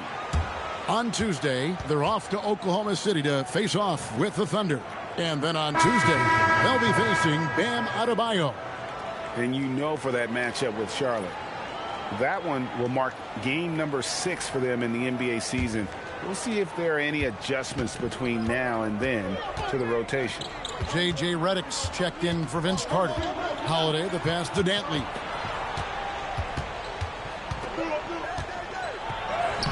A chance to extend the lead to double digits, but it's no good.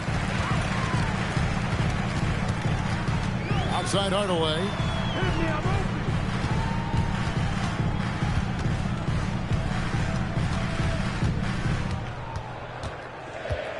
Clark outside.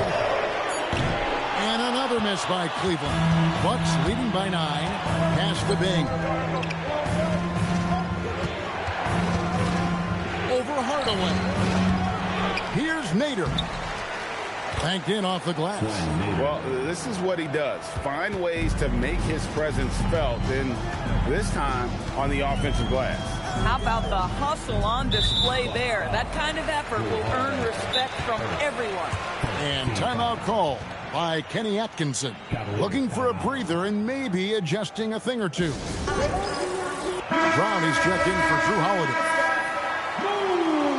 With this stoppage in play, we have a chance now to show you which teams led the league in three-point percentage last year. Bucks number 1, second the Cavaliers.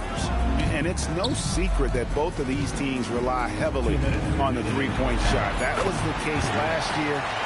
Look at those numbers. Come on now, that's easy money. The Bucks have gone just 33% from the field in what's been a cold second quarter for them. That's 3 of 9. Dantley the pass to Nader. And they call the foul, so a chance at the line for one more coming up. Big miscommunication on defense. He recognizes it and quickly takes advantage. And that's typical of this guy. He's always reading the situation, reacting quickly, and capitalizing. Starks. Rebounded by the Bucks. When it comes to Jaylen Brown, Greg, what qualities does he add to a team? Well, I love how active and physical he is. He poses such a difficult challenge on both sides of the ball. With a Finals MVP award to his credit, you know he's as mentally tough as anyone in our league. Here's Dantley. After Tim Hardaway's bucket.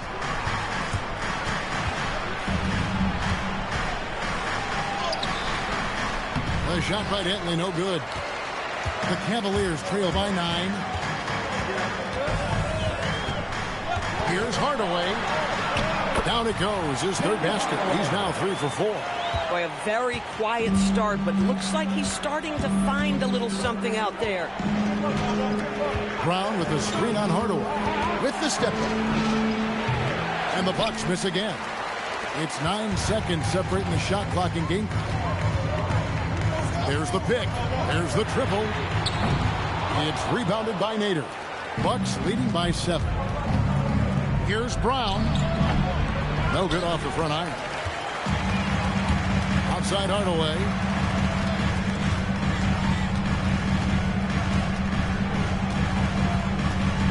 Back to starts. The 3. It doesn't go for him. And so it's Milwaukee bringing the quarter to a close with a 7-point lead. They played the better game so far, but their work is far from over. Now we have a moment to go courtside. Allie LaForce has got something for us. Doc, as this team continues to develop, what's going to be most critical to really taking your play to the next level? Continuity offensively and then being on the same page defensively. We have so much length. If we can get on the same page defensively, we can be really good. The more reps, the better. Thanks, Coach. Thank you, Allie. And folks, don't go away. Halftime is here, and we'll be right back with you after this break.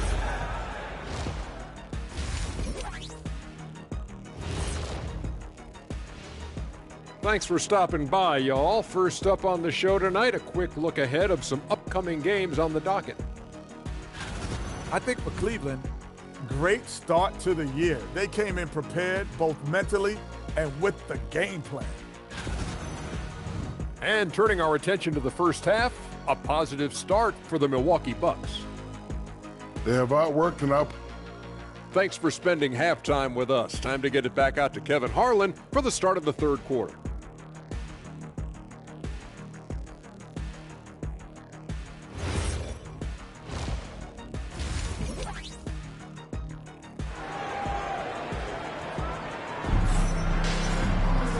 We played through the first half. Plenty of basketball, though, left in this one. Vince Carter really making a difference here. He's done a fantastic job of finding open space to operate within the first few quarters. One of the things every player is after is efficiency at the offensive end. And, boy, this young guy has done just that. And the Cavaliers with possession here. 7-point differential. Stockton is out there with Mullen. Then there's Daniel Gafford. Then there's Gerber. And it's Garnett in at the 4 spot. So that's who's on the floor for the Cavaliers. And they're beginning to just flat out fall apart defensively right now, especially on the interior. Holiday dishes to Carter. Pass to Willis. Holiday with the 3. The rebound by Garnett. And so it's Garnett who brings up the ball for the Cavaliers.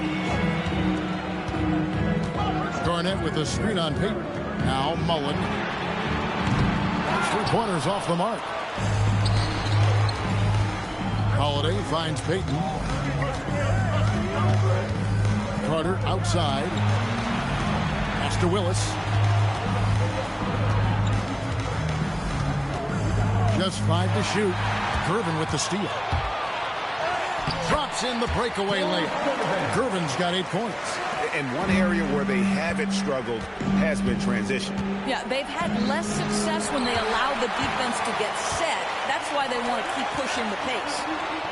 Whoa, Garnett playing well above the rim.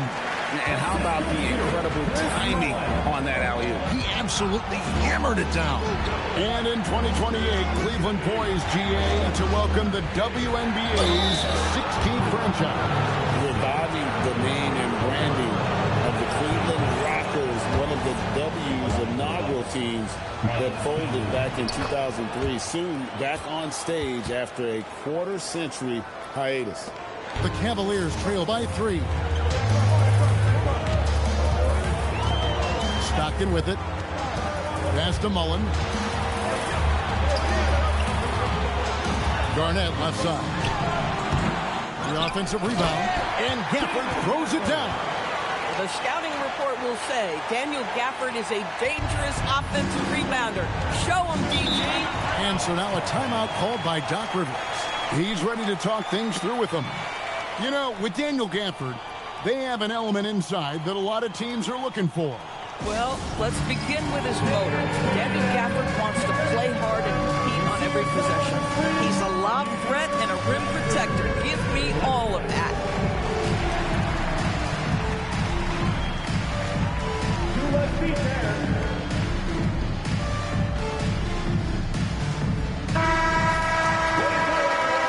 Let's hear it for you.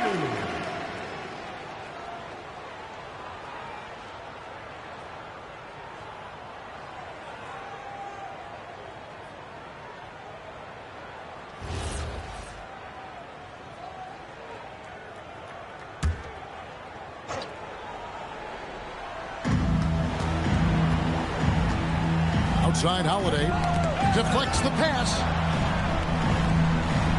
And a bit of a battle here for the ball. The official signals a jump ball here.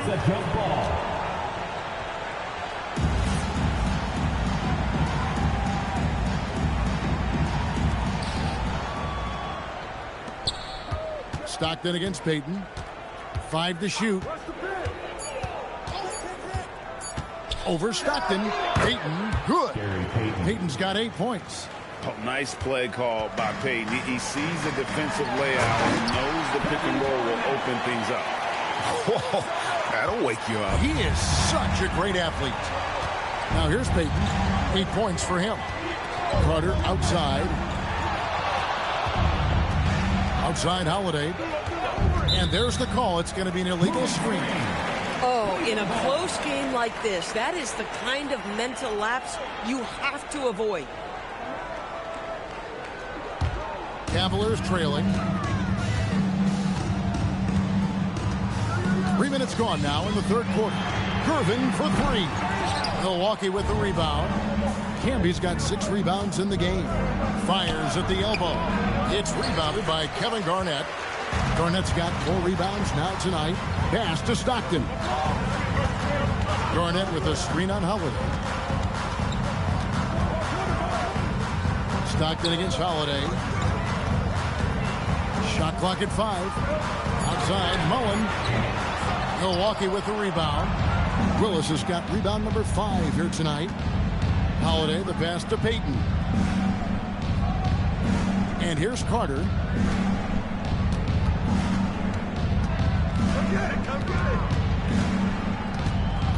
To the inside. Here's Camby, and slam dunk by Camby. Those plays can make a difference in a game like this. Well, you know it's going to fire up, Greg, everybody on that bench. Well, credit him for going for it, not settling, saying, I'm going to attack. And timeout call by Kenny Atkinson. He's going to make some adjustments to the game plan.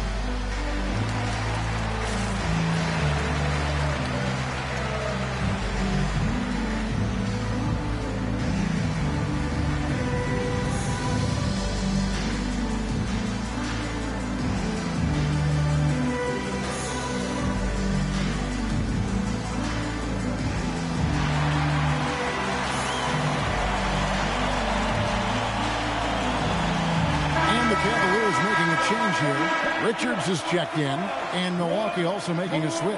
Nader's checked in.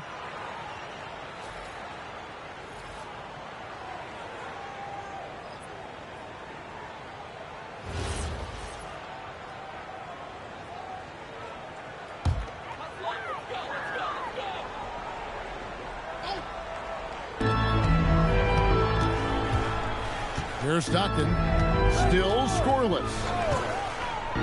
On the wing, Mullen. 6 to shoot. Here's Garnett. Garnett getting it done down there. I'll tell you, he comes out of the locker room, and all of a sudden, he's a different guy. Payton passes to Willis. And 2 free throws coming up, unable to get that one to go with all the contact. He's a steady performer for this team. Willis is a big guy with skill. The Bucks have put up good numbers at the charity stripe, converting 6 of 7. Shooting 2.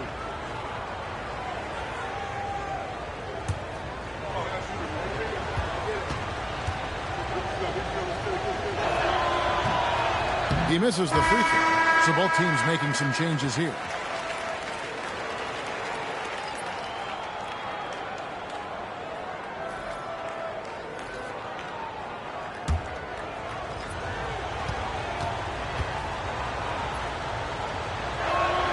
He hits the second from the line. And here are the Cavaliers now, trailing by 2. Always going up for the alley-oop here. Hammers the alley-oop through.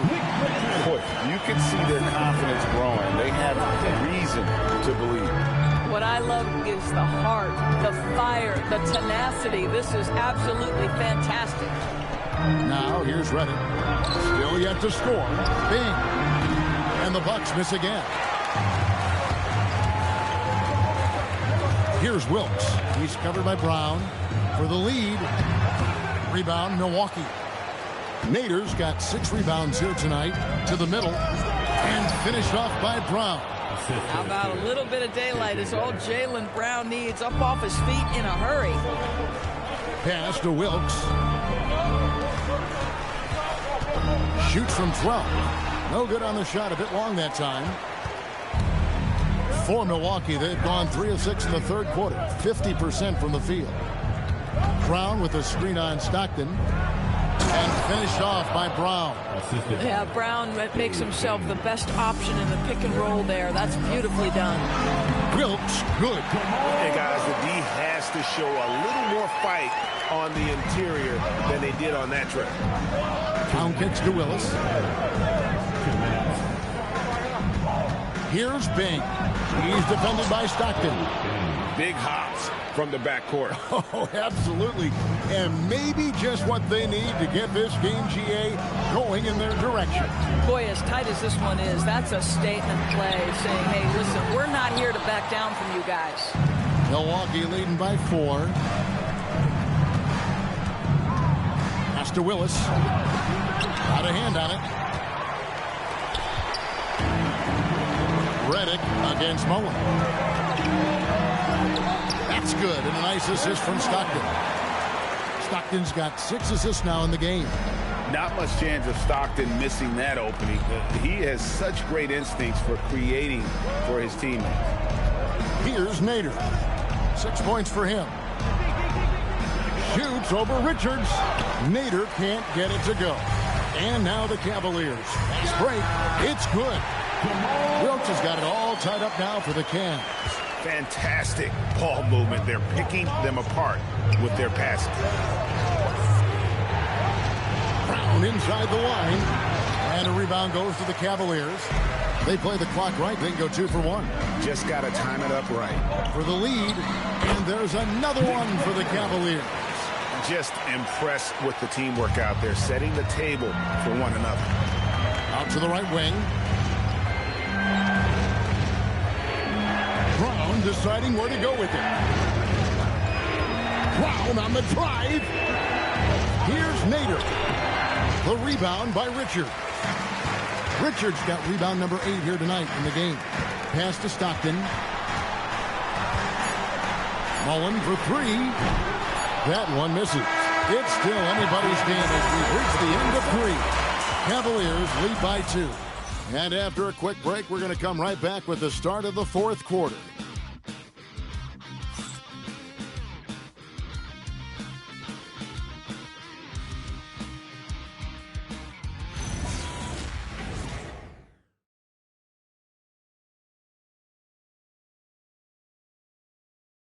And let's take this chance now to show you the State Farm assist of the game. And I'm glad this was the pick because I love this pass. Such a great dish. That's what I call court vision. Well, making the game easy for your teammates. All about putting them in a position to score. That's pretty. And it's been a very competitive game so far as we get rolling here in quarter number 4. On the floor for Milwaukee starting the fourth quarter. We've got Holiday. Also Payton out there. Carter is out there with Camden. And it's Dantley in at the power forward position. Here is Stockton following the score by Vince Carter. Garnett in the post. Camby on him. Garnett can't get it to go. Down low. And then Carter with the dunk. And that's what Carter does best. Knifing his way inside so he can finish with the easy slam. Now here's Stockton. Wild pass to Garnett.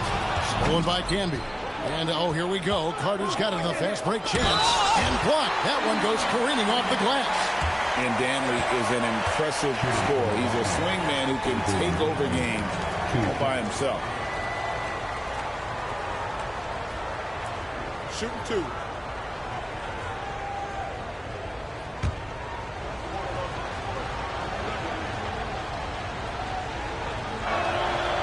No good on the free throw. And missing opportunities here to extend that lead at the free throw line this half. Tim Hardaway is checked in for the Cavaliers. Just over a minute played here in the fourth. Drills it from outside. Silky smooth. I tell you, Durbin can make it look as easy as a free throw, but defensively, boy, is he difficult to stop. Oh, just solid on the one-handed slam. And guys, when it's a tight ball game like this, he's the guy they want with the ball. Fundamentals, guys, using the one-hand slam. Really makes the basics look pretty exceptional. Now here is Carter. Outside Holiday. 5 on the clock. Here's Dantley. Doesn't go for him. Excellent D there from Garnett. Outside Hardaway. Garnett with the screen for Hardaway. The rebound by Holiday. That's a breakdown defensively right there, folks. He just could not make them pay.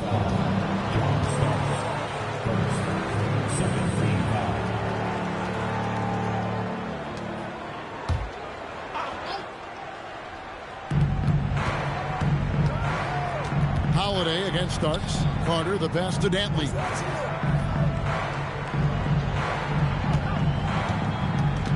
Just 5 to shoot.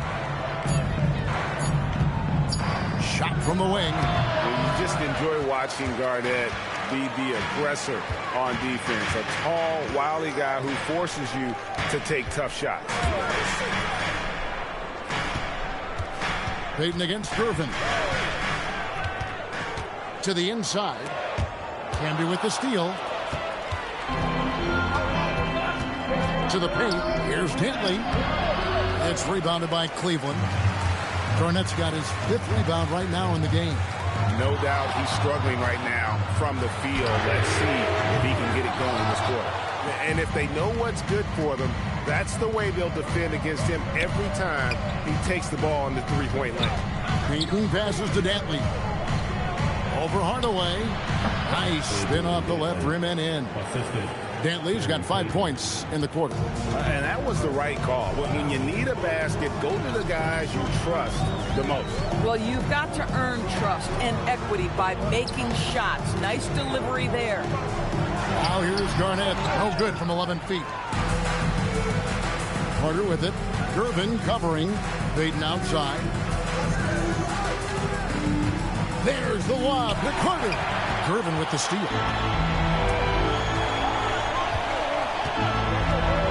To Hardaway.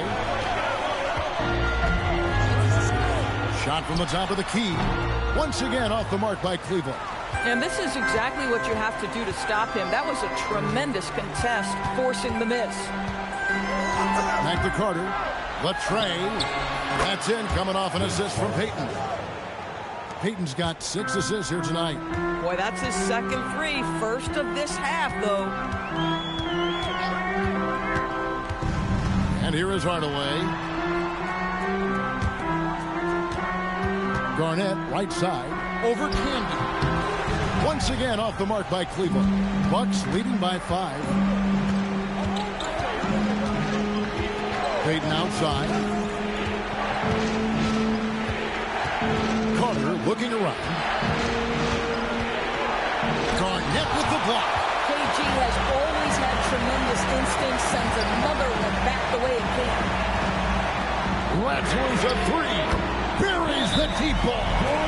He really thrives in high-pressure moments. That's a big-time play. And we've got a timeout called by Doc Rivers. He's clearly intent on wanting to lock in and make sure everyone's on the same page. And the Cavaliers with some changes. Mullen comes in for John Starks. And it's Stockton in for Tim Hardaway. And Milwaukee with a change here, too. Willis is checked in. Now we'll hear from Allie LaForce, and she's got a story for us. An update. Allie? Well, over the break, I listened in on Doc Rivers' huddle. Coach kept it calm, but direct. He said, quote, play smart, play our game. Don't worry about the score. Keep doing what we've been doing, and we'll be okay. Guys, back to you. Thank you, Allen. 3. Good. This guy just isn't missing today. I mean, what a day he's had from the field. And his shooting is the only reason this game is as close as it is. He's been Mr. Reliable offensively. Absolutely essential that they come right back and answer with that 3 of their own. And this gets the crowd energized. Oh, an aggressive move and fantastic finish. Trying to send a message with that slam, I think. Well, the 5th player in NBA history to log more than 50,000 minutes. KG still getting it done inside. Carter outside for 3. The putback. Oh, sticks the putback. That is really good work there on the offensive glass. The Cavaliers trail by 4.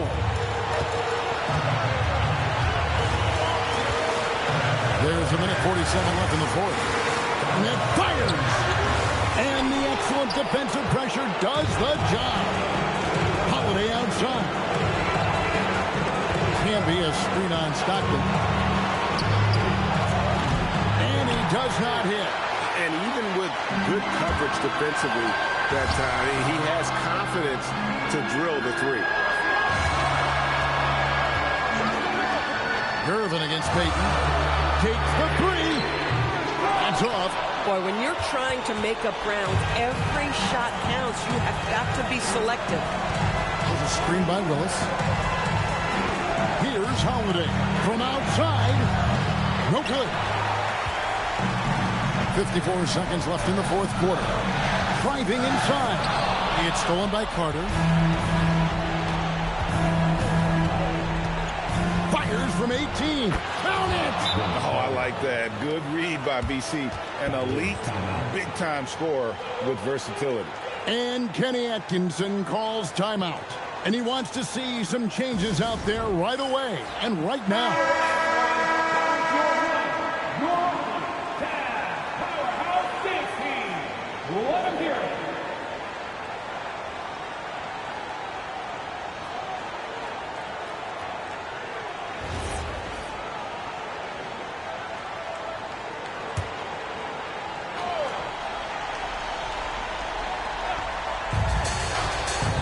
Now Gafford jacks up a 3, and down goes the 3. And you can see the trust this team has in Stockton, especially when you need a big basket. Now here's Carter. And he banks the layup in. Boy, that was a big shot. And stunned silence, guys. That's the atmosphere in here after that shot.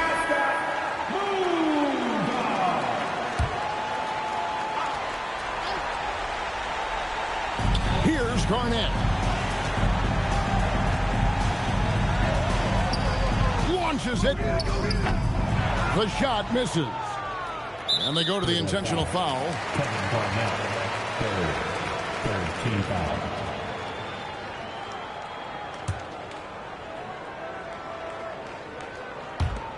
And now we've got the intentional foul.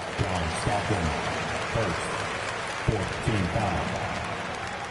At the line for the Bucks, Gary Payton taking 2 shots.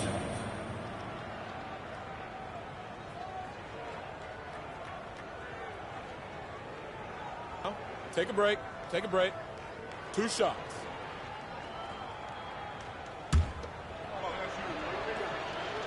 He hits the first one, and that increases their lead to 6.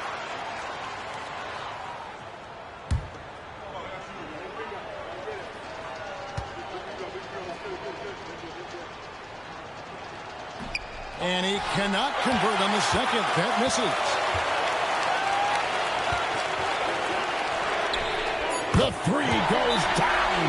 Wow, what a pass there. He made that a very easy basket with that setup. And we've got a timeout called by Doc Rivers. Pivotal moment in this game. He's not taking any chances. He'll call time.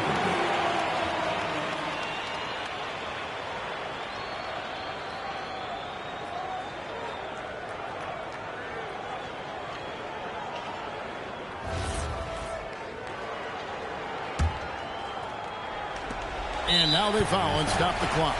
That's right. No other option but to foul and hope for some misses.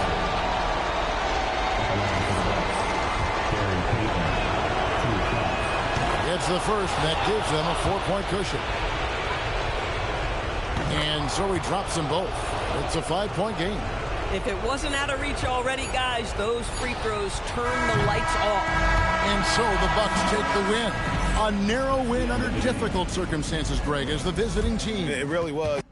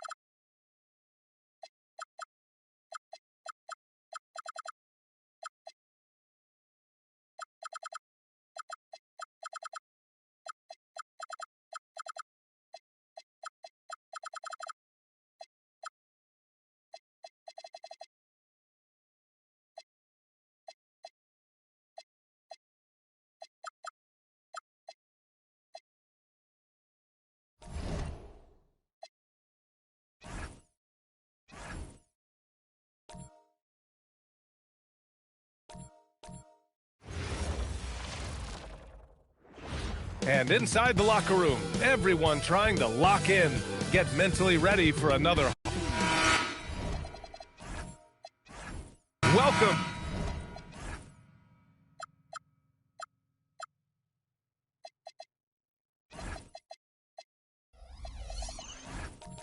to the end.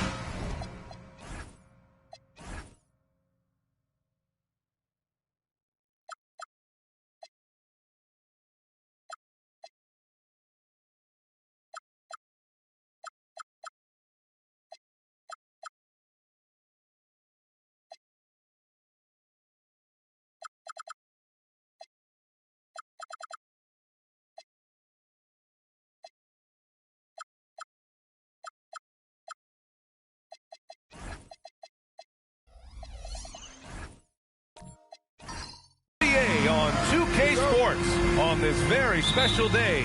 Let me be the first to wish everyone out there a happy Veterans Day. Alongside Grant Hill, Tim Legler, and Allie LaForce, I'm Brian Anderson. Also joining us tonight is League Insider Shams Charania. Shams, we appreciate you being here for this one. Always a pleasure, B.A. Thanks for having me drop by. Brought your A game, I'm sure, Parker. Lot to talk about, B.A. And a look at the starters for Charlotte. Holmgren is out there with Flag. Then it's Halliburton. Then there's Wembanyama. And it's Castle in at the shooting guard position. Holmgren. And the big finish by Holmgren.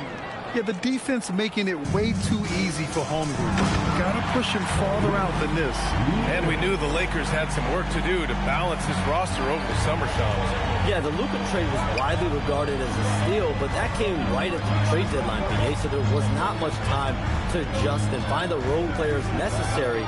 So now they've had a full offseason to fine-tune the roster, fine-tune the fits. They find their center of the future in DeAndre Ayton, a good wing in Jake LaRavia, and also former Defensive Player of the Year, Marcus Smart. And can we talk about Luka's revenge body? He's definitely looking a lot more slim, BA. Here's Kuzi, rejected by Holmgren. And you can't forget about Holmgren's reach, especially when he's nearby on defense. Halliburton outside. Pass to Wembanyama. 5 to shoot. That's good. And Halliburton gets the assist. And 3 for 4 to start, showing some rhythm. Let's check in with our reporter, Allie LaForce. I did briefly speak with J.J. Redick, and he told me one guy that we have to always be cognizant of is Chet Holmgren. Coach explained his biggest impact comes on the defensive end, but we can't overlook his offense. He's a 7-footer with guard skills who can space the floor and is very efficient around the rim. Guys? Allie, thank you. You're not going to fool the officials too often on an illegal screen. Well, my feeling is you just want to make sure it's called consistently both ways. For Los Angeles, they've gone 2 for 5 here in the first. Here's Kuzi. And that misses. That would have put him up. Well, he better focus now. His efficiency is dropping, but there is enough game left to make corrections. And the dunk by Wembanyama. Well, Victor doesn't have too far to go. I mean, he just pops up to the rim, makes it look so easy. They set a pick. Pass to Kuzi. And we're seeing teams these days applying more early ball pressure. Why is that tactic gaining steam, Sean? Well, pressure is always going to provide a level of stress, and so it's a way to wear your opponents down, force them to operate deeper into the shot clock, and really it's a way for teams to leverage their length, their depth, their athleticism. You are seeing it used in different strategies.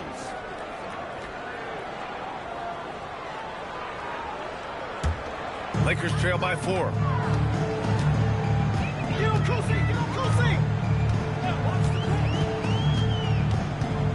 To the paint, Lucas. Holmgren with the block. And that is one of the things Holmgren brings to the table. His rim protection is critical for this defense. Wembanyama screen. Halliburton for 3. Doesn't go, and he's 0 for 1 from the floor. And it's Leonard with the ball for the Lakers. And this game, the first chance they've had to see Charlotte. And despite the difference in talent level, these teams were fairly evenly matched last year. Pass to Jones. Out to the right wing. Nice ball movement by Los Angeles. Shot by Leonard, no good. Practically a block. Good, strong challenge. He didn't quite get a hand on it, but he did enough to affect the miss. And I appreciate how confident Halliburton is. For a guard, he handles himself well and deep. And now a timeout called by J.J. Redick. He'll take the opportunity to regroup.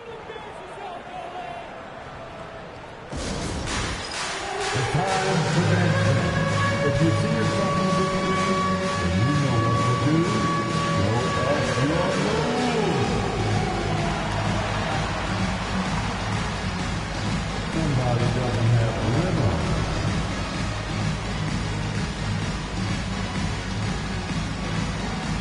Bring those moves.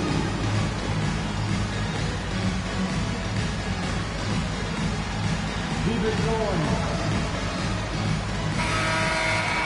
Looking at the 2K leaderboard, here were the NBA's top dime droppers last year. In the third spot, Tyrese Halliburton. Not a lot of guys had better vision on the floor than him. He was able to see passing lanes and ready shooters no one else could.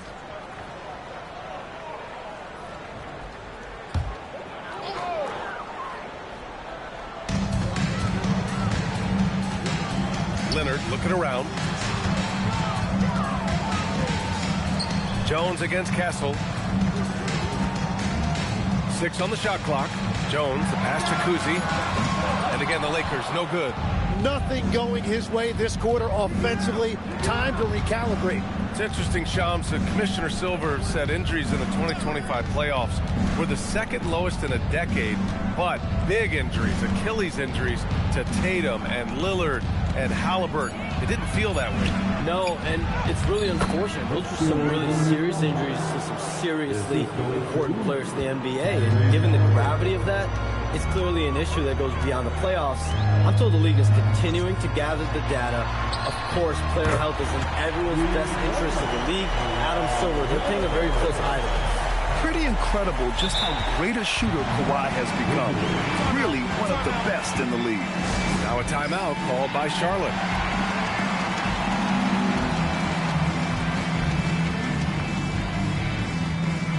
And the Lakers going with a whole new group out there.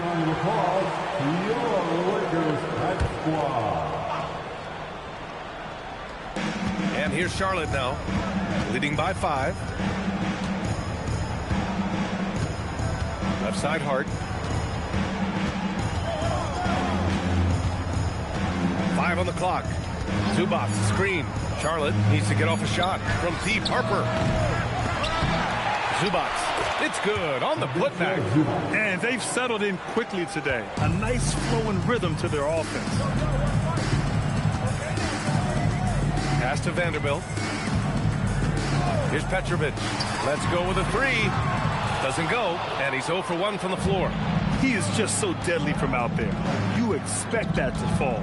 Shams, a personal question for you. This is just about the industry in general. I know you have all these sources. You don't reveal your sources. No good journalist does. But what's in it for them? You know, B.A., I'm going to tell you guys, because this is a nice family environment here at the desk. It's always something for me, 365, 24/7. These are real relationships. It's always a two-way street when it comes to whether it's a source or a relationship that I have in this industry. And right now, more than ever, it's a relationship business. You can't just show up when you need someone. And so for me, I go every day to try to build the best relationships I can. Hey, and let's face it, we're in the entertainment industry. And how entertaining is it to get a scoop from Shams? Come on now, we're all waiting for it. Here's Conley. To the wing on the left.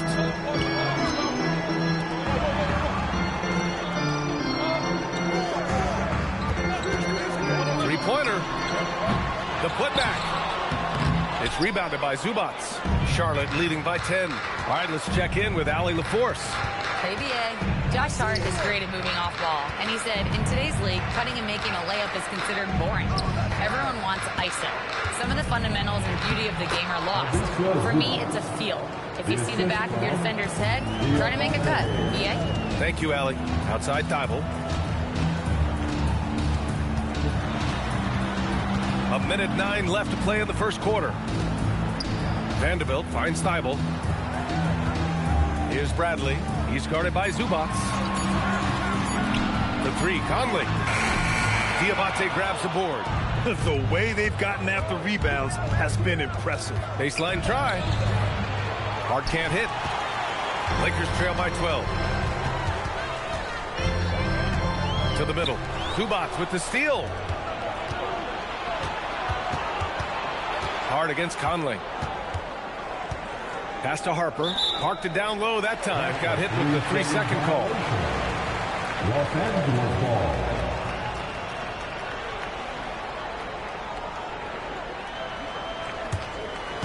And it's the Lakers' ball. This game following their win against the Rockets. And you know they had a great plan going into that one. And then made the right adjustments along the way. Yeah, that's the kind of performance you're going to try to build on. Now they have to find a way to replicate that success.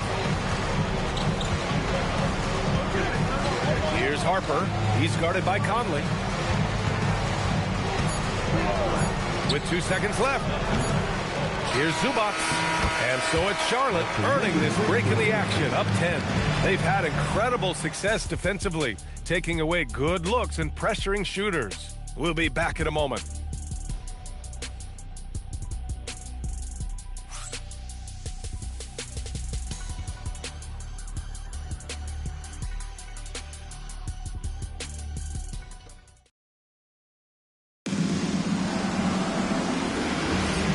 Welcome you back to second quarter action. Plenty of basketball left to play, but this one has been one-sided so far. All right, guys, let's get your take on the scoring breakdown for Charlotte. In the early goings, their effort level has been exceptional.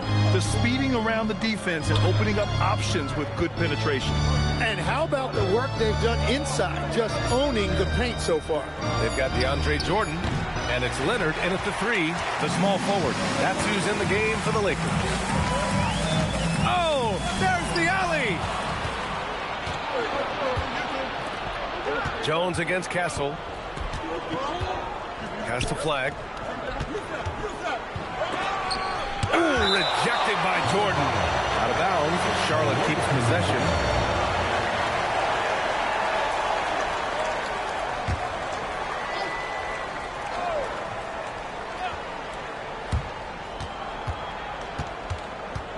Halliburton left side.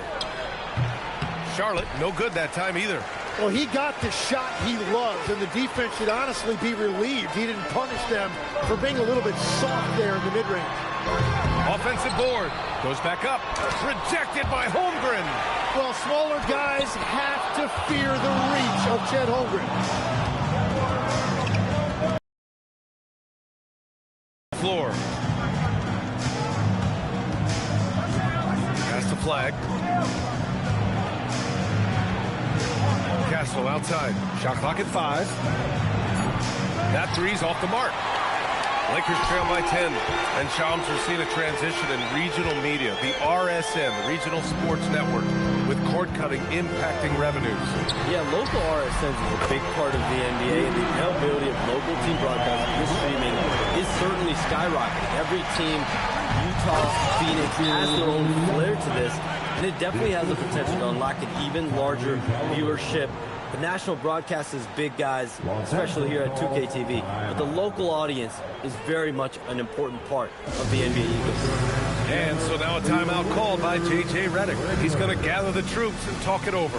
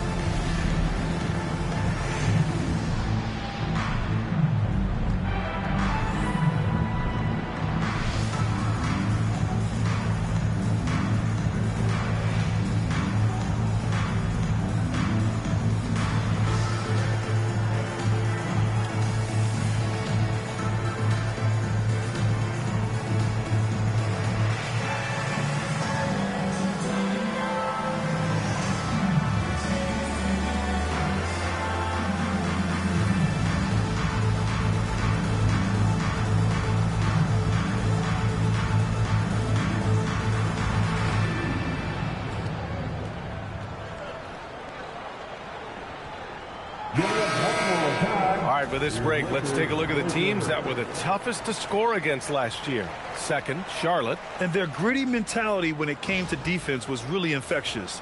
They were the best last year at holding opposing teams to low-scoring totals. We're now about 2 minutes into the second quarter. Leonard outside. And the Lakers hit again from deep. And Sean, you're on TV probably more than ever. Is that challenging? I mean, how often do you have to shave every day? Yeah, BA, I always got to be camera ready. And in season, particularly with the Luka Doncic trade, that happened so late at night that I knew at 11 p.m. Central Time I had to be ready. And for me, of course, interacting with my sources and getting information is one thing, but being TV ready, being ready to be on camera, it keeps me busier than ever. I know I have to be ready 24/7, 365. You always look good, Sean. You're always ready for TV, man. Yeah, I'm just trying to be like you, man. And answering the call with his own triple. I love the competitive edge Flag plays with. Leonard outside. Three-pointer. And it's Holmgren with a rebound. Holmgren's got his 4th rebound in this one. Nice rebound. Trying to match the other team's intensity right now. Yeah, Holmgren saw a clear path, and he took it. You're not going to stop a guy with that kind of size. It's stolen by Wembanyama. Here's Castle. It's rebounded by Los Angeles. No defender in sight. He tries to take initiative, but ultimately comes away empty-handed. Leonard for 3. Victor Wembanyama grabs the board. Wembanyama's got 4 rebounds now. Now a timeout called by Charlotte. And as the coaches draw up their strategies, the players staying hydrated with some Gatorade. That's key to keeping them at their best all the way up to the buzzer. It really is. And every one of those players knows it. They're all making sure to stay hydrated. It's impossible to play your A game if you're not getting enough to drink, especially towards the end of games when the physical toll of a long contest really starts to add up.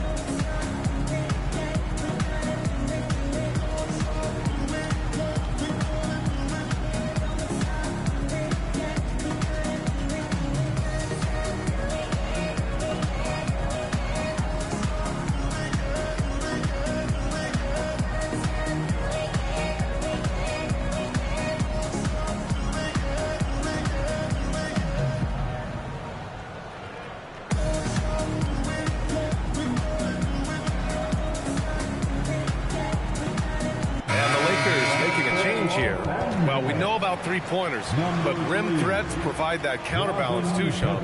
No doubt. Protecting the rim, playing defense, and playing with verticality, that's very, very important. And we saw a lot of draft picks going to mobile, athletic big men, guys who can protect and punish the rim while also being able to move their feet. You need to have a defensive presence down low. There's so much ground to cover defensively in the NBA now. Back to Halliburton. Pass to Holmgren. Here's Flag. Castle for 3. Can't connect. Making him 1 for 6 from the field. Outside Jones. Jordan with a screen on Wembanyama. Throws it up high. Oh, nice shot by Kuzi. Kuzi's got 5 points. When you use it right, the pump fake's as effective a move as there is. Halliburton on the wing. Leonard defending. Pass to Castle. Shoots from the line. No good. Off the front rim. I mean, he's trying to shoot his way out of what's becoming a prolonged cold streak. And he doesn't have to do it alone. He's got 4 teammates on the floor. He came out today planning to do as much damage from three-point range as possible. Well, it looks like it's time to change up the plan, guys. Halliburton outside. This one for 3. He got it. Halliburton nails the three. He drops yet another dime, just facilitating this offense like a maestro. Shams, with so many entertainment options out there, Commissioner Silver has said the league cannot be complacent. Boy, is there ever. I mean, you think about the new TV deals, you think about the rise of social media. We're seeing so much innovation in this world, just in general, across all sports, and the NBA is no different. And certainly, the league office has been very proactive, looking to improve this product at every turn, and a lot of this is around social media and around the internet and around their young consumers and young fans. And so now a timeout called by J.J. Redick. Coach probably just checking to make sure everybody's on the same page here.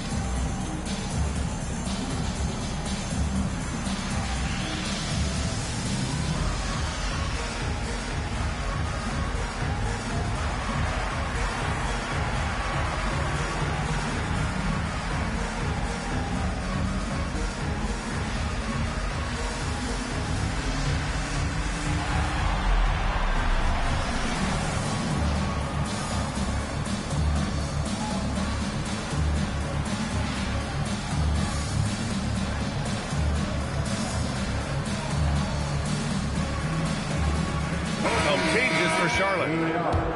And since we have a moment, here are last year's most efficient scorers around the league. Fourth, Ivica Zubac. So consistent from the floor. He shot it at a great clip last season.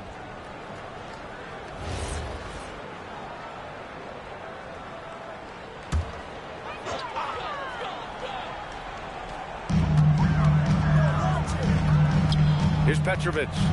Yet to see a basket over Knippel, and Petrovic gets it to go. Well, the defense is going to try to shut down certain things, but it's impossible to deny everything. That's a skilled play right there. And let's swing it over to the sideline and hear from Allie. Thanks a lot, B.A. Technology is key for NBA growth. Commissioner Silver said we can now see where we lose viewers. For example, stoppages for replays. One way around that is creating technology that can instantaneously make objective calls like out of bounds, and in doing so, create a better pace to the game. Back to you, Brian. All right, Allie, thanks for the report. And they're +5 on the boards after that rebound. It's Hart on the wing. To the inside. And it's going to be a 3-second call. And now a look at the upcoming schedule for the Los Angeles Lakers. On Tuesday, it'll be the Sacramento Kings coming to town. Then on Tuesday, they'll host the Toronto Raptors. And for their matchup with the Bulls, that's going to be their 6th contest on the year. Fans will be curious to see how this team continues to form as the season goes on. Well, we know you got to get going, but thanks, Shams. As always, it's been fun and informative, my friend. BA, no problem. Always glad to join, but I got to go. I got to get to this field right now. Man's got things to do. Always a pleasure to have Shams drop in. He knows everything that's going on in the league. Well, he's really connected and he has great instincts. It's almost like he could sniff out a story better than anything. Man, good whistle there.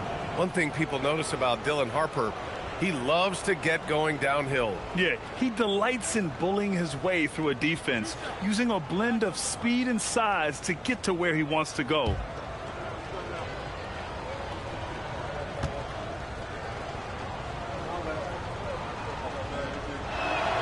The first one falls. And when Dylan Harper's dad, Ron, won 5 NBA titles, he was a great player, and I think a lot of that competitiveness rubbed off on Dylan.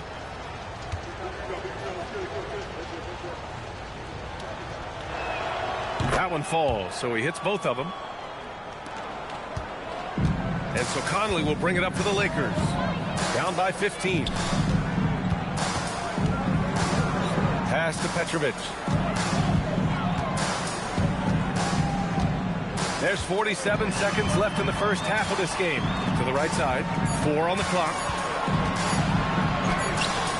The shot by Conley. No good. You have to credit their effort. I mean, they've done an amazing job on the glass. Boom! He jams it straight down. Balanced play has given them the lead and also quieted this crowd. I think everybody in here is in shock. In many ways, their team just hasn't shown up. Left side Thibault. And the rebound goes to Charlotte. Zubac has got rebound number 5 here tonight. Pass to Knippel. Here's Harper. He's guarded by Conley. Hart from long range. Oh, and he just knocked down the buzzer beater. Well, that's going to give them a shot in the arm, and now they'll go into the locker room with all kinds of confidence. And so it's Charlotte ending the quarter with a 20-point edge. It hasn't taken them too many shots to get their points. They're winning with efficiency. Time for a quick break, then back to the action. Fans, get ready for some high RPM and amazing stuff from your Pocket Bike Arena Entertainment.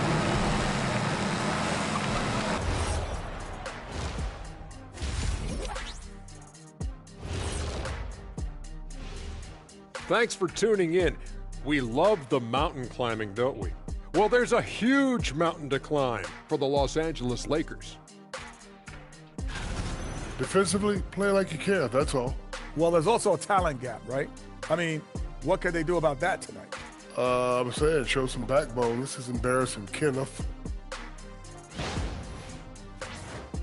Taking a peek now at the upcoming schedule. Yeah, taking a look at the Lakers. When you come out rocking with 2 straight wins, you're feeling good. Yeah, got to keep that out of your head, though. Each game presents a new challenge. And that's it for halftime. Thank you for joining us. We send you back to Brian Anderson for the start of the third quarter.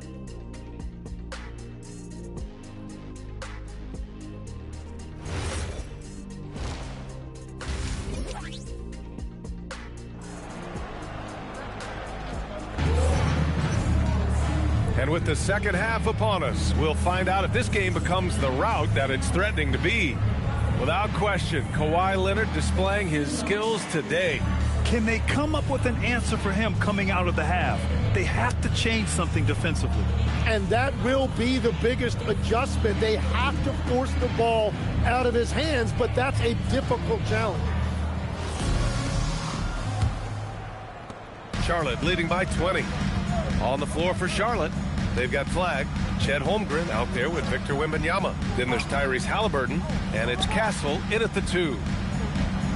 That's good from Wembanyama on the assist by Castle. Wembanyama's got 10 points. Leonard outside. Outside Jones. Over Castle.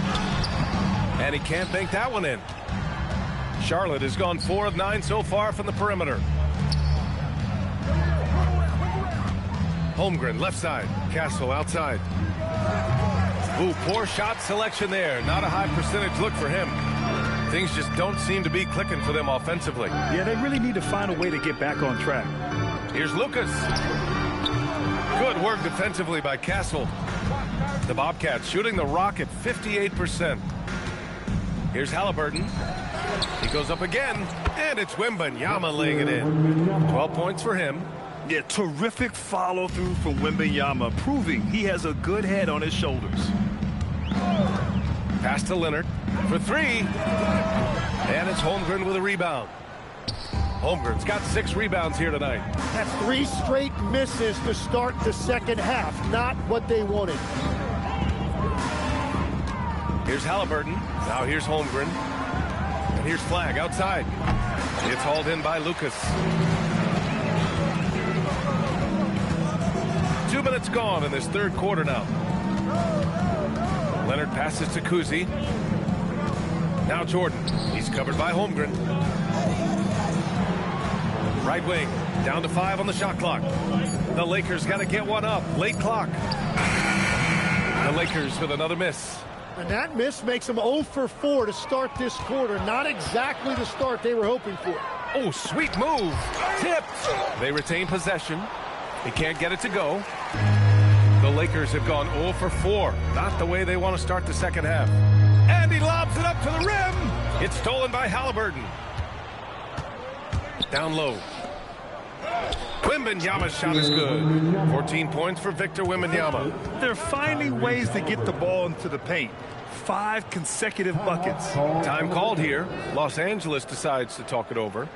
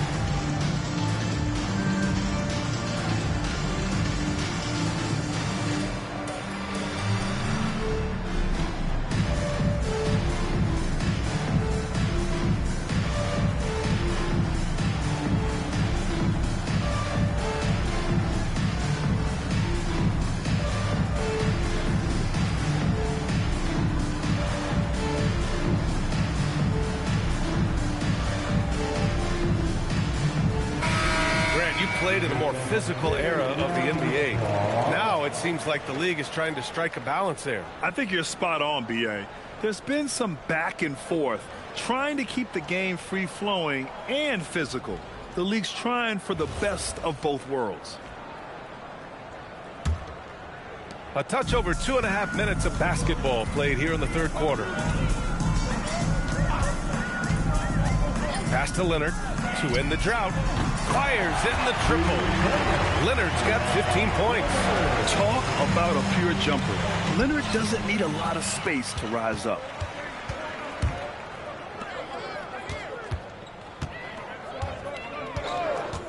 Takes a three. And the Lakers hit again from deep. The three-point shooting has been on point here in the second half. Now a timeout called by Charlotte. And the other team is running all over them right now. Yeah, no choice there but to burn a timeout. You've got to talk it over, regroup, and hope your opponent cools off a little bit. Lakers fans, put your hands together. Make some noise for your Lakers hype team. Please welcome to the ball, the Lakers hype squad. What's up, here?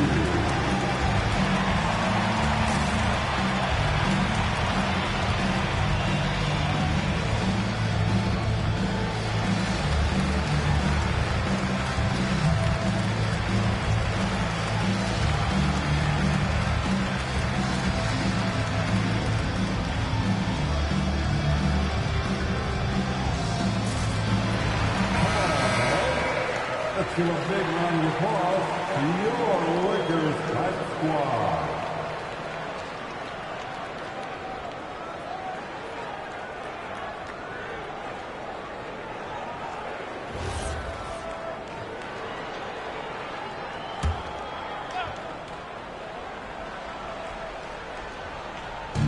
Third quarter of basketball here. A little under 3.5 minutes gone by. Halliburton outside. Just 5 to shoot. Here's Wembanyama. It's hauled in by Lucas. Lucas has got 8 rebounds in the game. And Grant, offensively, Wemby has a lot of different options. Talk about his game. Well, put simply, we've never seen a 7-footer with this array of skills. He's an efficient shooter from anywhere, and the length to just about ignore defenders. I mean, he's got it all. Castle against Jones. Pass to Wembanyama. Kicks it out to Holmgren. There's the triple. And the foul called on Victor Wembanyama. That'll be a second foul of the game. Bradley, he's checked in for Los Angeles. Josh Hart's checked in for Charlotte. Harper comes in for Castle. On offense, here are the Lakers. They've gone on an 8-0 run. Inside, it's stolen by Wembanyama. Over to the wing, from deep, Harper. Rebound, the Lakers. Jones, the pass to Kuzi. Leonard outside. Shoots over Harper. Shot by Leonard, no good. Yeah, he probably shouldn't have taken that shot there. The defensive intensity was all over it. And the dunk by Wembanyama. And the offensive skills of Wembanyama are a huge part of his high value. And nice to see him delivering. Leonard for three. Hart pulls it in. And so it's Hart with it. He brings it up for the Bobcats. And following this one, they'll take on the Timberwolves in Minnesota. That'll be the third stop of this 4-game trip. Pass to Harper. Lets it go from deep. Leonard pulls down the board. I love those kind of looks as a player. Plenty of space and peace of mind to launch. Rarely see him that open. Here's Lucas. Yes, and it's Leonard with the assist that time. Well, they're on the right path now, but still in a pretty big hole. And they seem to have found something out there. I like the confidence they're playing with. Halliburton outside. No good on the triple. On offense, here are the Lakers. They're on a 10-2 run here. Pass to Leonard. Nice ball movement by Los Angeles. Halliburton on the wing. 7 points in the game. And out of bounds, the Lakers will take it.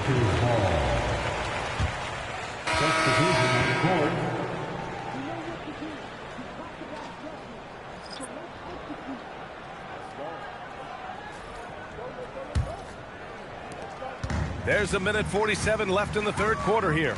Out left to the wing. Back to Conley. The three. It's rebounded by Zubats.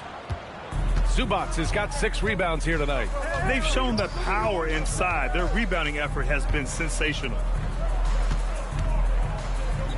From deep, Harper. On target from range. Harper's got 7 points in the game. A fairly confident three-point shooter. I'm sure Coach hopes Harper only gets better at this. Bradley sets a screen. The three, Conley. And the rebound goes to Charlotte. Zubats has got 7 rebounds in the game. Here's Knipple. Pass to Diabate. Zubats with a screen on Thibault. Takes a step back. It's stolen by Thibault.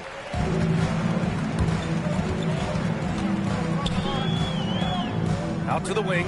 Puts it up from 17. And Petrovic gets it to go. Petrovic has got his second basket of the game. Anytime you get an easy shot in this league, your confidence level goes up. That's exactly what happened there. To the wing, right side. Fires the three. Connects from downtown. Petrovic has got 5 points in the quarter. Some sick ball skills displayed right there. And he's not the guy you expect to pull that off. Here's Hart. Oh, no good on the last second attempt there. And so it's Victor Wembanyama making things happen for the Bobcats. 8. And a moment now as we take a look at our State Farm assist of the game. You know, I'm kind of stoked this was a choice because I love this pass. A remarkable find. He put his court vision on full display. Well, he made it look simple, but that's not always easy to execute. And with the fourth quarter upon us, time is running out for this game to become competitive.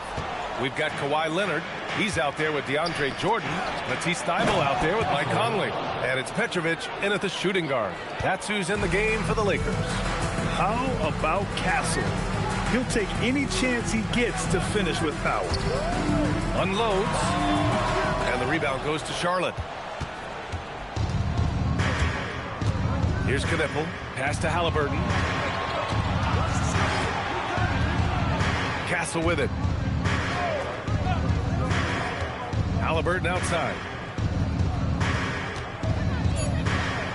To the right side. And here's Knipple from the arc. Down it goes. And a great assist by Halliburton. Knipple's got his first bucket of the game, and he's on the board for 3. Leonard on the wing. To the paint. Here's Jordan. And slam dunk by Jordan.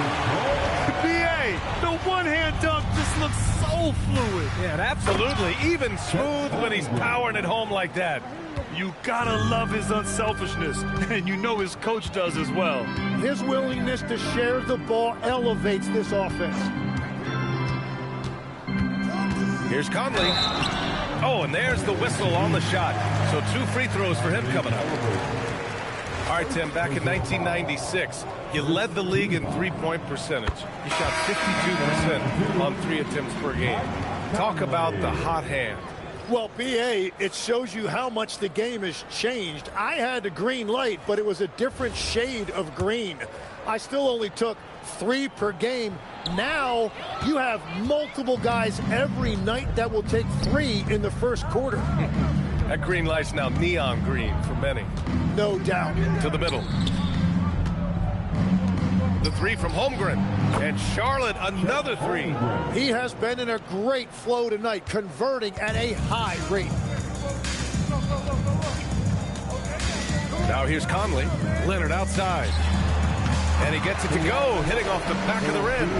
22 points for Kawhi Leonard. And just continuing to pile it on. Leonard is such a ruthless player. Wembanyama, screen on Conley. 3-pointer, Halliburton. It's hauled in by Lucas. Yeah, and the defense has really got to tighten up on him. I mean, he's just too dangerous from the three-point line. Inside. Here's Jordan. That's good. And it's Jones with the assist. I'd like to see them run more plays for him. Maybe something in motion to make it harder for the defense to deny the ball. Castle outside. Pass to Wembanyama.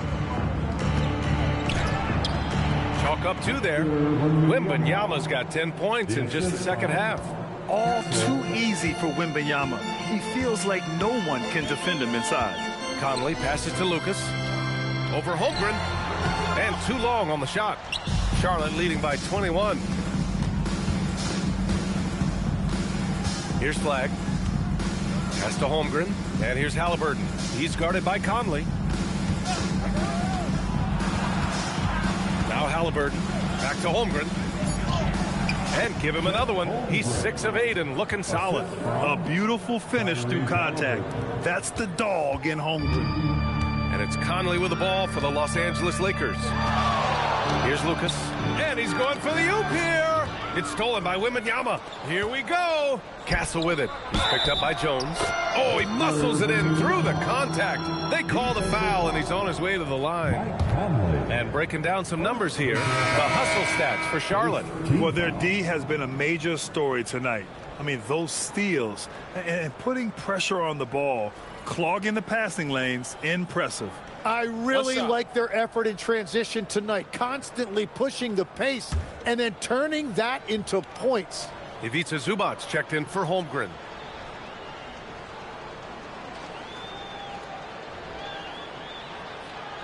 Well, Tim, with the new CBA, we're likely to see a lot more multi-team trades just to make the money work. Yeah, it's more complicated than ever to trade guys straight up. So now teams have to find ways to make moves that involve bringing in an extra team to absorb salaries.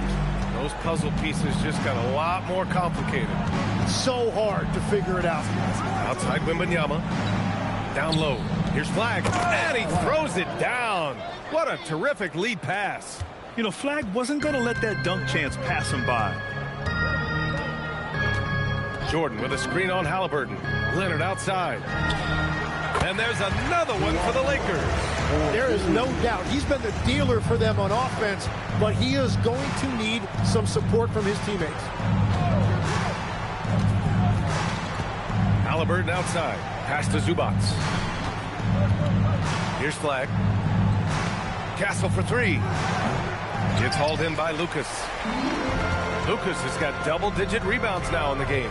It's been a quiet game for him to this point on the offensive end, but the team has still played well enough to hold the lead. Well, I think at this point the whole team is pressing, but he certainly looks frustrated. Out top, Castle. Halliburton outside. Shot clock at 5. Zubac inside. And the shot clock expires. 24-second violation. And with players now able to earn money at the collegiate level, what does that do for the NBA legs?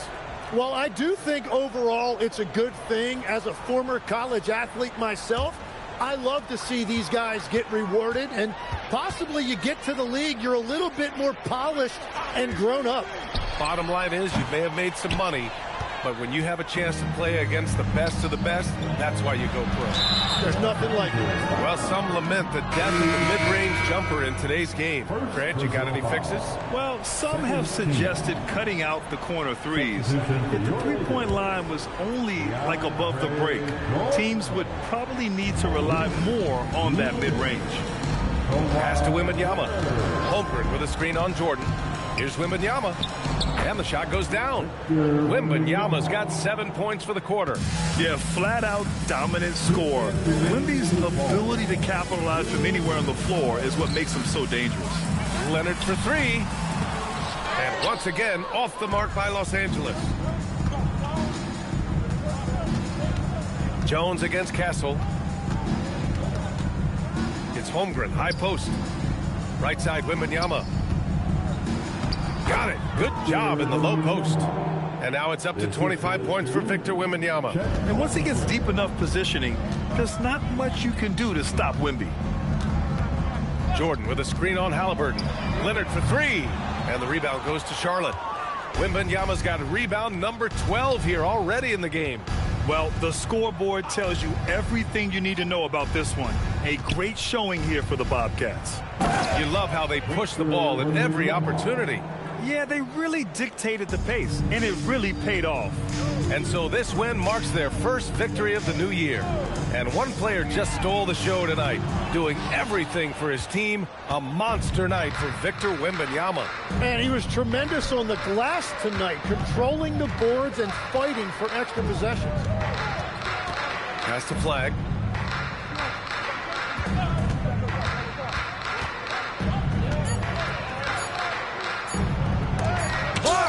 And they forced the shot clock violation. Great D. Some changes for Charlotte. Knipples checked in for Castle. And it's Harper in for Halliburton. Now Los Angeles with it. Left side, Vanderbilt. Here's Kuzi. Sinks it from distance. Well, the defense needs to be better there. They gave way too much space. Pass to Flag. 15 seconds left in the fourth quarter. That one's wide left. Here's Kuzi. And so it's Charlotte winning this one. To walk into enemy territory and deliver a performance like that, that says a lot about this squad. They really came in looking confident and didn't let anything shake them. This is what a dominant team looks like. And that about wraps it up. For reporter Ali LaForce and for Tim Legler and Grant Hill, this is Brian Anderson saying thank you for joining us. And now let's take a look at our player of the game, Victor Wembanyama.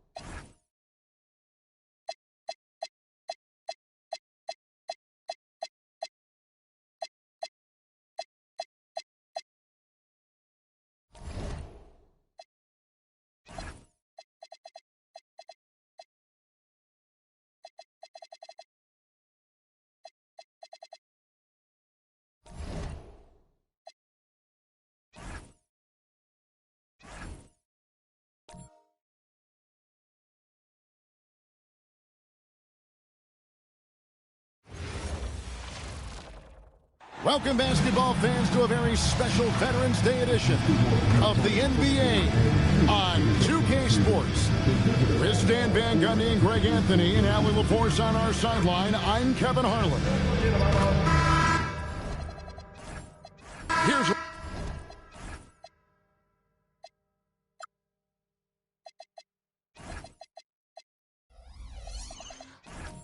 look at what's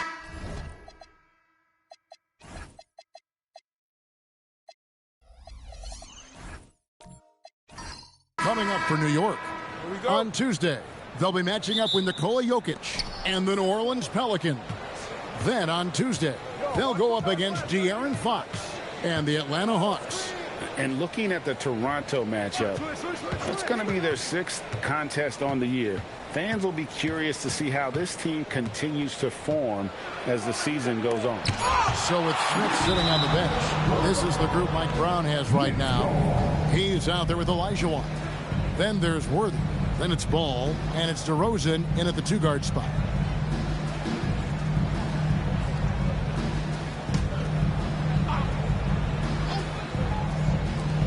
Just 2 to shoot. Tonight, I'm looking forward to this break. You're going to see the speed and the skill of NBA guards. 2 of the league's best going head-to-head. And when I think basketball, I envision guards pushing the tempo, taking threes. The modern NBA has a lot of talent. The pace has never been higher. Let's go to the sideline and see what Allie LaForce has dug up for us. Allie, take it away. Well, I had a chance to catch up with head coach Chris Finch. He had been watching highlights with the coaching staff, and they noticed LaMelo likes to pass from obscure angles. Coach told his team, you just can't relax out there. I want you looking for cutters everywhere. We'll see how prepared they are tonight. Guys, back to you. Thank you once again, Allie.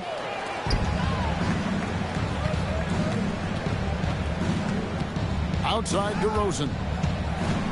Ginobili with the steal. Slammed in by Ginobili. Merciless drive by Ginobili. If there's a weakness in your defense, he'll find it. Back to Ball. His shot is good, making him a perfect 2 for 2 from the floor. I tell you what, you better watch out, fellas. He is on fire here today. Embiid with the screen on Ball. A floater. And there's the nice layup by Rose. And you love to see Rose aggressively looking to score on the inside. Ball dishes to DeRozan. Olajuwon against Embiid. Olajuwon, good. Just setting the tone with an aggressive move to the rack. And where's the help defensively? Well, when you are the aggressor this early, it is intimidating. And so it's DeRozan. He'll bring it up for the New York Knicks. This is their first chance this season playing the Timberwolves. And going back to last year, this series was an even split. Charity stripe shot, and again it's New York. Yeah, how many times have we seen that from DeRozan? The mid-range maestro does it again. And GA, you started your career with the Knicks. What memories do you have from your time in New York? Well, after winning a championship in college, it was great to play for a team in the NBA that had similar aspirations. So many great veterans to learn from, and a Hall of Fame coach. Puts it up from 15, and Embiid pulls it down. When the defense is playing off you like that, you want to be able to convert, but that time he just couldn't get it done. A nice shot by Tatum. Well, when it comes to his jump shooting, Tatum is extremely efficient in catch-and-shoot situations. Olajuwon inside, guarded by Embiid. Olajuwon can't hit. Tatum passes to Rose. Back to Tatum. Pass to Ginobili. And Rose, wide open. He shoots. And that won't go, missing the go-ahead bucket. Yeah, I'm not sure if he's going to be able to shoot his way out of this one or not. Olajuwon, right side, and he comes up with the deuce. And that's just too deep. Olajuwon with way too many moves in there, almost automatic. Tatum on the wing. It's good. This time the assist from Rose. Tatum's got a pair of threes now in the first quarter for the Timberwolves. Hayes with the screen for DeRozan. Here he goes. Up and in, off to an efficient start. 2 for 3 from the field. I don't know what's happening defensively, but they're not putting up any resistance. And timeout called by Chris Finch. Timeout. He's going to take a minute here to get things straightened out. And good depth for the Timberwolves. It can be challenging sometimes, Stan, choosing who plays and who sits. Well, Kevin, that's the kind of problem you want as a coach. But they've traded away a lot of draft capital to assemble this roster. Now it's about paying them to keep them together.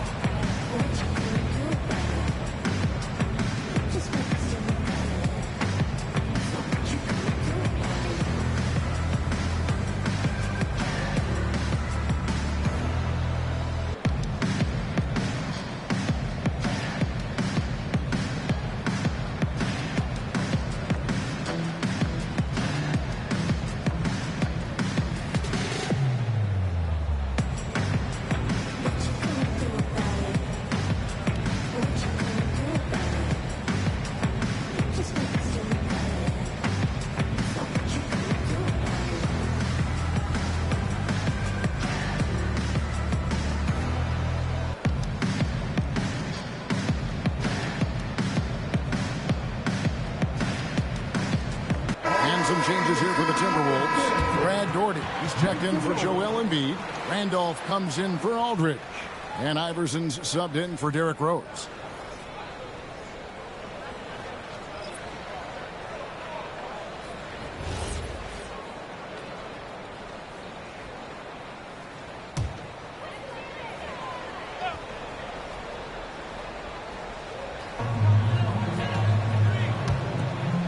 Tatum looking around.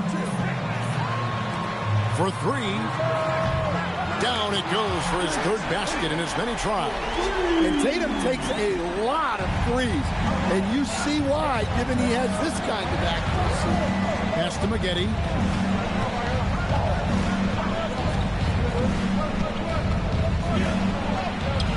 And that one is off. Some solid defense from Randolph. Tatum passes to Ginobili. Inside. They swipe it. And a fast break now for the Knicks. Here's Maggette. And he makes that one. And the defense to start that play was terrific. I love the fact that they attacked early in the shot clock. Here's Iverson. Jacks up a 3. And Ginobili wide open. He shoots. Here's Daugherty. And finished off by Daugherty. Doing his job on the glass and doing it with force. And Greg, it's not everybody in the league who can make those kinds of plays. Well, he gets paid to be a factor on the glass. That's a nice dunk to finish it off. Guys, what do you think about the offensive approach so far that we've seen for the Timberwolves? Well, the thing about hitting early threes, it spaces the floor and makes things a lot easier offensively. And I really liked how they moved the ball tonight. Because of this selfless approach, they are piling up the assists. The free throw drops for Rondo. And a few of the top guys, Coach, in this league have been on hot streaks, fueling early MVP conversations. I guess it's never too early to talk about the MVP, is it? Yeah, that definitely builds excitement for the fans and sets the narrative for the rest of the season. But you know, Kevin, it's still way too early to tell how it's going to shake out. And when engaged, Rondo is special. A triple-double threat who does a little bit of everything for his squad. Back to Iverson. This one for 3. That falls. Nice feed that time from McCollum. Good job of stepping up to the plate there, seizing back the momentum for his team. Yeah, plenty of lead changes in this game. It's gone back and forth. The shot by Rondo is no good. And he rushed that one, no doubt about it. To be out of position, you could see the frustration on his face. Cullen passes to Randall. Count the bucket, and he's got a free throw coming up as well. He might not elevate like some of the other guys on the court, but as we've learned, Randolph knows how to get the ball in the basket. At the line for your Timberwolves, one shot.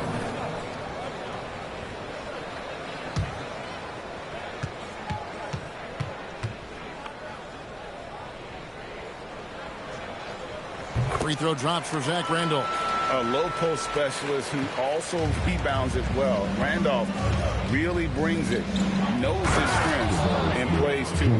It's time to send it over now to our reporter, Allie LaForce. Thank you, Kevin. Jared Allen has an inquisitive nature. Whether it's cooking, gardening, reading, or basketball, he's a sponge.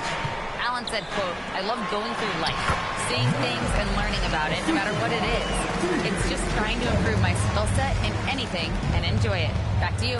He's got that curiosity. Allie, as always, we appreciate your reporting. Not quite enough defense that time around. Just lucky he was off. Here's Iverson. Takes it off the glass. And now a 7-point Minnesota lead. You gotta love Iverson's tenacity, especially when he's driving. Smith kicks to Rondo. Aaron passes to Miguel. Puts up a three. Rebounded by the Timberwolves. Outplayed in the previous game on their schedule, losing to the Raptors. Well, they couldn't buy a bucket at times, and that's frustrating. That game was not their friend. Well, you have to give the defense credit for making things hard on them, but they just looked out of sync offensively. And so it's Minnesota bringing the quarter to a close with a 7-point lead. And they've done a phenomenal job down low, so many of their points coming right at the rim. And we'll be back with you shortly.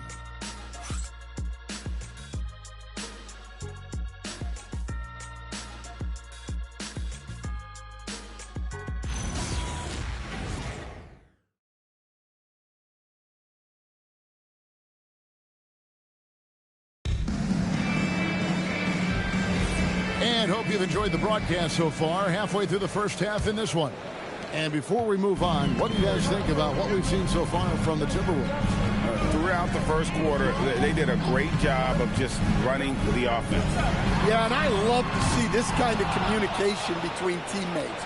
Great player movement, great ball movement. C.J. McCollum out there with Rose. Then it's Joel Embiid. Then there's Jason Tatum. And it's Jefferson in at the 3, the small forward. That's the 5 to begin the second quarter for the Timberwolves. Minnesota leading by 7. Floats it up for Rose. And out of bounds as the Knicks gain possession. Instead, the head coach, Chris Finch, bringing a culture of accountability to this Timberwolves team. Yeah, Chris Finch challenges every player, Kevin, top to bottom. No sugarcoating Coach Finch's message, but at the same time, getting that buy-in that a coach has to have. Ano Ginobili. Oh, my goodness. Well, we don't always talk a lot about DeRozan's ball handling, but you see what he's capable of. Outside Rose. Pass to Embiid. Olajuwon with the block. And so it looks like the Timberwolves will retain possession here.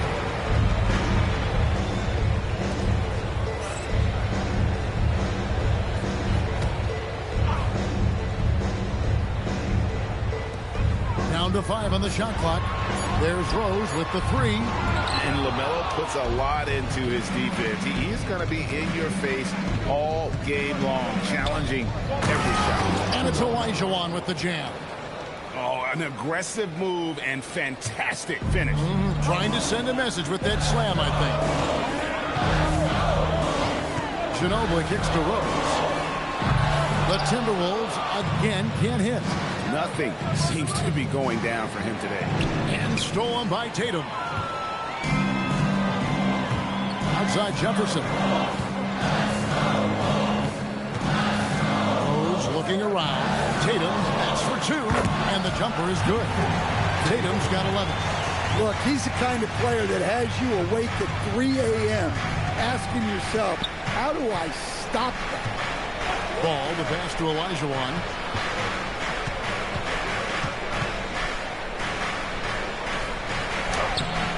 Minnesota with the rebound. Embiid's got rebound number 5 here tonight. Tatum to the middle. Shoots over Worthy. James Worthy comes up with a rebound. For the New York Knicks, they come in off a good outing against the Kings in Sacramento.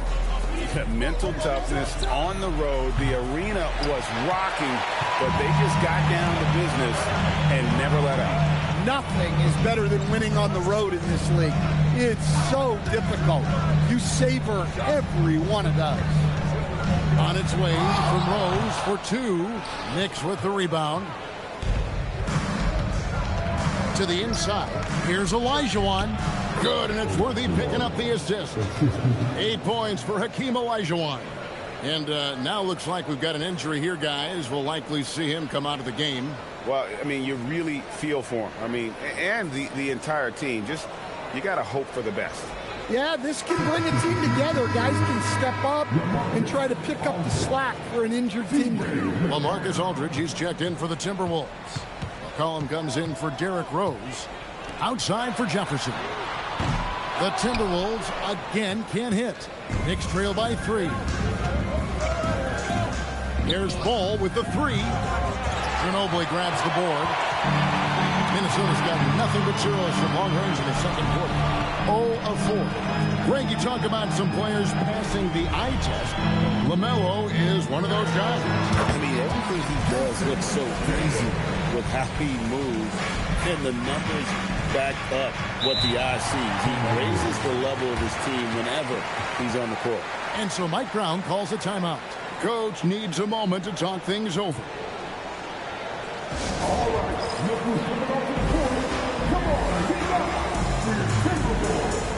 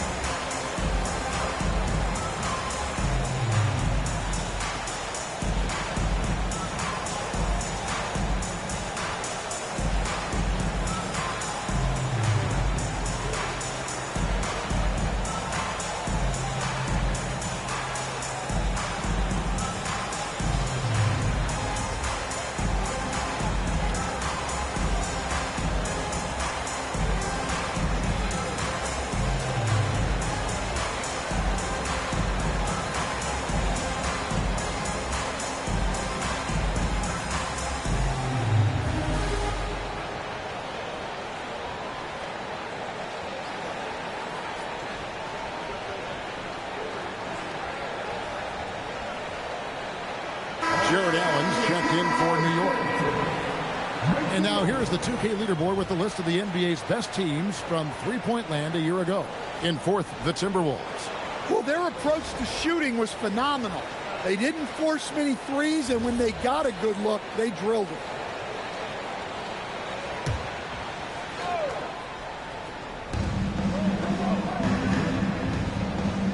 Outside, Ball. Pass to Hayes. Here's DeRozan. Shot clock at 6. And he banks in the layup. DeRozan's got 8. And they're beginning to just flat out fall apart defensively right now, especially on the interior. It's stolen by Allen. Now here's DeRozan. He had an 18-point outing in the last game against the Kings in Sacramento. Well, and he was also doing a great job feeding his teammates, racking up the assists. So important to team chemistry. Shot clock at 3, and it's Ball penetrating. Off target with the free throw line, Jay. And guys, his shot hasn't been falling this quarter. Time to settle down, refocus, and get a really high percentage look. And now the Knicks on the break. For the 3. Rebounded by the Timberwolves. He's having a tough quarter scoring the basketball and able to help them close this gap. Cullen passes to Tatum. And contact on the shot, so he'll be shooting free throws here. And sometimes, Dan, lost in everything he has done for his team, Jason Tatum is one heck of a playmaker.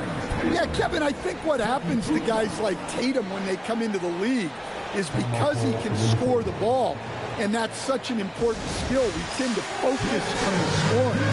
But Jason Tatum has become a better playmaker in his time in the league.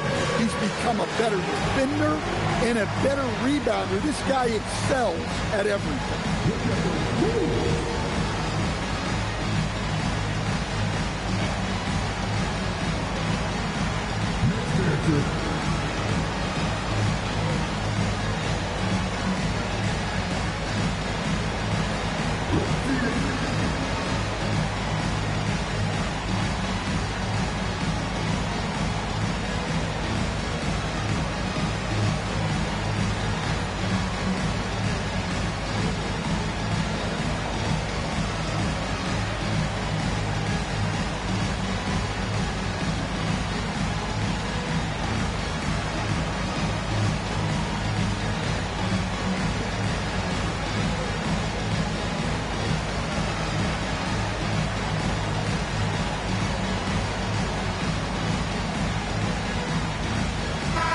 Minnesota making some changes. Doherty's checked in for Aldridge. Randolph comes in for Richard Jefferson.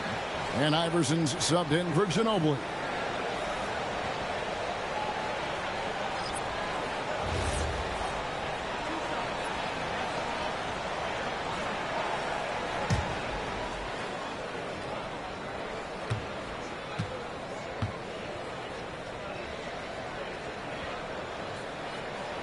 First free throw is good. Greg, you think about the value of those sage veterans on a team, guys that have been around the block, played a lot of years. Why are they so important?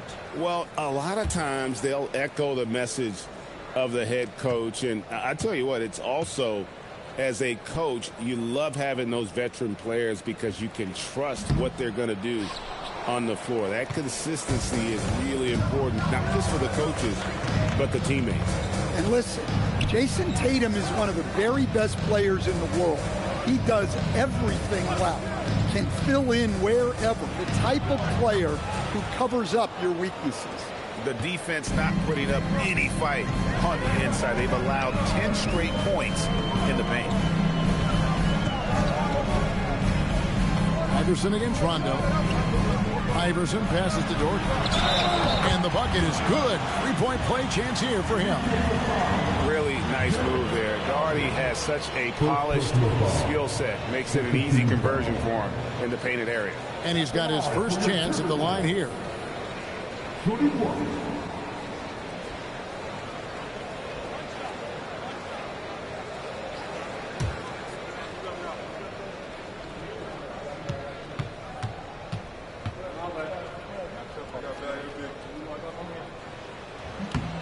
That one falls for Doherty.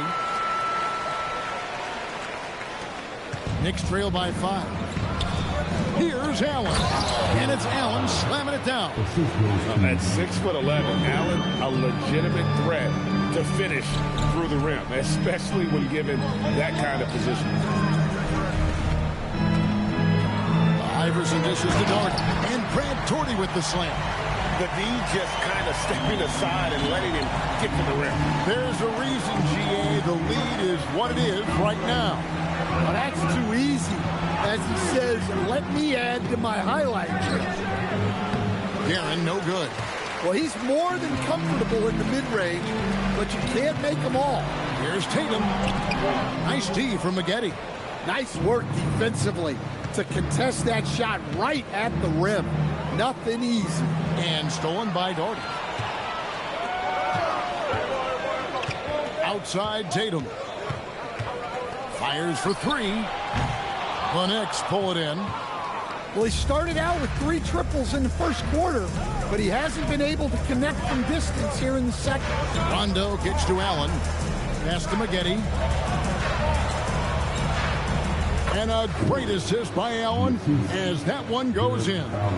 Things have changed for him this quarter. It's starting to go his way. Outside Tatum. They double team Randolph. A 3 from McCollum. And it's out of bounds. Last touch by Allen.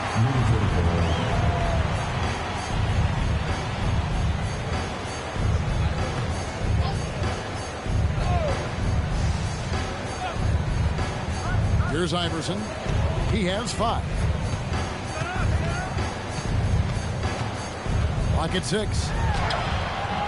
And always good to see Rondo being active defensively, more than capable of shutting down his man.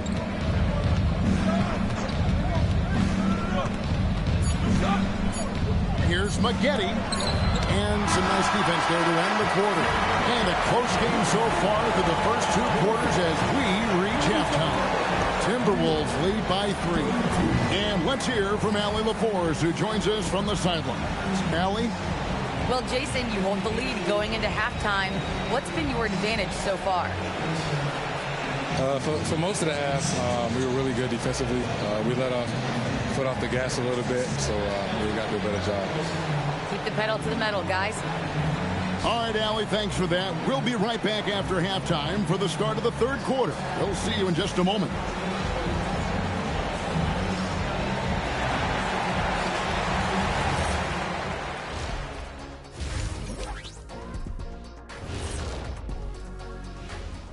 Welcome to halftime, everybody. Right now, the New York Knicks are providing quite an entertaining and close game.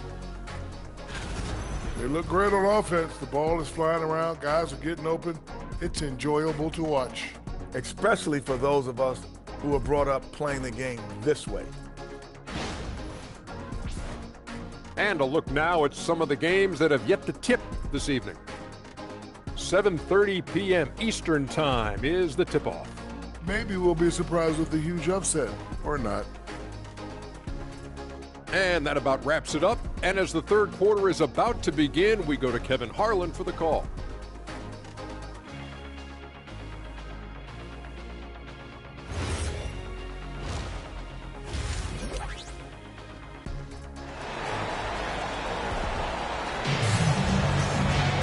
Second half of basketball upon us.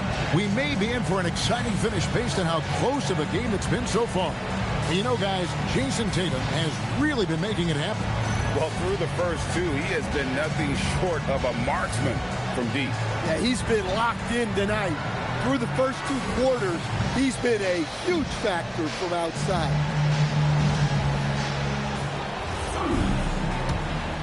Here's Ginobili. So with Smith sitting on the bench, this is the group Mike Brown has right now. We've got DeRozan. He's out there with Elijah. Then there's Worthy. And it's Ball in at the point. Lots of players do it, Coach, but what is the best part of Jason Tatum's game, in your opinion? Wow, now that's a tough question, Kevin, because this guy can do it all. I would say what the best part of Tatum's game is, he can create whatever shot he needs at any given time. He's got the ball handling skills and the shot making ability to get where he needs to go and then finish the play.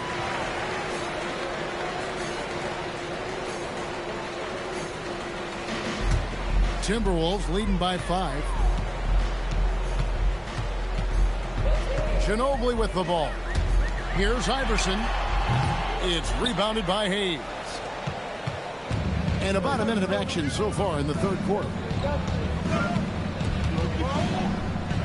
And here is Ball. Olajuwon with the ball. Now defended by Embiid. Just 5 on the clock.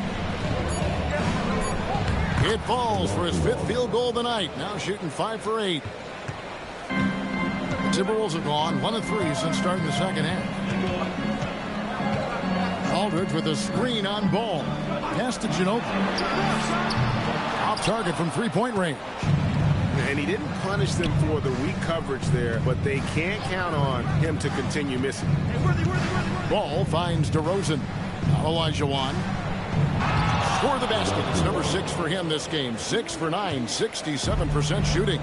And boy, he's really in a groove. Dominant performance last game. Same thing this time out. Yeah, for sure. He is just oozing confidence. Thinks every shot is going in.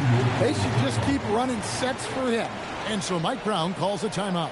He's going to take a few moments here to check in with his team and regroup.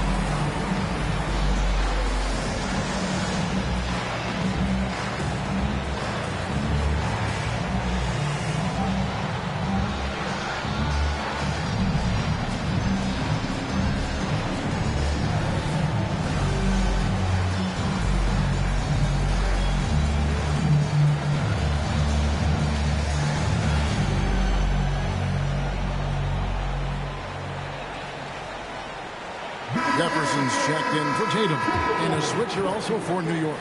Allen's checked in for Elijah Wan.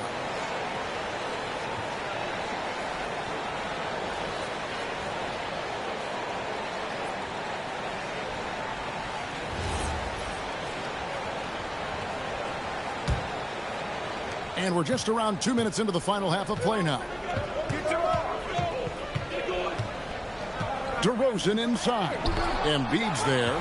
And Embiid protecting the rim, using that 7-foot frame, big fella. Iverson outside. Ginobili with the three. Good. And it's Iverson who picks up the assist. Iverson's got his 4th assist in this one. Three-pointer. That one's rebounded by Embiid. Embiid's got his 6th rebound on the night. DeRozan against Ginobili. A three from Iverson. No other way to put it. Just a poor shooting performance for him. But luckily, his teammates have picked up the slack. Good D by Embiid. That's a defender doing just enough to cause a miss on the layup.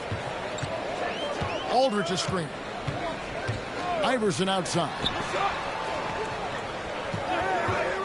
Shoots it.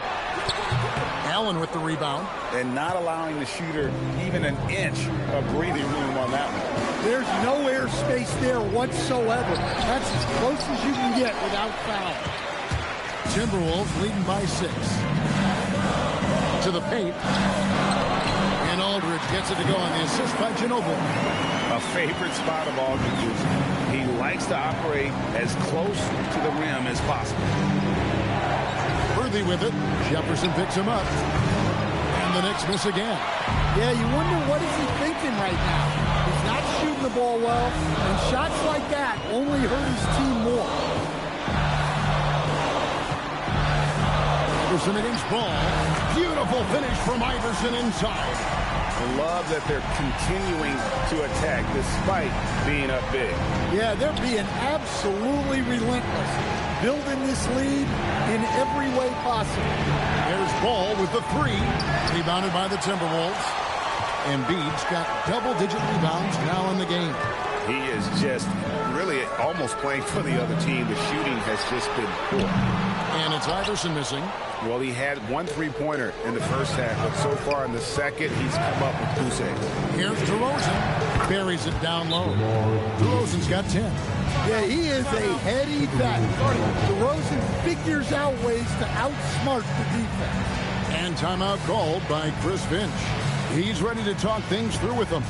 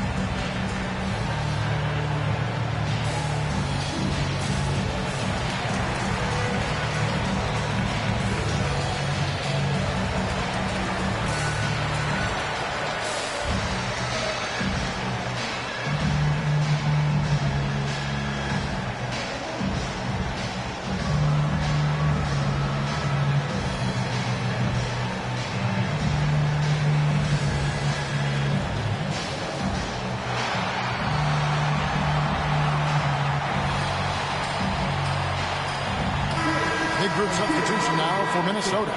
Gordy's checked in for Joel Embiid. Randolph comes in for Aldridge. Tatum, he's checked in for Richard Jefferson. And McCollum subbed in for Allen Iverson.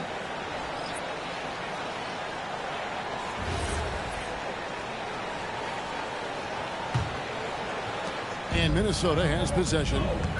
Their defense has only allowed 6 points in the second half. And it's time for an injury report. Hey guys, I got an update from the head athletic trainer of the Knicks. He let me know that it's a strained hip, which causes plenty of soreness and shooting pain in that area. They need all hands on deck, so they're giving the green light, but they'll keep a close eye on his injury as the game rolls on. Back to you. Thank you, Allie. We appreciate the update. And, of course, you never like to see any kind of injury. It's interesting. Even with the advancements in strength and conditioning, injuries continue to impact the game. Well, this is a high-impact sport, and the league continues to get bigger and faster. And a breakdown here, guys. The hustle stats for Minnesota. Well, all you can ask for is your guys to be really active on D, and they've been more than that tonight. And another thing, guys, they dominated on fast breaks tonight, outrunning their opponent the entire game. It's McCollum with the drive, and McCollum with the slam. Nice play by McCollum. So crafty with the ball in his hands. Pass to Smith. Now here's Rondo. Back to Smith. Good. And it's Rondo who picks up the assist. Rondo's got his third assist on the night. Outside Tatum. 1:46 left here in the third quarter. Good for another basket. He's put up 10 shots and made 7 of them. Knicks trail by 14. Rondo passes to Hayes. Here's Guerin. He has yet to score. Hayes with the screen for Maggette. 6 on the shot clock. The shot's good from Hayes.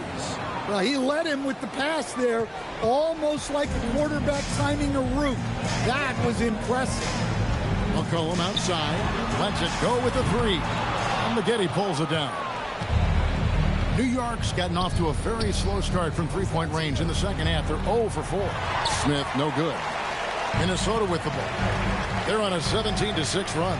Down low, Doherty. Great pass to set up the lay-in. Doherty's got 9.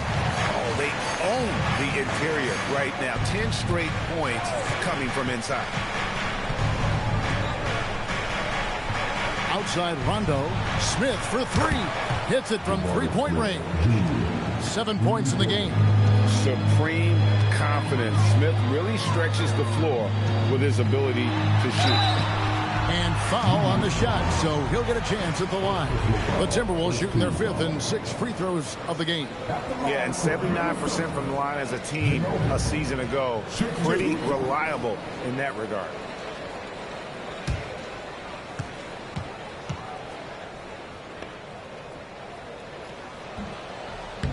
That free throw, no good. And whether he's starting or coming off the bench, Ginobili makes an impact. The type of player any team would love to have. Looking at who's out there now for the Timberwolves. Embiid, he's checked in for Doherty. LaMarcus Aldridge comes in for Zach Randolph. And Stevenson subbed in for C.J. McCollum. Then for the Knicks, Olajuwon comes in for Hayes.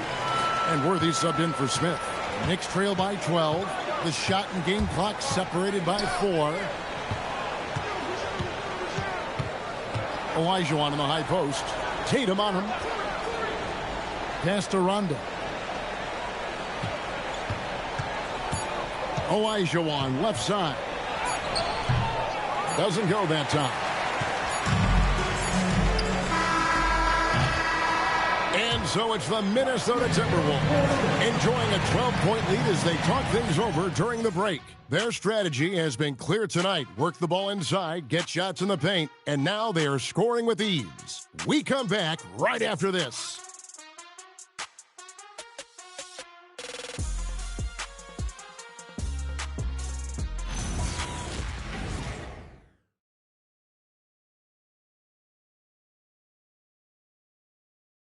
And a chance right now to show you our State Farm assist of the game. And how about the floor generalship right here? I mean, showing us why they're always in good hands when he's the man in charge. Well, he really just helps tie this team together. They know they can count on him to set them up. And as we head into the 4th, we'll see if there's a comeback in the works or if it's more of the same from the first 3 quarters. Tatum out there with Aldridge. Then it's Dandridge. Then there's Ginobili. And it's Embiid in at the center. So that's the Timberwolves 5. Maggette against Dandridge. Embiid the screen. From deep. From way outside, Joel Embiid. Come on. Joel Embiid. I mean, 7-footers are not supposed to shoot like that. Ball dishes to Worthy. Wants to get it to Olajuwon and does. And Embiid with the block. And they get it back. It's to Olajuwon. And it's Joel Embiid with the rebound. Embiid's got 11 rebounds in the game. Outside Tatum from downtown. Olajuwon with the rebound. Yeah, they had some botched coverage that turned into no coverage. Ball no good. Timberwolves leading by 15. And stolen by Olajuwon. They push it up 4-on-3. And finished off by DeRozan. Well, guys, DeRozan steadily putting points on the board. He's feeling it. Yeah, terrific play right there. Great strip to finish through the contact. Hayes is checked in for Corey Maggette.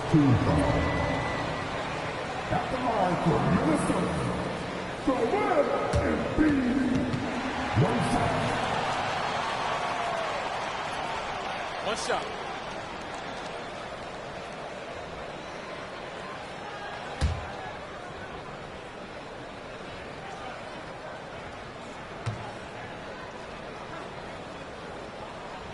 And Embiid, no good on that one. Better than most centers from the line. Embiid exceptional with his hands. Worthy a screen on Ginobili. And the basket by DeRozan. And you know, he's enjoyed the kind of day you expect in terms of shooting the basketball. He can bring them right back into this game. There's Embiid, and the dunk by Embiid. And you do not want to be on the receiving end of that. Embiid throwing it down with some funk. And Mike Brown decides to call timeout. He knows every possession is critical now.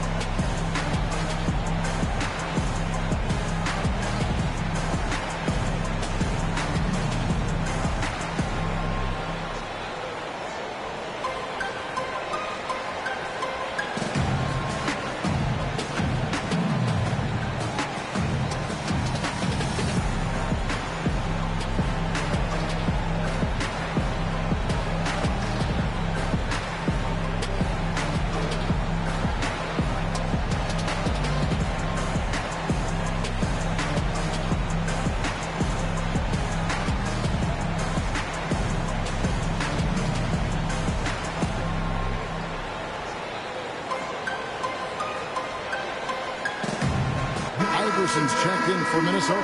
Right now, let's take a moment here to catch up with Allie LaForce on the sidelines. Thanks, guys. I got a chance to hear what Mike Brown was saying to the team. He told his guys to, quote, turn it up, going on to say, only way we get out of this hole is with effort, incredible effort. So show me what you can do out there. It's a big ask, but we'll see what happens. Back to you. All right, Allie, thanks. DeRozan scanning the floor. Over Ginobili. And off the front iron, and in it goes. Yeah, they've had their hands full with DeRozan. He is scary when he gets it going. Iverson passes to Tatum. Outside Aldridge. Pass to Ginobili. A three ball. Gets the three-pointer to fall. Ginobili's got 9 points here in the second half. And they're scoring much more efficiently here in the second half, and they've gotten that field goal percentage above 50. Olajuwon with a screen for DeRozan. Rebounded by the Timberwolves. Iverson outside. And the Timberwolves hit again from deep. Yeah, coming down the stretch, they've become reliant upon their perimeter game. Well, if you're looking to get points in a hurry as the game clock's running down, that's certainly the way to do it. And Tatum pulls it down. Minnesota leading by 19. Iverson outside. Fires the three. It's rebounded by New York. Olajuwon's got rebound number 10 tonight with that last one. Well, 3 triples in the first half, but he seems to have gone cold from distance since the break. For Minnesota, they've gone 5 of 7 from the field since the beginning of the fourth. Strong work at that end of the floor. Worthy against Ginobili. Aldridge kicks to Embiid. No good from outside. Well, the defense got lucky there. More often than not, he's making that shot. Ball. He drains the quick shot. And I love Ball's awareness. When the mid-range J is available, he is more than happy to take it. And we've got a timeout called from Chris Finch. There was no hesitating. He wants to talk to the team right now.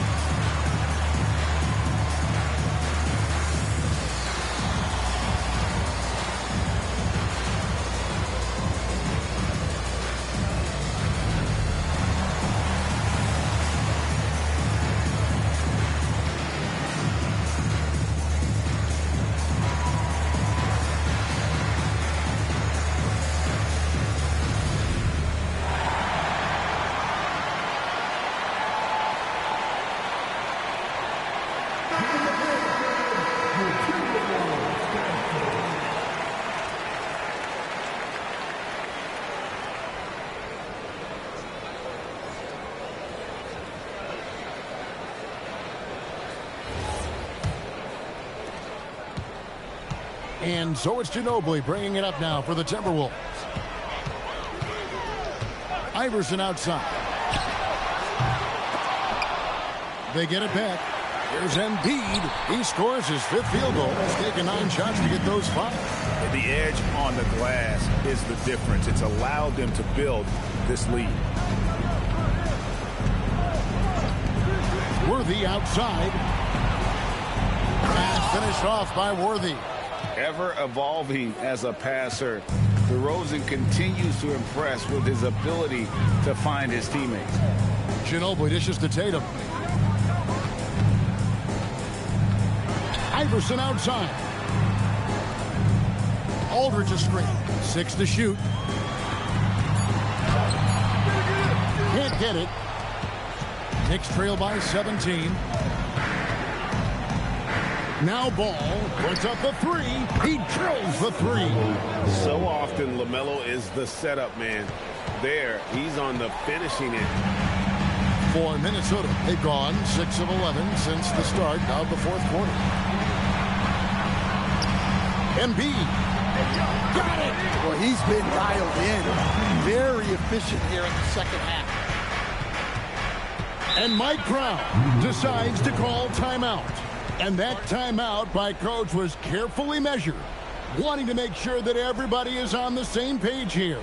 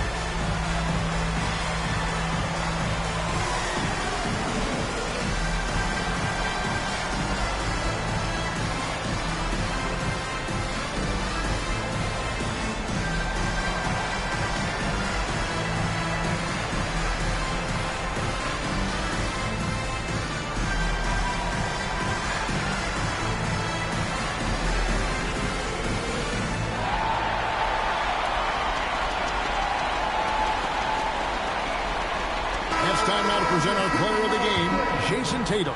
Well, he's got his field goal percentage in the high 50s, and that says a lot about how well he's been able to kind of exploit the gaps in the defense.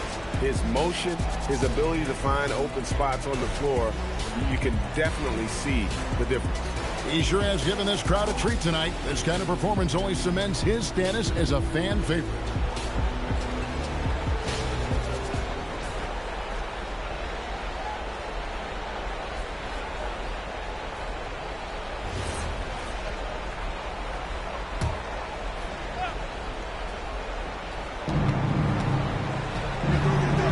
Here's DeRozan. Worthy outside. DeRozan, 5 to shoot. The rejection by Embiid. How about the anticipation from the big fella? Embiid is one of the league's premier shot blockers.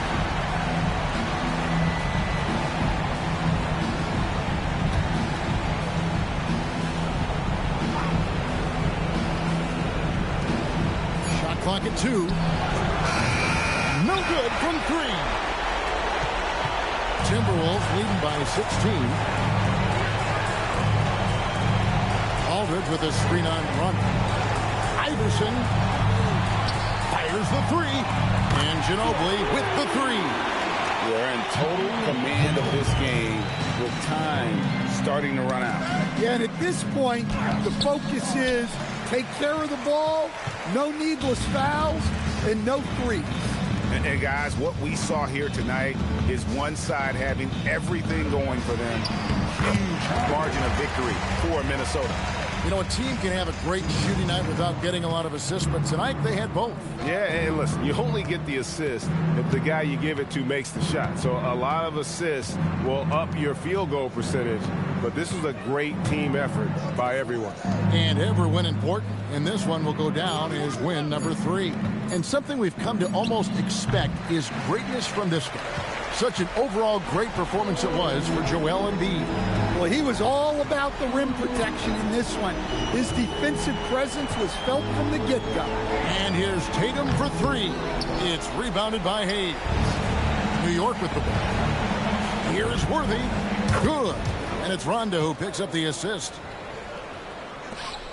32 seconds left in the fourth quarter. Aldridge with a screen-on run. Pass to Ginobili. Takes the 3. Good on the three-point shot. Impressive job by the players, coaches, and don't discount the impact of these fans. No, I'd be lying if I said the crowd doesn't have an impact. It's certainly felt from the head coach all the way down. Iverson outside. So it's Minnesota winning this one easily. This game may not have been the most exciting we've ever seen, but you have to appreciate just what a clinical performance they put on. I know their fans appreciated it, and we saw at times just stretches of excellent defense, potency from an offensive standpoint as well. They were pretty much dominant. Let's send it over to Allie LaForce. She's standing by with our player of the game. Thank you. I'm here with Jason Tatum. And Jason, congratulations on the win. What did you like about this team's performance tonight? Our toughness. And, you know, we figuring it out. It's early, but we taking it game by game, quarter by quarter. And everybody contributing. So, you know, I like it. Thanks, Jason. Terrific, Allie. Thanks. And that about wraps it up. Here with Stan Van Gundy, Greg Anthony, and Allie LaForce, I'm Kevin Harlan, signing off for this presentation of NBA basketball. But first, let's reveal our player of the game, Jason Tatum.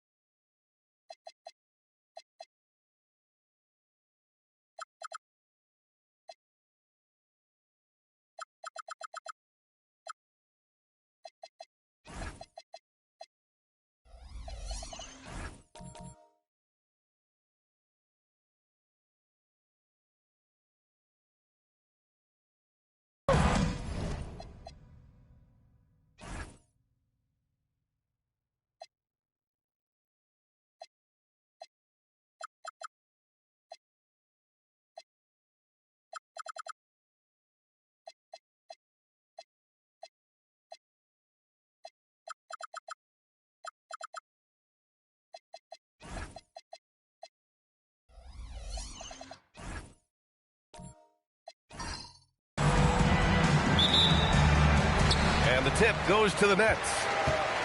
So a look at our starters for the Heat. We've got Jaden McDaniels, and it's Kidd in at the point guard position. Pass to Richmond.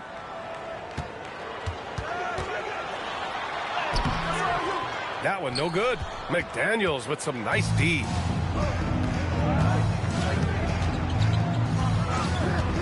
There's the three. On target from range. Coming out swinging and hitting the game's first bucket. And that begins what should be a terrific battle between these teams. Offensive rebound. It's good on the putback. He really gets in perfect position for the follow. Just a terrific read. Pass to Malone. Outside McDaniels. Here's Parrish. 6 to shoot. And here's McDaniels. And again, it's Miami from deep. Defensively, you have to stay connected to him on the perimeter. Here's Richardson. Pass to Malone. First minute and a half of basketball played here in this one. Oh, nice finish from the low block. That one's good. And setting the tempo with an assertive move. Like, where was the defense on that play? That is a quality look. You can't do it much better than that. McMillan passes to Richardson. Pass to Richmond.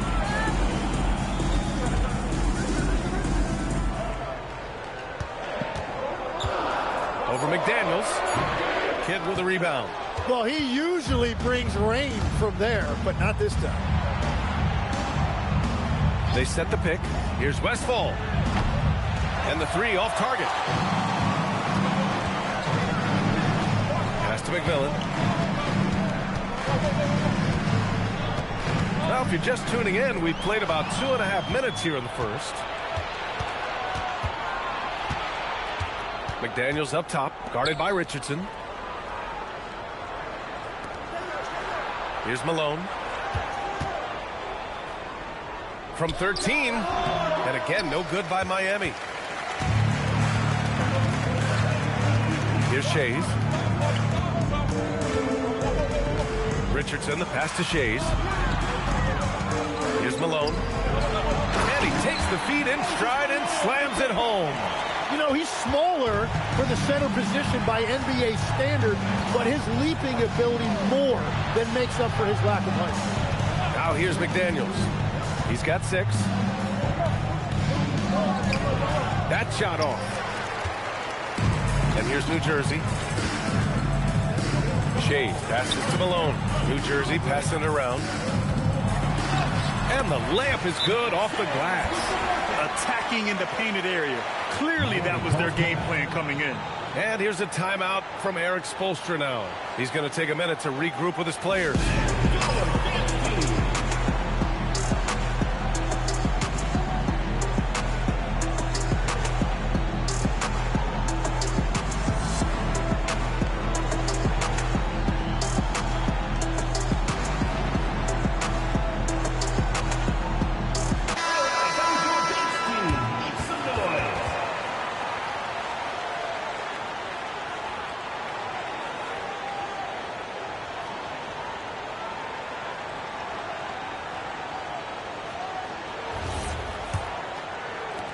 And we're just over 3.5 minutes into this first quarter. Pass to Kidd. They set the pick to get back on track. Rebounded by New Jersey. Practically a block. Good, strong challenge. He didn't quite get a hand on it, but he did enough to affect the miss. Here's Malone. He has 6. Here's Shays. The rebound by Malone. Miami trailing. Outside McDaniels. Here's Westfall. He's scoreless.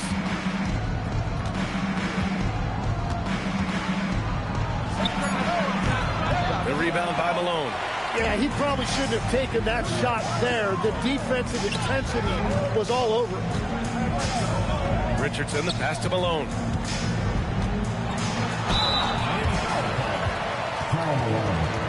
New Jersey shooting their first free throws of the game. At the line for your Nets, Moses Malone. 2 shots. Shooting 2.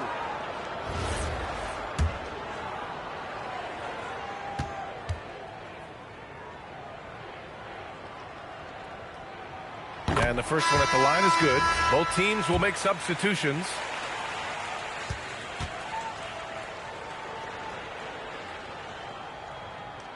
And that one goes in. 2 from the line that time. A big man with a nice shooting stroke. You love to see it. Heat trail by 4. Trying to find a spark here. Yes, indeed. A rough stretch offensively. They could really use a basket. Will it go? He can't hit that time. And here's Thompson. He'll bring it up for New Jersey. Outside Richardson. Here's the pick. Outside Richardson. 5 on the clock. New Jersey needs to get off the shot. Attacking the rim with power. Tremendous finish. And here's a timeout from Eric Spoelstra now. A moment to rest and confer on the game plan. Cunningham's checked in for New Jersey.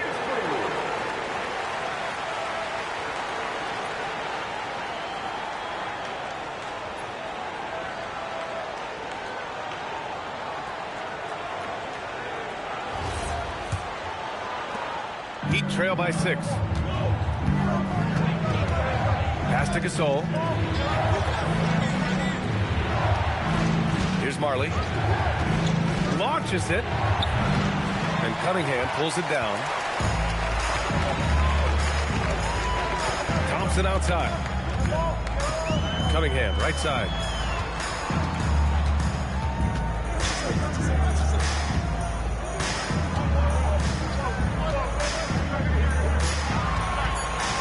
And Gasol with the block.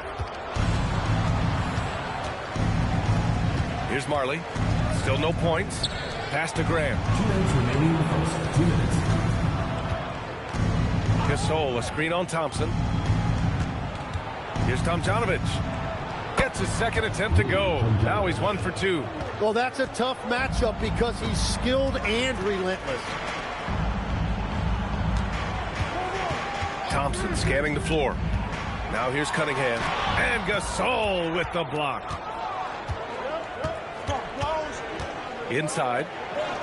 And he buries his first look. He knew exactly where his man was going to be. Outstanding lead pass. Pass to Lanier. Richardson for 3. Nice start for him. Sinking his first shot. Well, those are the ones you're happy to get every trip down the floor if you can. Parker passes to Gasol. And there are the Heat with another bucket. Beautiful look right there. Led his man perfectly. And Lanier gets it to go. Lanier's got his second basket of the night. When they get their opportunity to punch it inside, they don't hesitate. Back to Parker.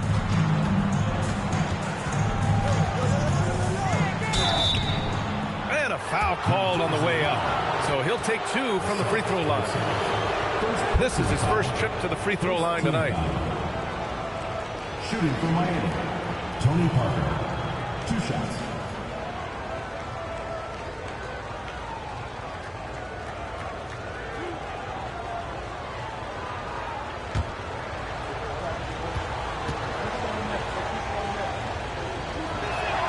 The first one falls.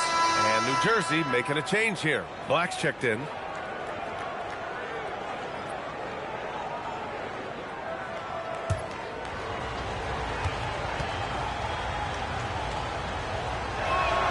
And so he hits both. And that's why you don't want to foul a guy like him. He is going to make those free throws. Pass to Cunningham. The 3. It's hauled in by the Heat. I love how they've attacked the boards here in the first quarter. Shot clock and game clock. 1 second differential. Here's Parker. Thompson pulls it in. That's going up against a defense that knows your tendencies. Black, left side. Takes a 3. Nails it from beyond the arc. And the Nets lead by 6. And so it's New Jersey leading by 6 as we wrap up the quarter. Great shot selection right now, keeping the game simple and getting high percentage looks. All right, stick around. We'll be right back after this.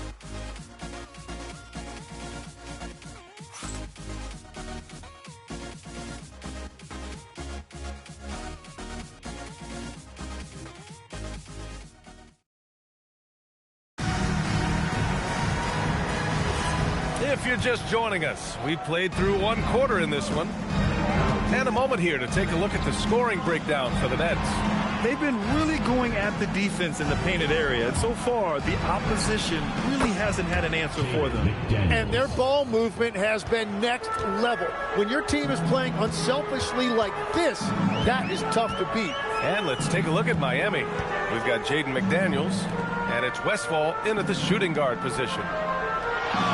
Here's Richardson. Oh, wow! With authority! Showing absolutely no mercy. Wow! Look at his teammates. They're loving it. They're letting him know. I can't believe he tried that in game. Here's Kidd. Yet to see a basket. 2 open that time. Made it look easy. Easy look when the defender isn't fighting over the screen. Yeah, and that's the effectiveness of the 2-man game right there. New Jersey passing it around. Here's Malone, and he makes no mistake. Slam dunk. I'll tell you, he is so tough to keep down once he gets near that rim. Yeah, he can get up even a few notches higher. Here's Westfall. Here's Kidd.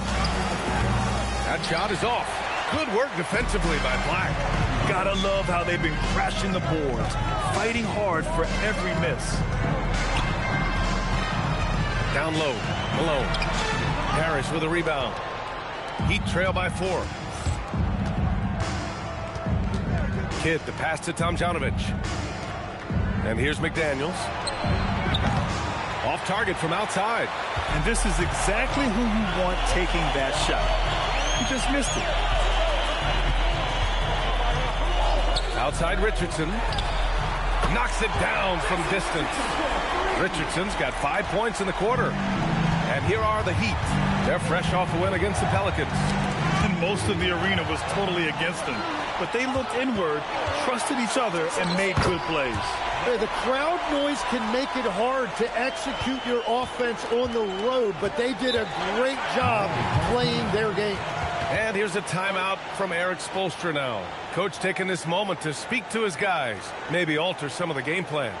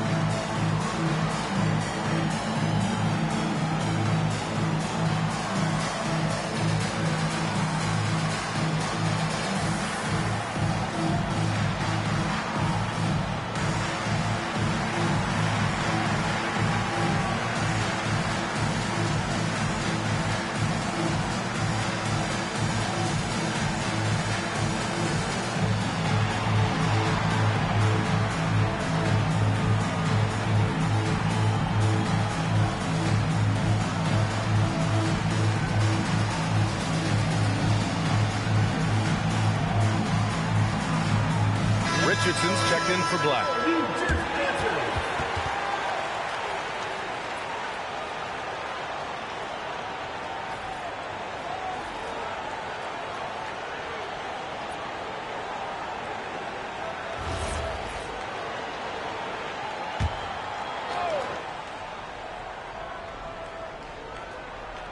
Here in quarter 2, we played a little over 2.5 minutes now.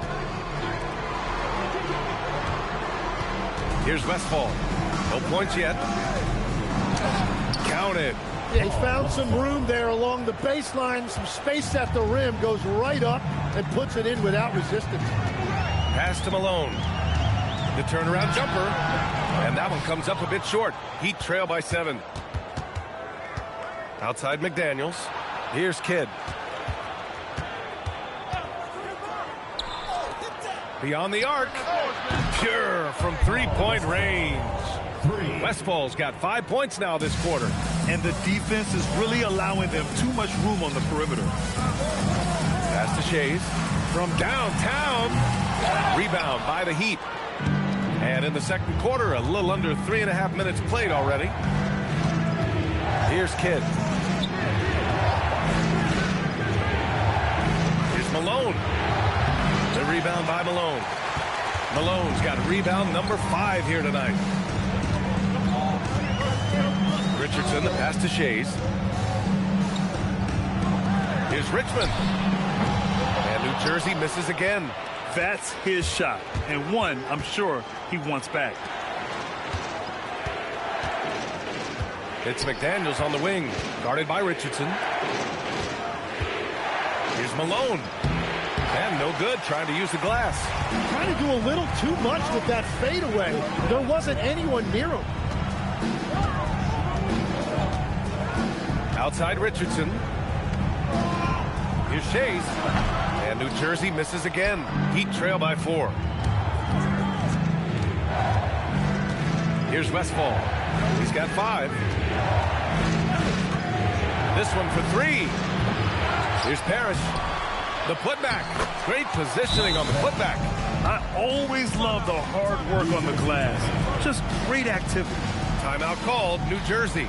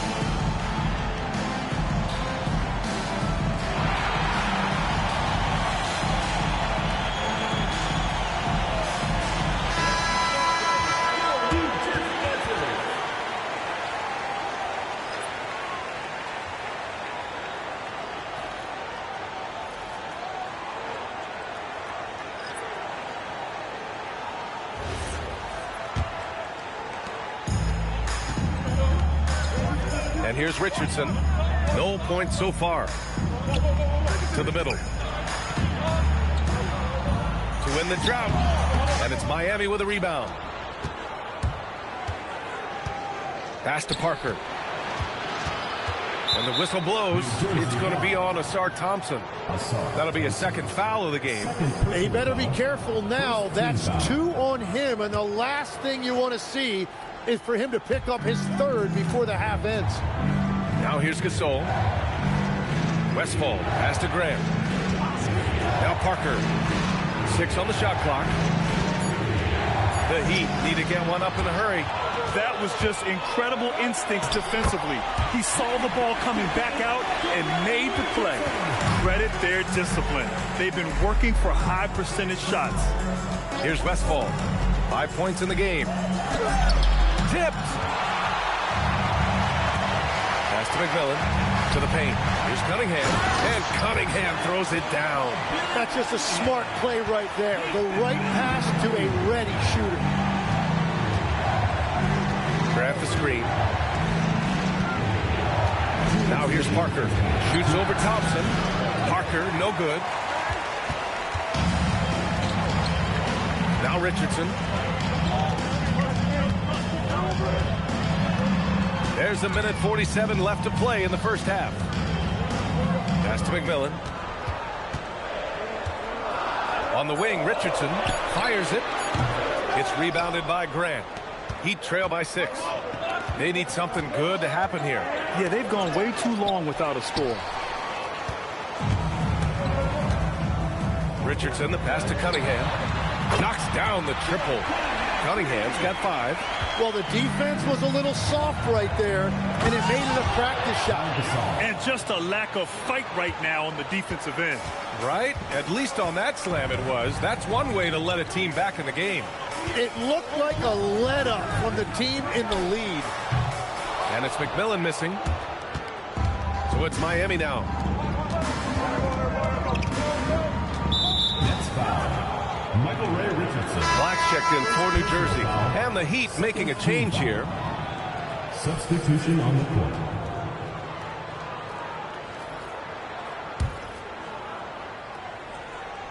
Here's Gasol. He has 6. Pass to Marley. Up top, Grant. He's watched by Cunningham. Shot clock at 6. Tomjanovich misses.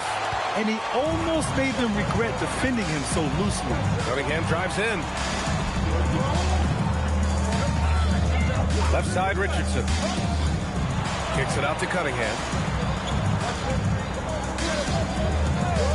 Jacks up a 3. Rebound, Miami. He hasn't helped the cause with his shooting, but his teammates have had his back. Marley passes to Tomjanovich. Parker outside. Gasol. And that's not going to go. Misses at the buzzer. And so it's New Jersey closing out the quarter with a 7-point lead. Their defensive efforts have paid off, effectively shutting down the opposing offense. We'll be right back after this word.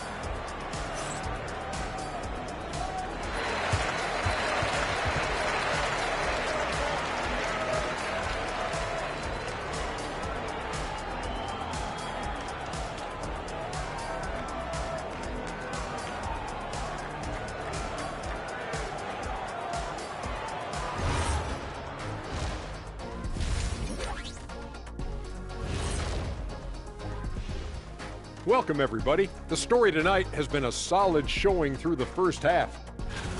Smooth operation. I wish every team played this intelligently. Yeah, if you look at the shots they're getting, they obviously had a game plan coming in, Shaq. And now, moving on, a look at the players of the week deserving of the recognition. For the West, James Harden. TBM, triple-double machine, James Harden, one of the premier stat stuffers in the game. Not surprising that he takes home this award, but at this point in his career, individual accolades does not matter much. He wants the championships like what I got. You got one too, Kenny. Oh, you got 2? Yeah, that's right. And that's it for halftime. Thank you for joining us. We send you back to Brian Anderson for the start of the third quarter.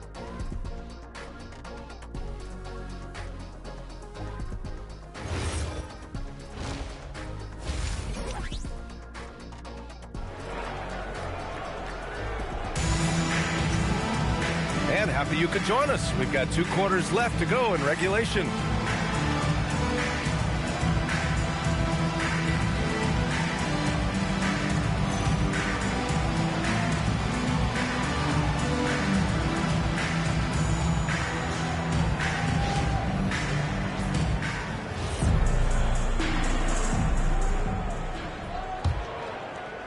Heat trail by 7. And it's Malone in at the center position. Here's Kidd. The offensive rebound. McDaniels from long range. And the three-pointer goes. McDaniels got 12 points. That's a breakdown defensively. He is far too good of a shooter to leave that wide open. And for the Heat, we've got McDaniels. And it's Parrish in at the center position. Here's Shays. And it's good for 2. And the Nets lead by 6. And for New Jersey, and it's Malone in at the 5. Here's Parrish. Rebounded by New Jersey. Malone's got 7 rebounds in the game. Richmond, pass to Malone. Outside Richardson, pass to Richmond. Just 5 on the clock. Rebound Miami. Parrish has got 5 rebounds tonight. Here's Kidd. Still without a bucket. And there's the screen. Three-pointer. And the Heat. Another 3. Easy look when the defender isn't fighting over the screen. Yeah, and that's the effectiveness of the two-man game right there. Now here's Richardson. It's a 3-point game. Pass to Richmond.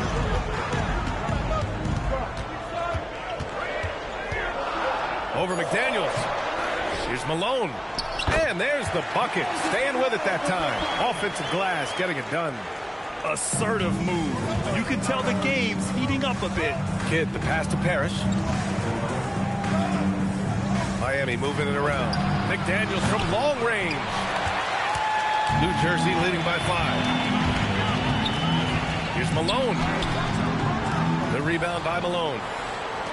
Malone's got rebound number 5 here tonight. Here's Parrish. Powered down after the assist led him to the lane. Got the ball right inside. Such a well-timed pass. To the left wing. Here's Shays. Tries it from the top of the key. That one's good for 2. Shays has gotten his 3rd basket of the night. Here's Parrish. And he takes it in for the layup off a very nice feed. And that's the shot they were looking for, right under the hoop. Richardson, the pass to Malone. And he drops in the layup off the glass. Malone's got 14. Well, he's done everything you want offensively. Great shot selection, and he is a big reason why they have the lead. Here's Malone. And the bucket is good. It's not easy to work the ball inside in this league, but they've done it all night. A little under 3.5 minutes off the clock now in the 3rd quarter. Shays with the bucket. Yeah, everybody will remember the bucket, but how about that pass to set it up? And here's a timeout from Eric Spoelstra now. Coach probably just checking to make sure everybody's on the same page here.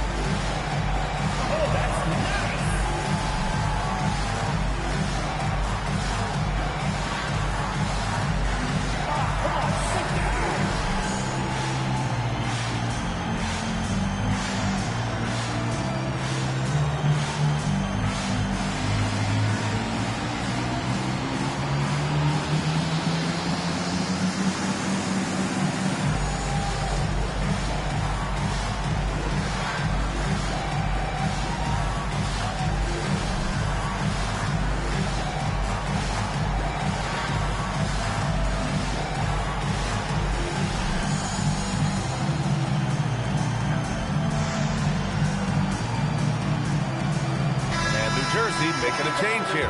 Richardson's checked in. Substitution for your Nets. Number 21, Jason Richardson.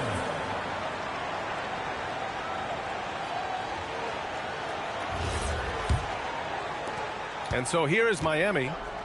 They trail by 6. Pass to Malone. Just over 3.5 minutes through the 3rd. Outside McDaniels. Oh, stolen by Richardson. Shays with the bucket. And now it's an 8-point New Jersey lead. A slow start for him, but making amends here in the 2nd half. Here's Kidd. Offline with a 3. Yeah, so many times we will see shooters of any caliber miss that wide open 3. Here's Richardson. A chance to push it to double digits, but it's off the mark.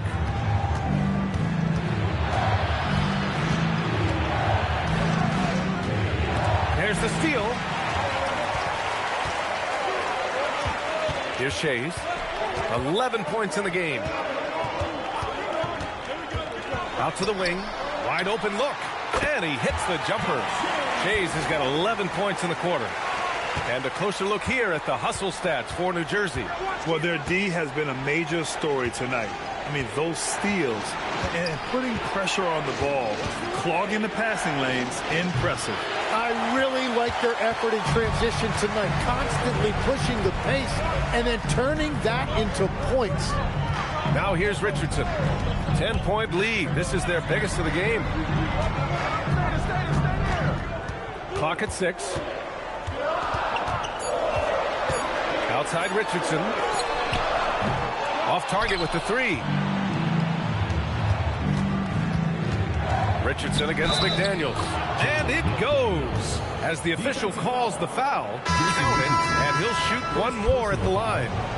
And this is his first trip to the line tonight. Shooting for Miami, Jaden McDaniels at the line for 1. One shot.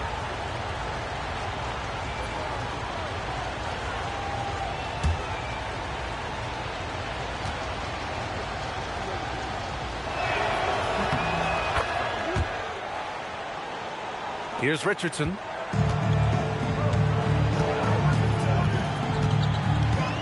Pass to Lanier. Cunningham outside.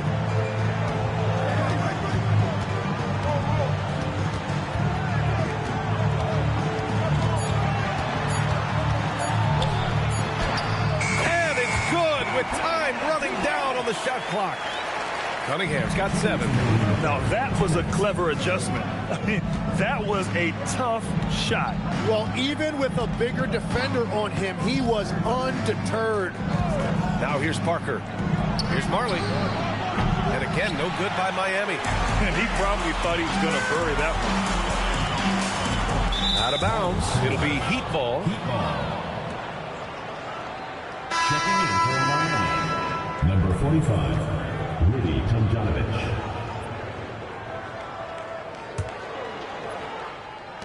Heat trail by 9. Parker outside. Gasol, a screen on Thompson. Here's Parker. He got a piece of it.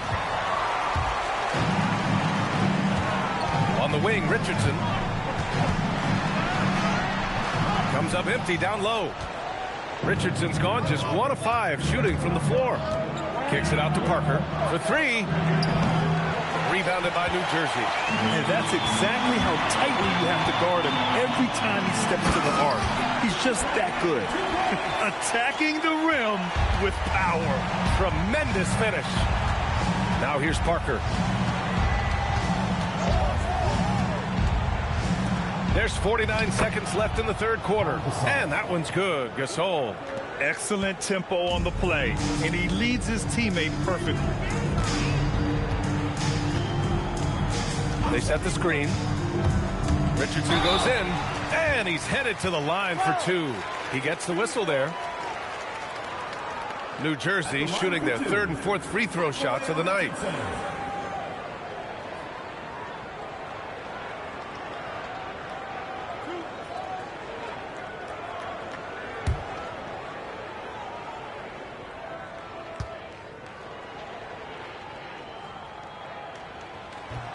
First free throw is good.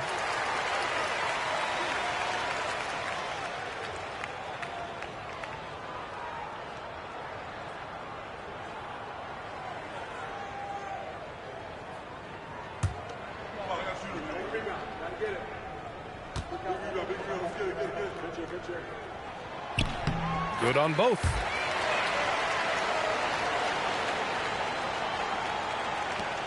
Heat trail by 11.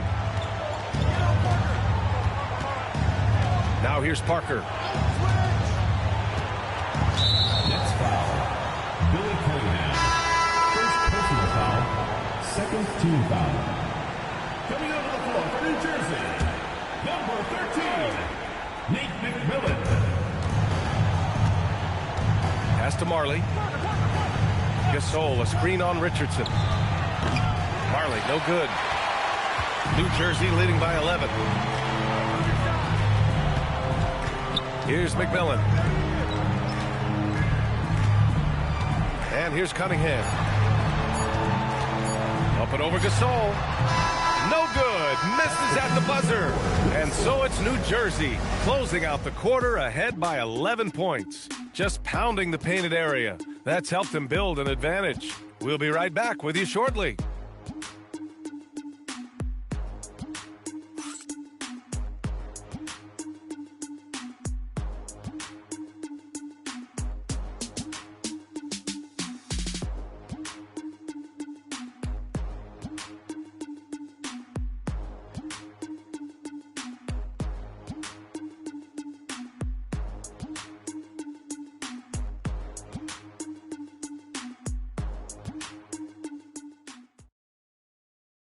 And it's time now to bring you our State Farm assist of the game. And he definitely deserves the award. Reading the defense like a point guard. And it's such an advantage to have a big man who can facilitate at a high level like that. And with the fourth quarter upon us, time is running out for this game to become competitive. Setting the floor for Miami.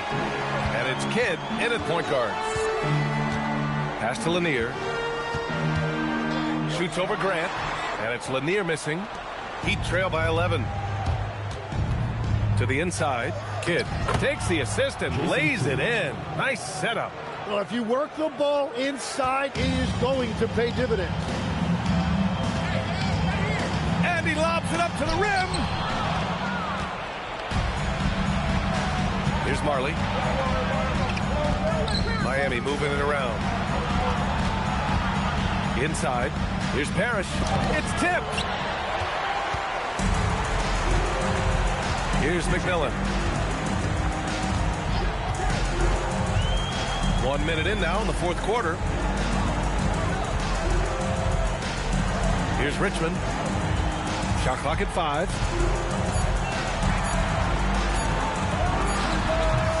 Rebound Miami. Parrish has got his 7th rebound here tonight.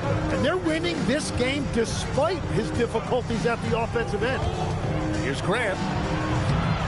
Lanier with the rebound. Lanier's got his 4th rebound in this one. To the paint. Here's Chase. And it's thrown down hard with both hands. Yeah, he gives up a few inches to most of his matchups, but his ability to rise above always gives him a chance. Here's Tomjanovich. Grant with a screen on Thompson. Tomjanovich, the pass to Marley. Fires in the triple. Marley's gotten himself going here. His first points of the game on the deep ball. Pass to Richmond.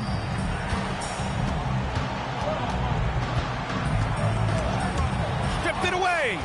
It's a one-on-one situation. And he banks in the layup. Here's McMillan. Down low. Here's Chase. Rebound Miami. Grant's got 5 rebounds in the game. A little over 2.5 minutes have passed here in the fourth. Here's Tomjanovich. And looks like an illegal pick was set. That gets the ref's attention. Turnovers happen. It's part of the game. But kudos to him. That's his first of the night. New Jersey leading by 6.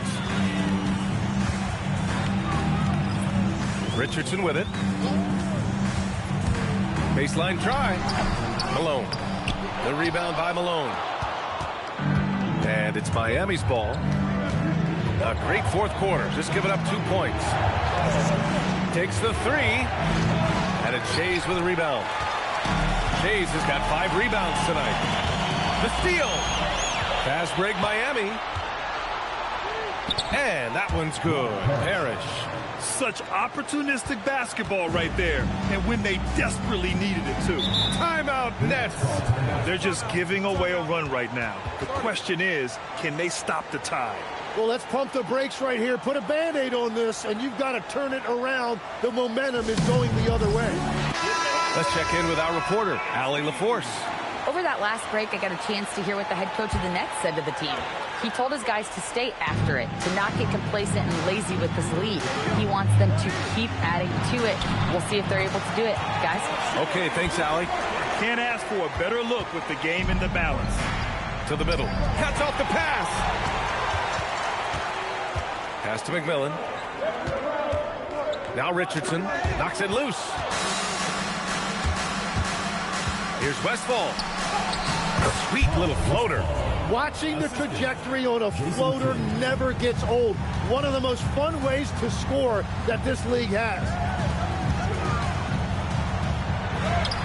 Here's Malone, and that one's off. His 5th miss in 11 tries. Pass to McDaniels. Here's Westfall.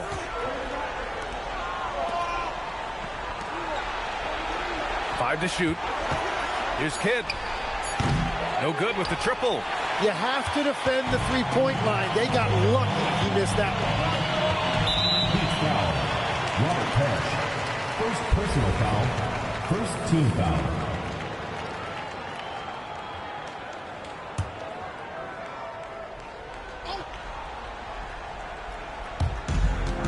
Pass to McMillan. Here's Richmond. McDaniels covering. Down low. I'll tell you what. Turnovers just continue to hurt them here in this quarter. Here's Kidd. Puts up a 3. The ball's knocked loose. And that's out of bounds. Miami will keep it.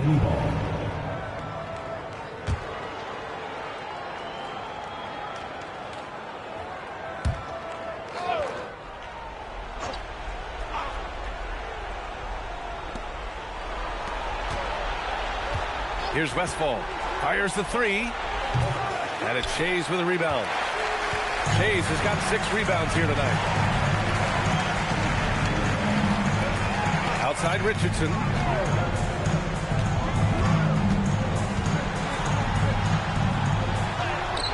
Oh, he misses the layup.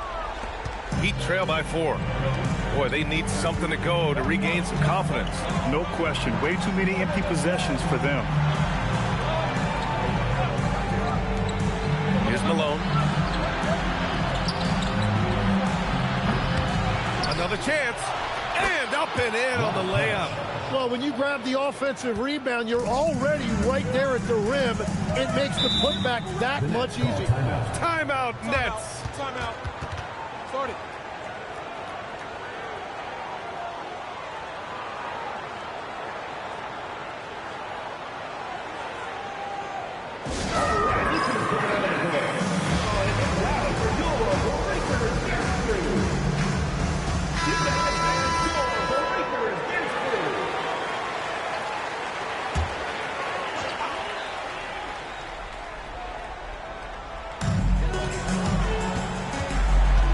Here's McMillan.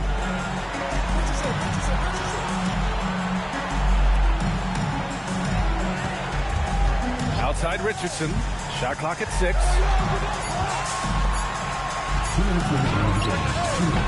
Tight D, making that one difficult. 1:51 left in the 4th quarter here. To tie it up. Ooh, he can't tie it up. That one's no good. And so here's New Jersey. They've led by as many as 11. Ooh, McDaniels with a steal. No! They're unable to get the tying basket there.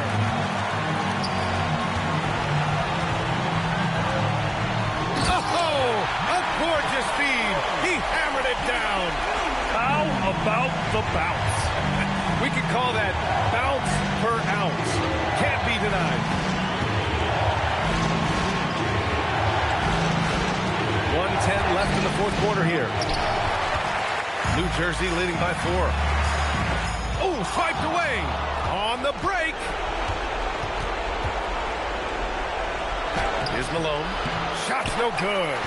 Something's off about him this quarter. He seems like he's moving okay, but clearly something isn't right. Stolen.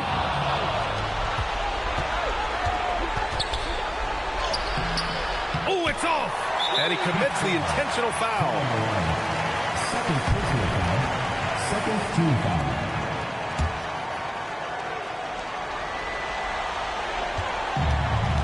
A chance here to possibly put the game away. They have to remain focused to get it done.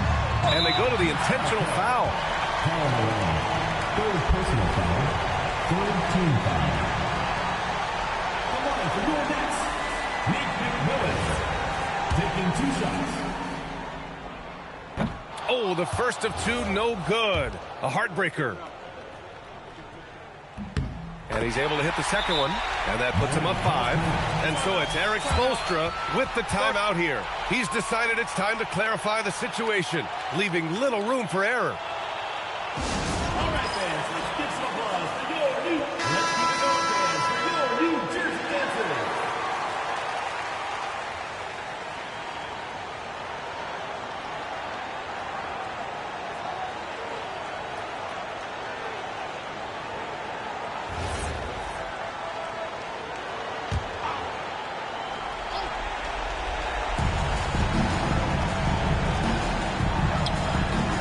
Swiped away. And so they choose to intentionally foul.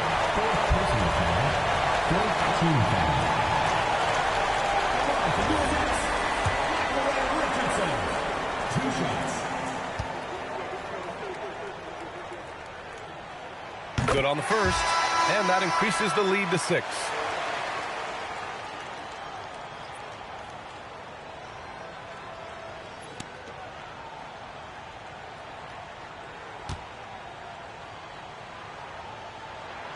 So he goes 2 for 2 at the line, and it's a 7-point game. Adding these extra points is a huge difference this late in the game. Time called here. Miami decides to talk it over. 24 seconds left in the fourth quarter. All right, guys, what's your take? Trying to extend this one, but it seems futile. I can't wait to see what they draw up here and who they decide to go to.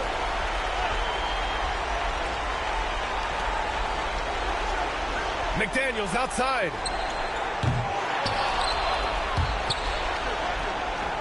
"15 seconds left in the fourth. Yes! Locked in on the J. And so they foul intentionally. Second personal foul. 5th team foul. At the line for 2, Michael Ray Richardson.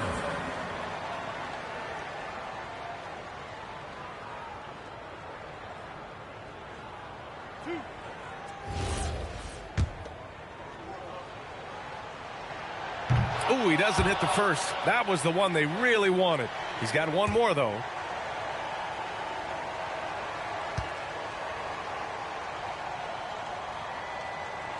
And he ends up making the second. And that increases the lead to 6.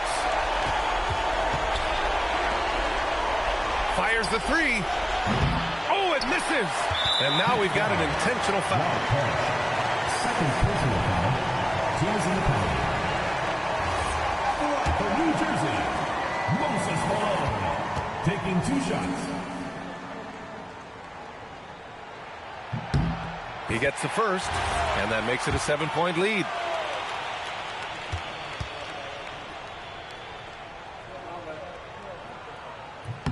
And he hits both free throws here, and it's an 8-point ball game.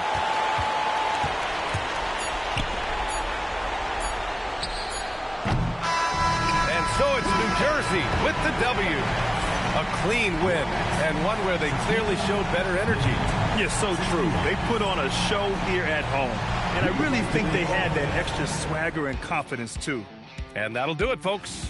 With Tim Legler, Allie LaForce, and Grant Hill, this is Brian Anderson. As always, we appreciate you tuning in tonight. And time to present our player of the game.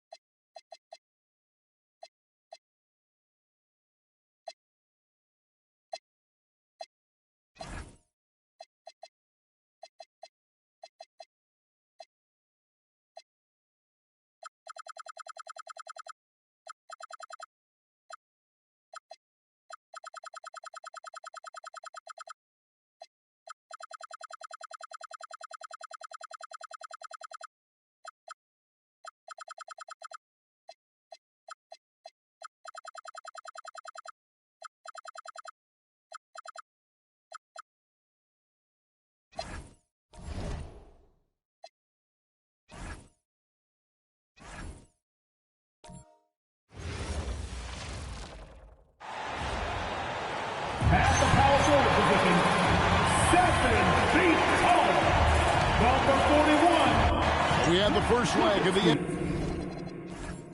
NBA season.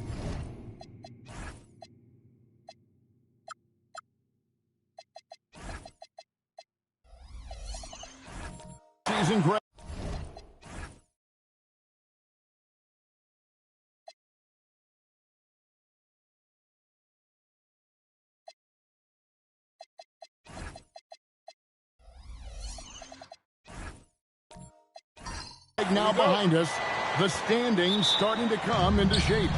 Yeah, right now is when you can make sense of wins and losses. Who you play matters so much early on, but things have started here to balance out. So with Smith sitting on the bench, here's who Rick Carlisle's going with. Thomas is out there with Joe Dumars. Then there's Donaldson. Then it's George. And it's McAdoo in at the 4 slot. Avdia can't hit. Now Dumars. Thomas with the ball. Now Avdia defending. Pass to George. 5 on the clock. Back to Thomas. Oh, good with the triple. Eddie outside. Nowitzki for 3. Trains the three-pointer. Solid look from Durden. The way he stretches the floor really opens things up for their offense. Thomas kicks to George. Here's McAdoo. He's defended by Nowitzki. McAdoo dishes to George. Over Brooks. And the Pacers can't get it to go. Here are the Hornets with the ball. They want to keep it rolling here following the win against Dallas. Yeah, it was all hands on deck. Helps to get points off the bench when you're on the road. Absolutely, especially on the road when you need those guys off the bench to up the ante. Here's Thomas following the basket by Shane Battier. Fader on the way. That one bounces around and comes back out. And 0 for 4 starts. Somebody forgot to take this team out of the cooler. And the Hornets playoff drought continuing. Greg, their last postseason appearance, 2016. Yeah, the rebuild grinds on. And last season, their worst record in over a decade. We're hoping these new additions can help. Now Thomas following the three-point attempt by Dylan Brooks. The kick out to Dumars. Pass to Donaldson. Good, and it's Dumars picking up the assist. And just an excellent setup.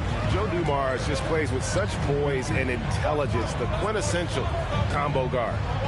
Now here's Brooks. Nowitzki outside. Offline with his 3. Not quite enough defense that time around. Just lucky he was off. Bounce pass Thomas. McAdoo the pass to George.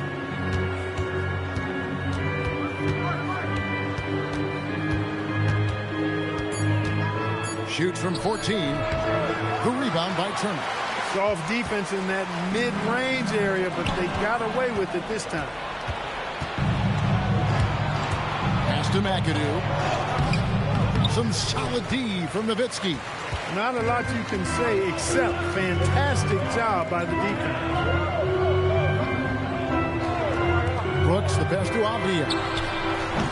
Off target from three-point range. Pacers trail by 3. Guys are looking for a spark here. Yeah, a cold stretch offensively for sure. Here's Donaldson. Turner covering. Donaldson no good. Those are chances almost always you can rely on him to get you 2 points, but the D just enough to keep him out of rhythm.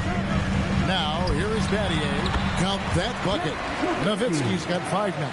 Nowitzki's so good in the screen and roll. Excellent at setting a hard screen and then rolling to the open space. Thomas passes to McAdoo. Indiana moving the ball around. Here's Donaldson. Shooting foul as the whistle blows. He'll shoot 2 free throws. And one of the many challenges for a small market team like the Pacers, Greg, going up against that luxury tax. And they've avoided carrying a payroll that would incur the tax. But right when they said they were planning to do just that. The Bucs stunned everyone with the maneuver to secure Pacers center Miles Turner and perhaps let him off the hook. The free throw dropped for Donaldson. And Clark, how about Indiana's recent run, making it to the Eastern Conference Finals in back-to-back seasons? You know, the last time that happened, Kevin, was about a decade ago when Paul George was the man leading the Pacers. Unfortunately, they fell to LeBron's Heat both times. I was courtside for a couple of those matchups. And then last season, advancing to the finals and pushing it all the way to 7 games. The Pacers have a really bright future ahead of them, in my opinion. Portis can't get it to go. And already they've staked out a noticeable advantage in terms of aggression and controlling the backcourt. And a trend they'd love to continue right through the next 3 quarters as well. Here's Hudson. Fires from the wing. The shot misses. Eason against Free. Thompson passes to Eason. Now here's Portis. Rebound by Smith. I didn't see that miss coming. I mean, he's usually been money from that range. And here's Dumars outside. Misses that one. He's 0 for 1 from the floor. Battier right side.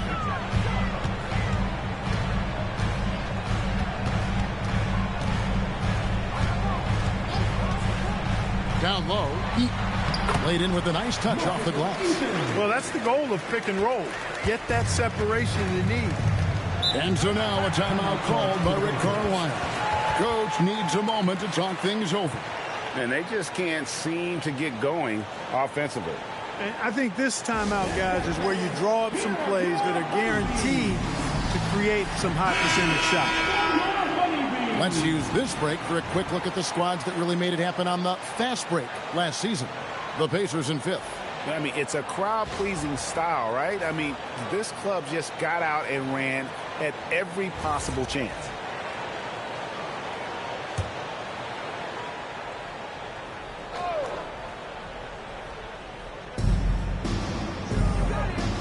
It's stolen by Eason. 2 minutes remaining in the first. 2 minutes. There's 1:59 left in the first quarter. Here's Free. Still yet to score. Inside. Whoops, anticipated the pass. Turnover. To the inside. Here's Winter. Easy jumper from very short distance. Hey, it's typically a positive for this offense when he's assertive and looking to score. Pass to Hudson. Takes the 3. And he's good on the 3 ball. And he's not going to miss that sort of an opportunity from deep. Thompson passes to Eason. Smith against Portis. Here's Winter. And a little luck that time, but it drops. Winters has got his second bucket of the night. And the crisp passing has opened things up for them offensively. 10 straight points off assist. That's very impressive, and it also makes the game easy and fun to watch. Here's Free.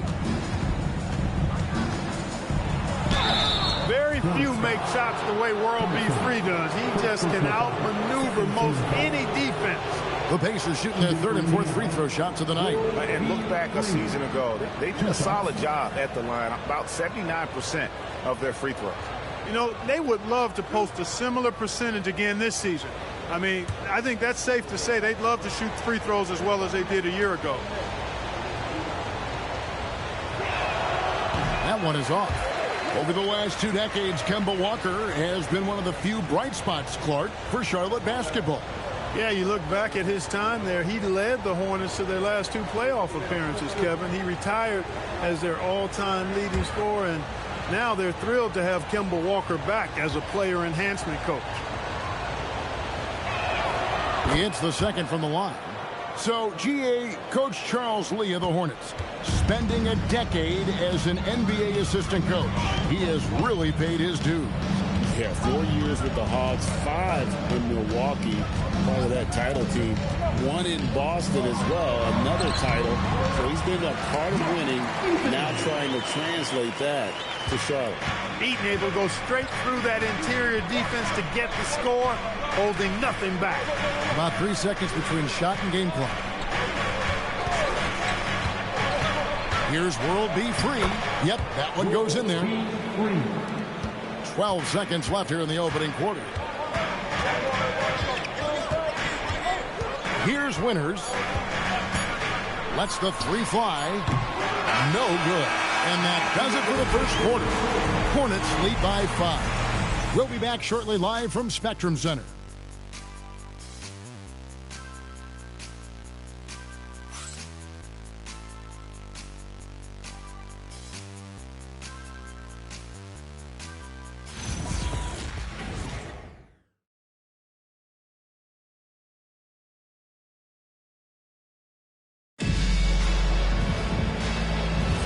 And if you're just joining us, we've played through 1 quarter in this one.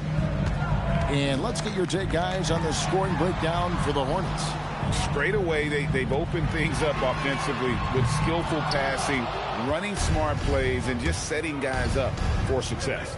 In addition to that, they've thrown their weight around inside tonight, too, thumping and bumping in the paint. A lot of their points have come from inside. They've got Shane Battier. He's out there with Nowitzki. And it's Winters in at the shooting guard. So that's who Charlotte starts the second with. And now, Allie LaForce has something for us from the sideline. Thanks a lot, Kevin. Well, the Pacers are moving as one. Coach Rick Carlisle said the thing I love about this team is that we're a true team. We're a group that needs each other. We work at communication. We're collaborative. We make sure our guys have a voice, and we're all in it together. Back over to you guys. They win by committee. Thanks so much, Allie, for the report. And you can see him give a little nod and then